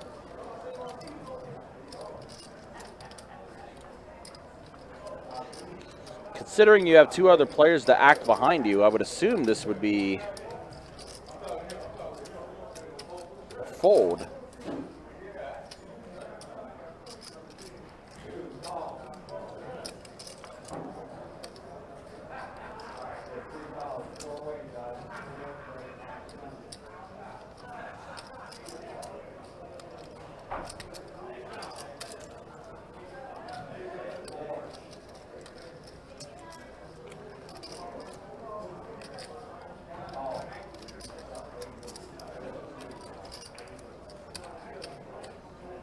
You'd also be throwing in a fourth of your chip stack.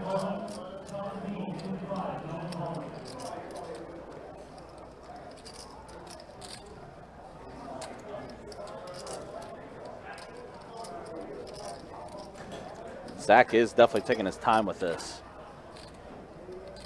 I said, I'm not sure what he'll do. Be able to see what you have on the screen. I know.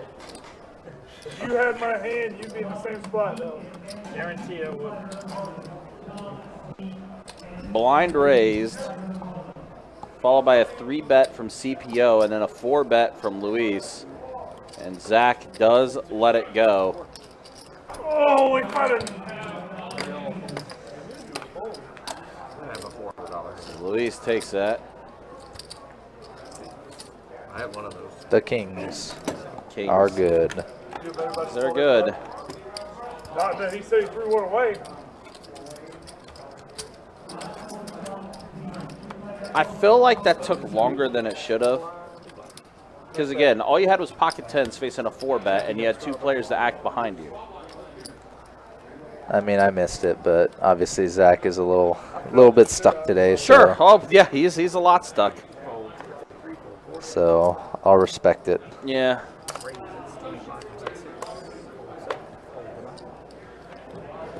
The worst is when someone tanks and then still makes the wrong decision. As an observer, that's the most painful. A suited king. Battle of 3 suited hands here. CPO flopping the best of it. How long did Zach's decision take? About a minute and a half? No, it was longer than that. It was about 3 to 4 minutes. Never mind then. It was about 3 to 4 minutes, it seemed like. Yeah, I wasn't present for that, so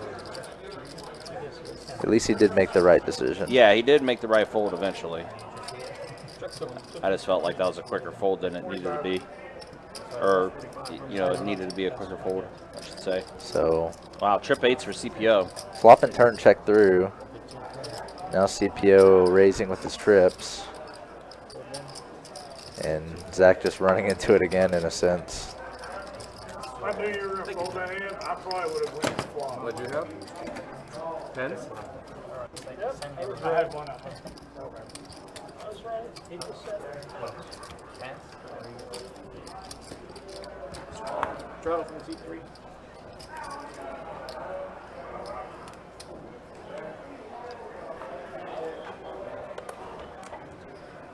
Mike in the Facebook chat said it took way too long. By the way, fantastic last name. Chopchinsky. Yeah, Shoshinsky. fantastic last name. Yeah, you're meant to be watching poker streams for sure. Or playing on them and just go by your last name. Yeah, exactly. But now Nate. Again, the minimum 3-bet. Wow, min 3-bet. He seems to be just min raising, min 3-betting Yeah. a lot today. Queen 10-5, and look at this. CPO's got himself a draw to Broadway. Yep, needs one of Nate's kings though. Does. There is one king left in the deck. 6 on the Offsuit turn. 6, probably just going to be a bet and fold through if Nate goes any decent size. Does bet 100, which is about half pot.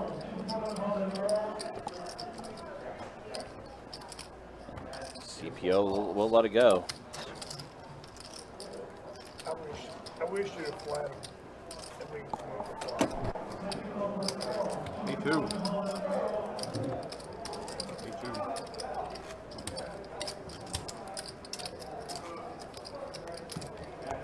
Gotcha, okay. That's a great nickname, especially in the Army. Besides, man, what are these big fucking pocket pairs? Me and you. I haven't seen many. I had queens against him. Didn't get paid off too much.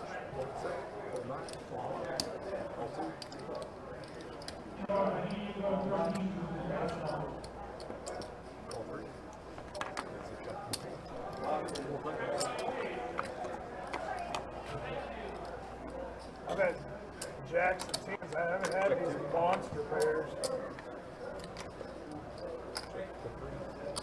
I think Zach's forgetting the time that he stacked Trey with queens, but other than that, yeah, no monster pairs. So you got 3 chips in your hand. Oh my goodness. That does kind of become a blip in the memory bank. When you when you've lost as much as you've lost tonight, yeah, Oh, yeah. hard to have perspective when you're stuck heaps. No one likes you. Not even. CPO taking it down, showing down the 4. Well, not just stuck heaps, but like self-inflicted Very self-inflicted. stuck heaps. I still don't know how all that happened. Guys, again, yeah, 2 hour, 27-minute mark. That's where things got wild. In the words of Ron Burgundy, That things escalated quickly. escalated quickly.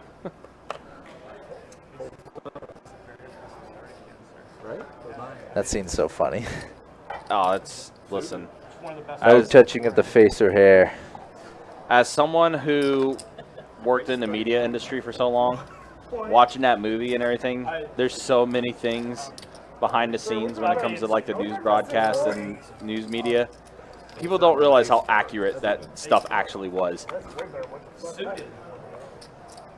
5-8-9 flop. Nothing for either of them, but a pretty dynamic board. And backdoor diamonds, but that's really about it. Nate electing to bet out into the pre-flop razor. Bluffing, but bluffing with the best hand, getting it through. I tell you, I have seen some, but it's just that. Usually when I have him, he's down there with 4 jacks. Same.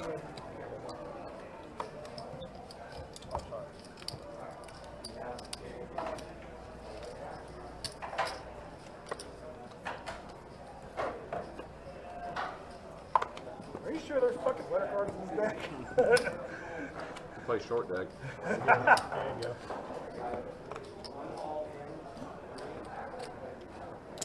Call one, call two.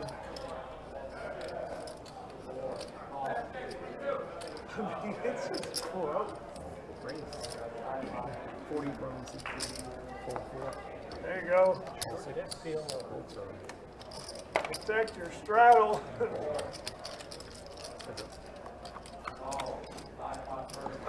So Nate and CPO going heads up to this flop. 7-6-6 gives Nate the best of it, but that's a pretty nothing flop for what you'd expect of a pre-flop raiser. So I imagine CPO might call one bet.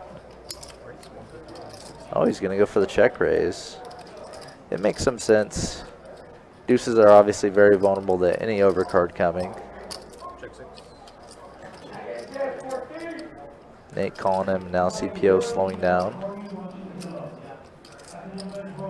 Now CPO's hand is probably more in the bluff category.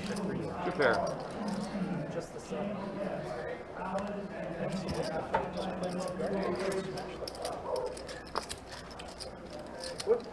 What's that other card with us? I don't know what that is. Amateurs. Yeah, he was for Apple. I guess. He is for absolutely not. You know, you've only had aces like 4 fucking times.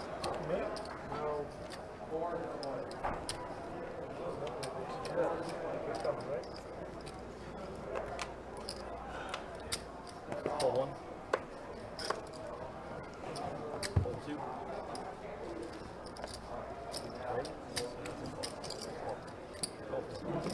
Call.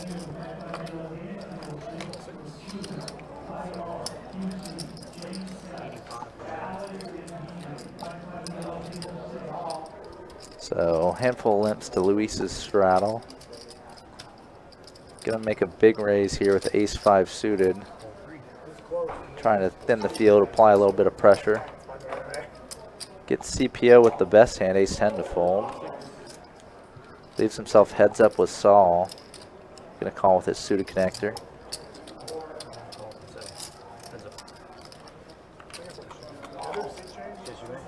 Oh yeah, baby. And Luis flopping the ace.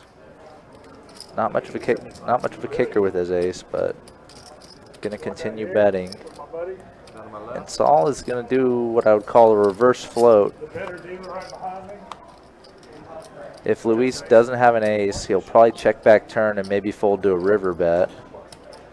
But in this case, Luis does have an ace, so gonna continue the betting. And wow, Saul going for the turn check raise too.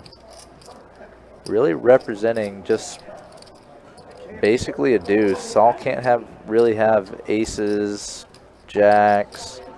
Could maybe have ace jack. I don't think he has ace queen plus here, and probably wouldn't check raise those anyways.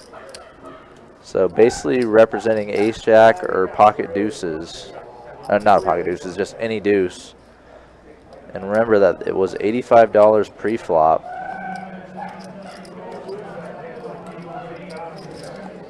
So Luis kind of has to piece this together. Think about the possibility this man has a deuce. The possibility this man has an ace with him and he's chopping. Because they'd be probably sharing kickers like if Saul had ace-10.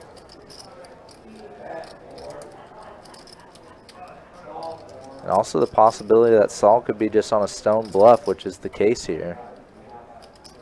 This line doesn't make too much sense, given how difficult it is to make a deuce, but Luis's line looks strong too. It's a pretty high-level aggressive play by Saul.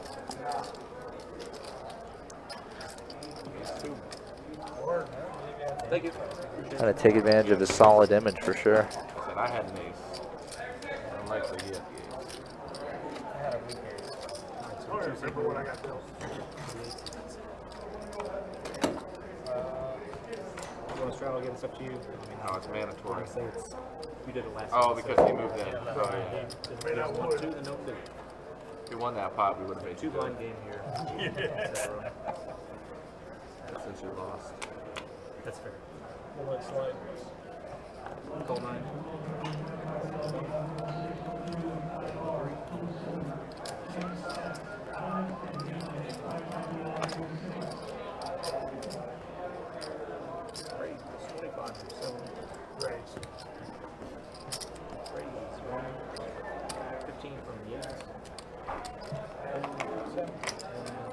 What are those? For the winners. I'm tired of this shit. I'm down there trying to make 5-8 work. Back to the stop folding pocket tens, you won't have that problem. I was behind. That's a good The fold. 10 wasn't coming. I said the 10 wasn't coming. Oh, you folded 10 pins. No, I'm just saying. It would have been the case 10. He said he had a 10.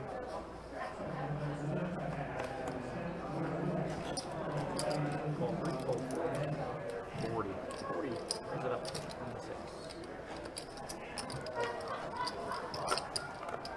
Call 7. Brings it up 9.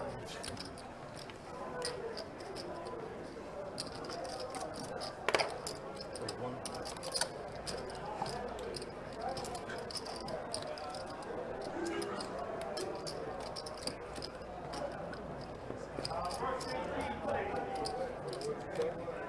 Poker caps.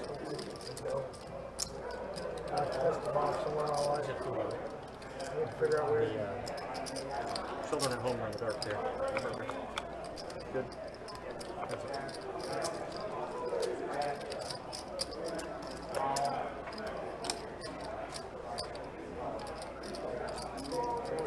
40 from the Okay, see you guys. Not even in the ballpark? No. Thank you all very much. But it's good, sir. Thank you. Settle the I'm trying. Hey, the real dealer comes. The both things. That's good. Orioles. Daily winners. You're going to deal winners, right? Yeah. I like that. Like 1,200 or 1,300. Just you can't see me going ahead. I'm not in good shape, but I'm not as bad as I thought I was. Same. 13. Just 1 0. You take shits, right? Straddling. Yeah, it has to. It's mandatory for the rest of the game. Is that yours? It's hair. That's what I'm saying. This is one. Doesn't matter. Fold 4, fold 6. No, man. Fold 7, call 8, fold 9. You have chips, you don't need cards. That's how this game works. You're right. Have you watched me? Try it. 3 ways. Try to fucking keep the winner.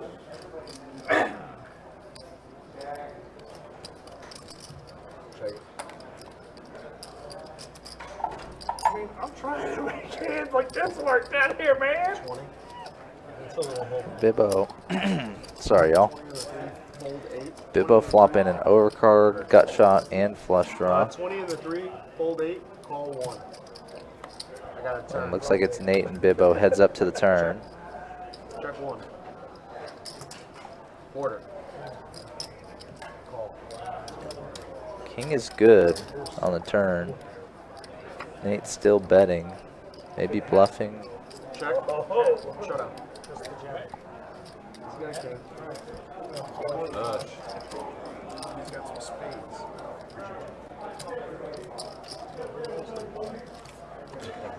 Button's good.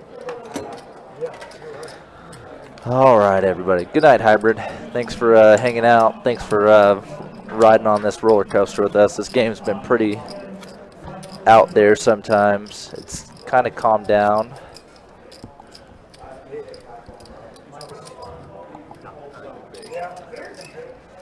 We got Seth in for the last 30 minutes of the stream. Looks like we're going with these 7 gentlemen here. Bibbo, Nate, Trey, CPO, Saul, Luis, and Zach has switched his seat from 2 to 8.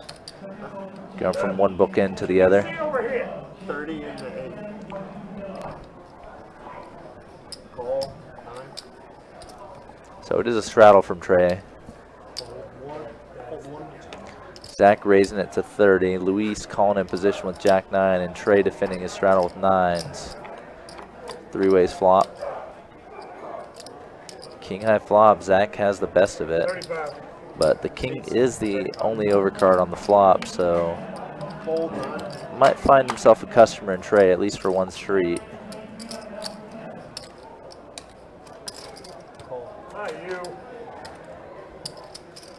friends.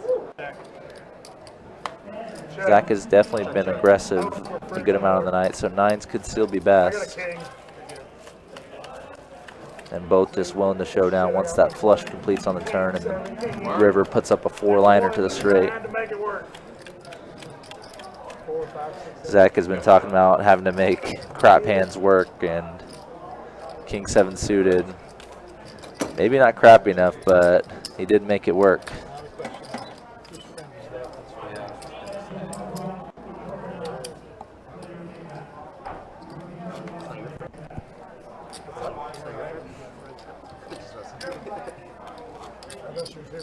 Yeah. That's what I was thinking. My wife doesn't think that. You didn't catch that, did you? Just checking.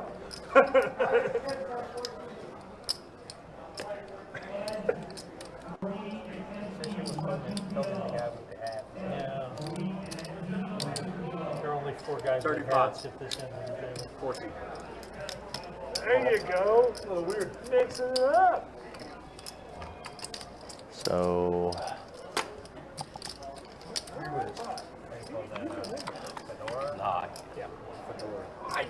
Look at that.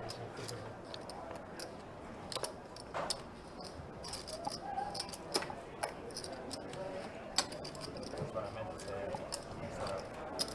20. Call.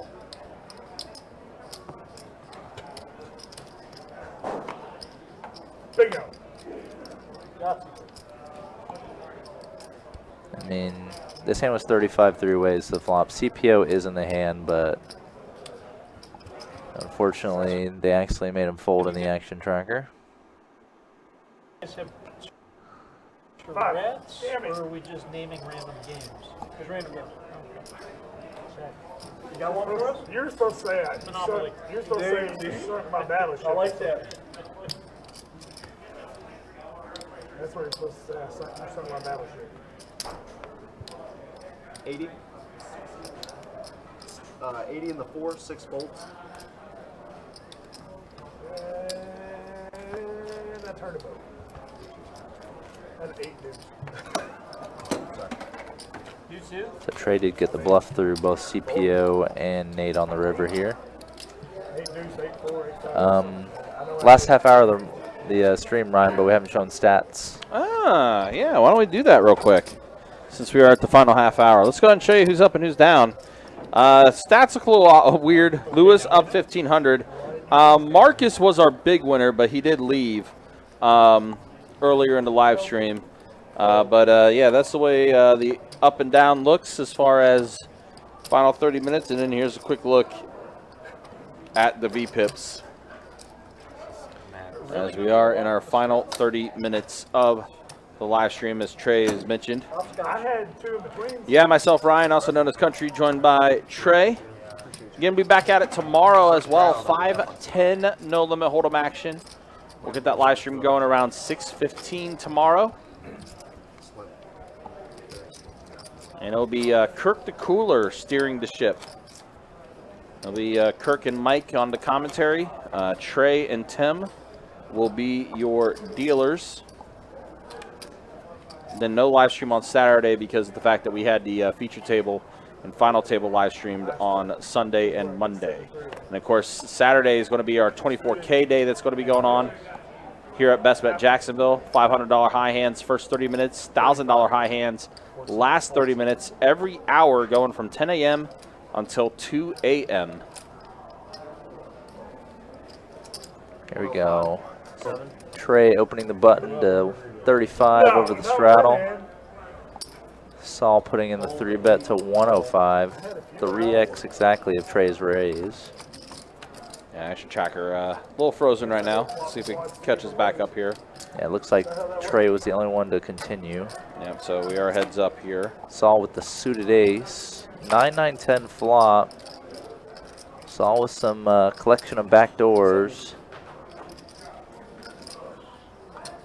He's on bet 75 here. Paired board. Trey with a pretty decent kicker. Yeah, Trey could be ahead of a few Broadway hands like King Queen, King Jack, Ace Jack. Behind hands like Pocket Pairs, any 10, Ace King. So you think about putting in the raise? Yep. It looks like he's putting it together. Problem with this play is just you're pretty much only raising them. The only better hand you're raising them off is like Ace King. 250. Maybe a 10 sometimes. But any overpair is probably going to call you. If Saul has a 9, he's probably going to call you. It ends up being a pot-sized raise from Trey. All right, I'm a believer. Nice bet. And Saul does let it go. So Trey will scoop that one up. Being willing to make that type of raise kind of makes you tougher to play against, though. You're not just raising when you have like trips or a draw. Sure. Sometimes just may deter people from even being aggressive against you as well down the road. Yeah, just some food for thought, basically. Yeah. Who's thirsty? We have cereal. Anyone wants it? Even if it's not inherently like a common or So serious. theoretically strong play. Dead serious. I don't think it's mac and cheese. Maybe. Cereal is for sure. I tell you what, the fried rice is Pretty good. Pretty good. I'm with you. I know. It's so good. 35. I've had Culver's and Again, another player with Ace Queen on the button Culver's good. coming into a raise. Hey, Culver's is great. I do not like That's a third time I've you had it. get the Culver's Deluxe, right? You ever heard of Double Swenson's? cheeseburger. The single patty. Heard. I'm too small to eat two. Heard. 4. Gotta step it up. Damn it. Check. Ace on the turn improves both Luis and CPO. CPO with a much better kicker. You checked it. 50. Going for value once again. Luis kind of just stuck with the hand. Oh, gonna check raise it. I'm unsure of the purpose of this. This hand is just kind of a bluff catcher. Bet. Yeah, interesting. Yeah, it wasn't really a big enough size to really try to bluff CPO off a better ace, as seen by the fact that he called rather quickly. Whereas if maybe Luis went like 200, 225, might look more like a straight or trips. Definitely give some pause to a bigger ace. And I always get them in like the small one. That's sort of That's when I had mine. I was in the big blind. what I would call just an oddball play, where it's kind of a bluff or a kind of random bet that doesn't really serve either purpose. Doesn't really get called by worse. Doesn't really get folds from better. At least not often enough to really justify itself.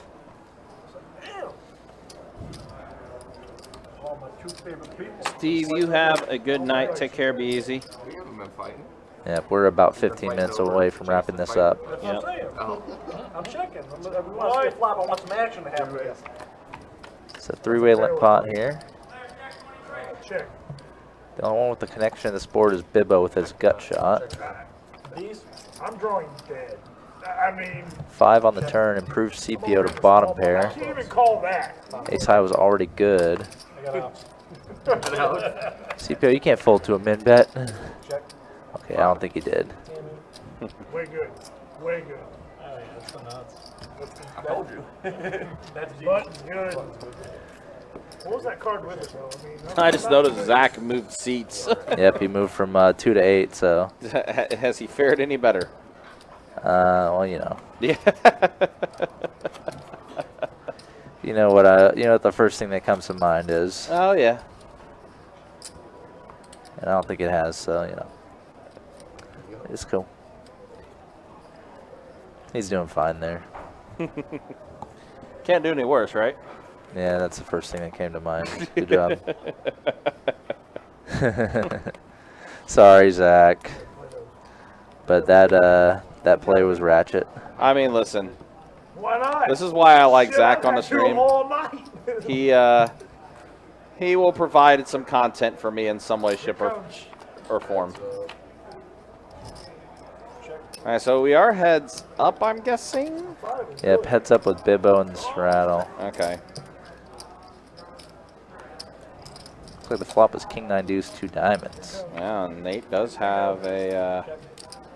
Well, now he does catch a queen on river. He did have himself a flush draw though. Call. Oh. Nate did bet big on the river and actually got a call from Bibbo. Getting paid. And then Bibbo sees that he got rivered, or did get rivered, I should say. Gots to be more careful. Got to be more careful. Bibbo did only just limp pre-flop 10, so that's kind of an odd sight to see. We've seen a few oddities tonight. 30. My brain is still fried.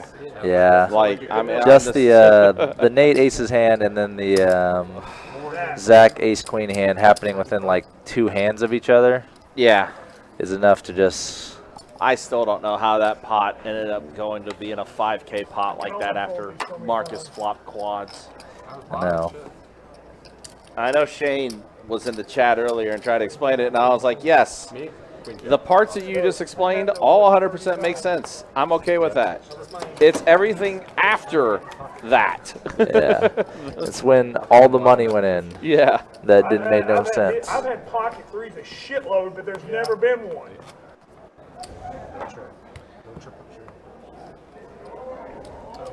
I just don't know how. Yeah, that'll be a. I'm sure that'll be a short. Oh, it will be for sure. Title still to be determined. Just 25. call it a hang time, and however many seconds were between him three betting to 11:25 and him calling Marcus's all in. Because legit, there was no more than 6 seconds between that. A punt with a 6-second hang time. Yeah, that was a bit. That was just that was pure hang time. That was. I think that's the best description. Again, guys, after this stream is over, again, you want to go to the 2-hour and 27-minute mark. That's when everything went to hell. Yeah, right at the midpoint. Take my hand in your hand. Yeah, take mine too. I think Bibbo actually got a bluff through. I don't want your hand. There was one player with a jack and another player with. Wait a second. What's happening with the button?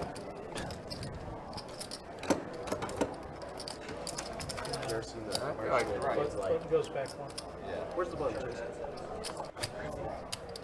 Yep.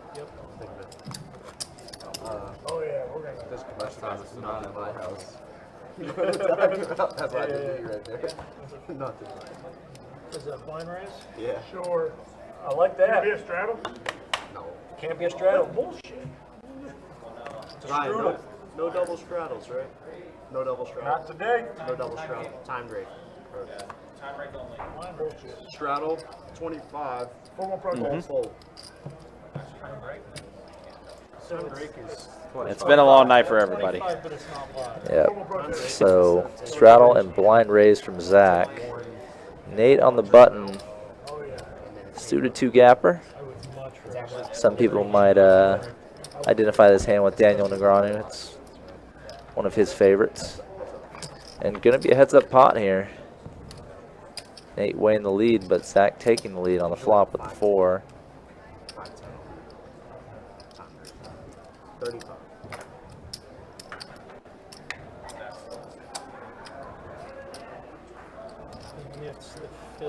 Nate has a couple back doors. I don't get why. It's better for. Just better all around. 30. Brick turn and Zach following it up with the same size That's bet. Shit, I have to make work. That's my straw. Good work. Oh, the pink short. Show me your pink. Do what? Okay, turn 4. You're good. 10-4, good buddy. 10-4? Yeah, good buddy. Oh, good buddy. 10-4 was kind of work with. I I feel like we're about ready to hit final 3 hands soon, guys. Look at this shit. In my fucking pot. I forgot. Let's go. $100 pot. Going up? Going up? Blind raising. You haven't seen your cards yet. Well, yeah. It doesn't matter. You're definitely close. Yeah, okay. Hold 9. Look at that shit. Pocket 9s for Bibbo. He's just going to go ahead and make the call. 20. Nate's going to bump it up to 20. Min raise to 20 with ace 10 off. Call. Kind of weird to min raise with this many players behind. Like, I feel like if you're going to put in a raise to thin to field, you want to put in something substantial, right? Especially in a straddle. Well, wait, was there a straddle or was it just a blind raise? Anyway. Sal does catch a queen on this flop. Check, check.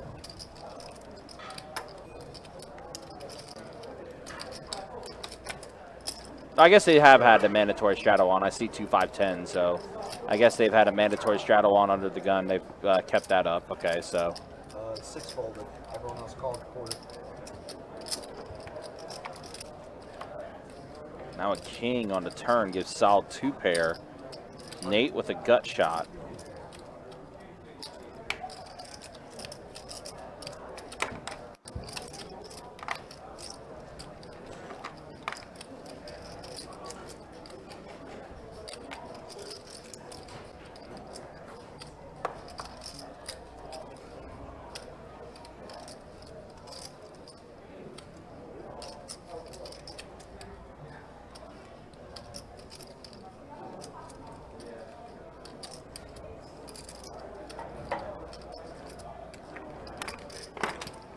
You could for sure have a 4. And no one's making you fold it either. Appreciate it, man. Thank you so much. I saw you throw the 4 away the triple 3s before. Now you're not going to.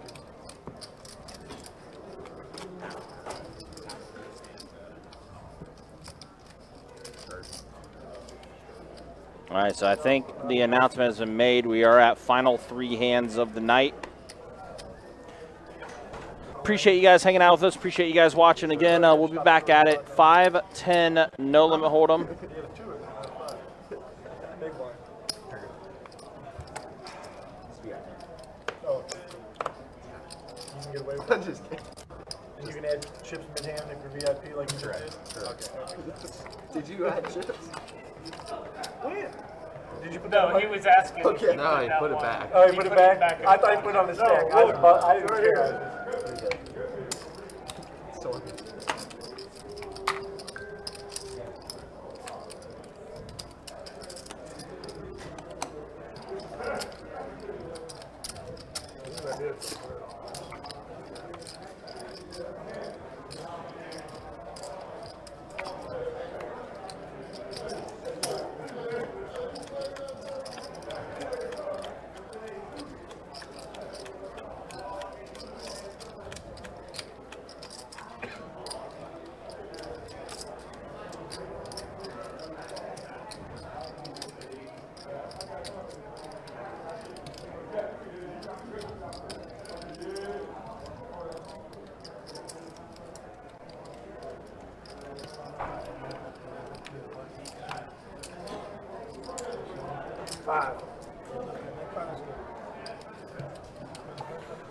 Wow. Oh, wait. I thought the second 5 on the board was a deuce for a second. Oh. I thought Zach just got like sick value, but no, he just he still got sick value because Luis just had a pure bluff catcher bottom pair. Yeah, he did. And kind of repped super bluffy going big.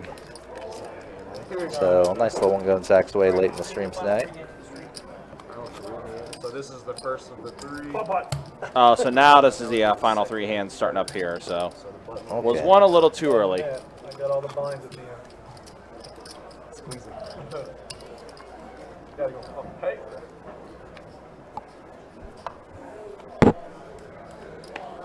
So final 3 hands of the stream. Oh, we'll get right to 170 total hands on the night. Definitely in the first few hours had A lot of hands play really quickly, raise and take it, or just kind of heads up, bet and Get on the take it. phone, you play the violin, okay? So we've gotten a good number of hands out in the 5 hours of the stream tonight, everybody. 35? No. Saul on the button, going to open it up with 10-8 suited. Hold on. Going to get a defend from Luis with higher spades. And pretty much a nothing flop for both of them. Check and check. Turn card puts a gut shot for Saul, but top pair for Luis.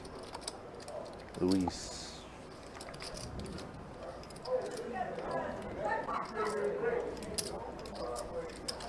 Luis just playing a check call. Maybe trying to induce a little action. You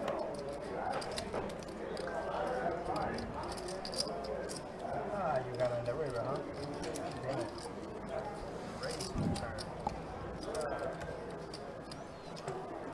Saul's line does look a lot like an ace high that just completed a pair of aces on the river.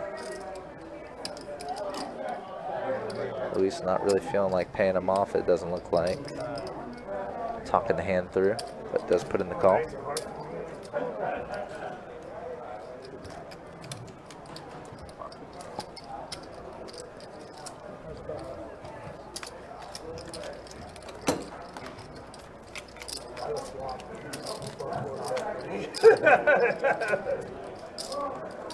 And missed. And missed all of it. Yep. Not along me. Yep. Usually the last 3 hands of every show. I like your talk.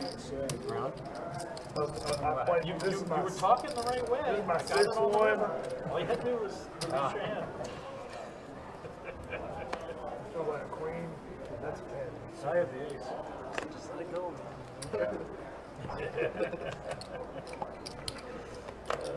Call 6. Oh, Hold 7. I'm gonna make sure. Heard that weird amount sound? Three ways I'm about to.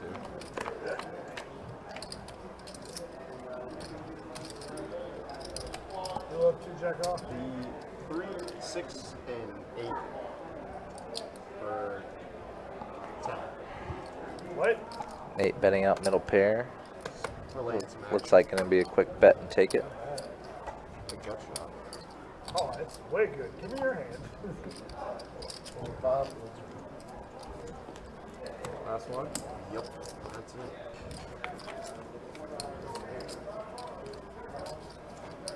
So guys, once again, just wait to rack up until after the hand. Even if you fold. Can I just dump my chips over on the table? You're doing it right in the middle. Yeah. You can kick us Say out. that again. So just don't, even if you fold, just hold off until the hand's finished to actually rack up your chips. You know. Or else. This is the last time? Yeah. No, there's 2 It's more. the last one. 2 more. It's the last one. No, we're Last 2 more. hand. He's VIP. We're gonna need to. See? Just kidding. Told you. He's VIP now? I thought he was VIP. All right, so I think we are at the last hand of the night. This is the very last hand. Chips in and you didn't yell at CPO limping in, CPO limping in. Saul going for the isolation with 3s. Oh, you did it. You did it. Looking You like yelled at Luis me, going to chips 3-bet too 10s. Alright, I can leave. Raise. They can't take the chip. Why? I've already folded. Did you That's not what just we hear were the saying. memo? Did you Why not get the not? memo? My hand is 15 and the 9. dead. Come on, Chess, is Chelsea. he good to go? And the 8. All right, so Luis does 3-bet at the 10s. Okay, then I'll wait. But they might. You're gonna wait. Jason did say I probably need to think about this for a couple minutes. Trey making fun of Yeah, good sport, Trey. Zach not being able to rack up till the hand is complete. All right, Sal. Yeah, Let's go. set mining heads up out of position.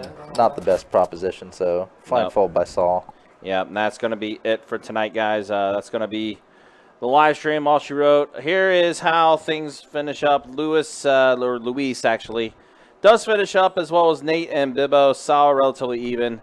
Zach, the most stuck, of course, lost the big hand to Marcus earlier in the live stream. Marcus was your big winner. That's going to be it tonight, though. Again, we'll be back at it tomorrow, 5:10. No limit hold'em. Deep stack action. It's going to be taking place, 5:10, no limit hold'em. It will be Kirk the Cooler and Mike Kruger on commentary tomorrow. Kirk will be steering the ship for the live stream. Trey and Tim will be your dealers for that game tomorrow as well. For our dealers tonight, Seth and Chase. Trey, any final words from you? God help us all. Pretty much, yeah. I With, expect my phone to be ringing a lot, to say the least. That's going to be it, though. Nah, it's going to be in good hands. It'll be a fun time tomorrow. But we'll see you guys tomorrow. Take care. Be easy. Thanks for liking, subscribing, all that fun stuff. And we'll see you tomorrow for that 5-10 no limit hold'em game, 6:15 start time. Until then, y'all take care. Be easy. Thanks for watching.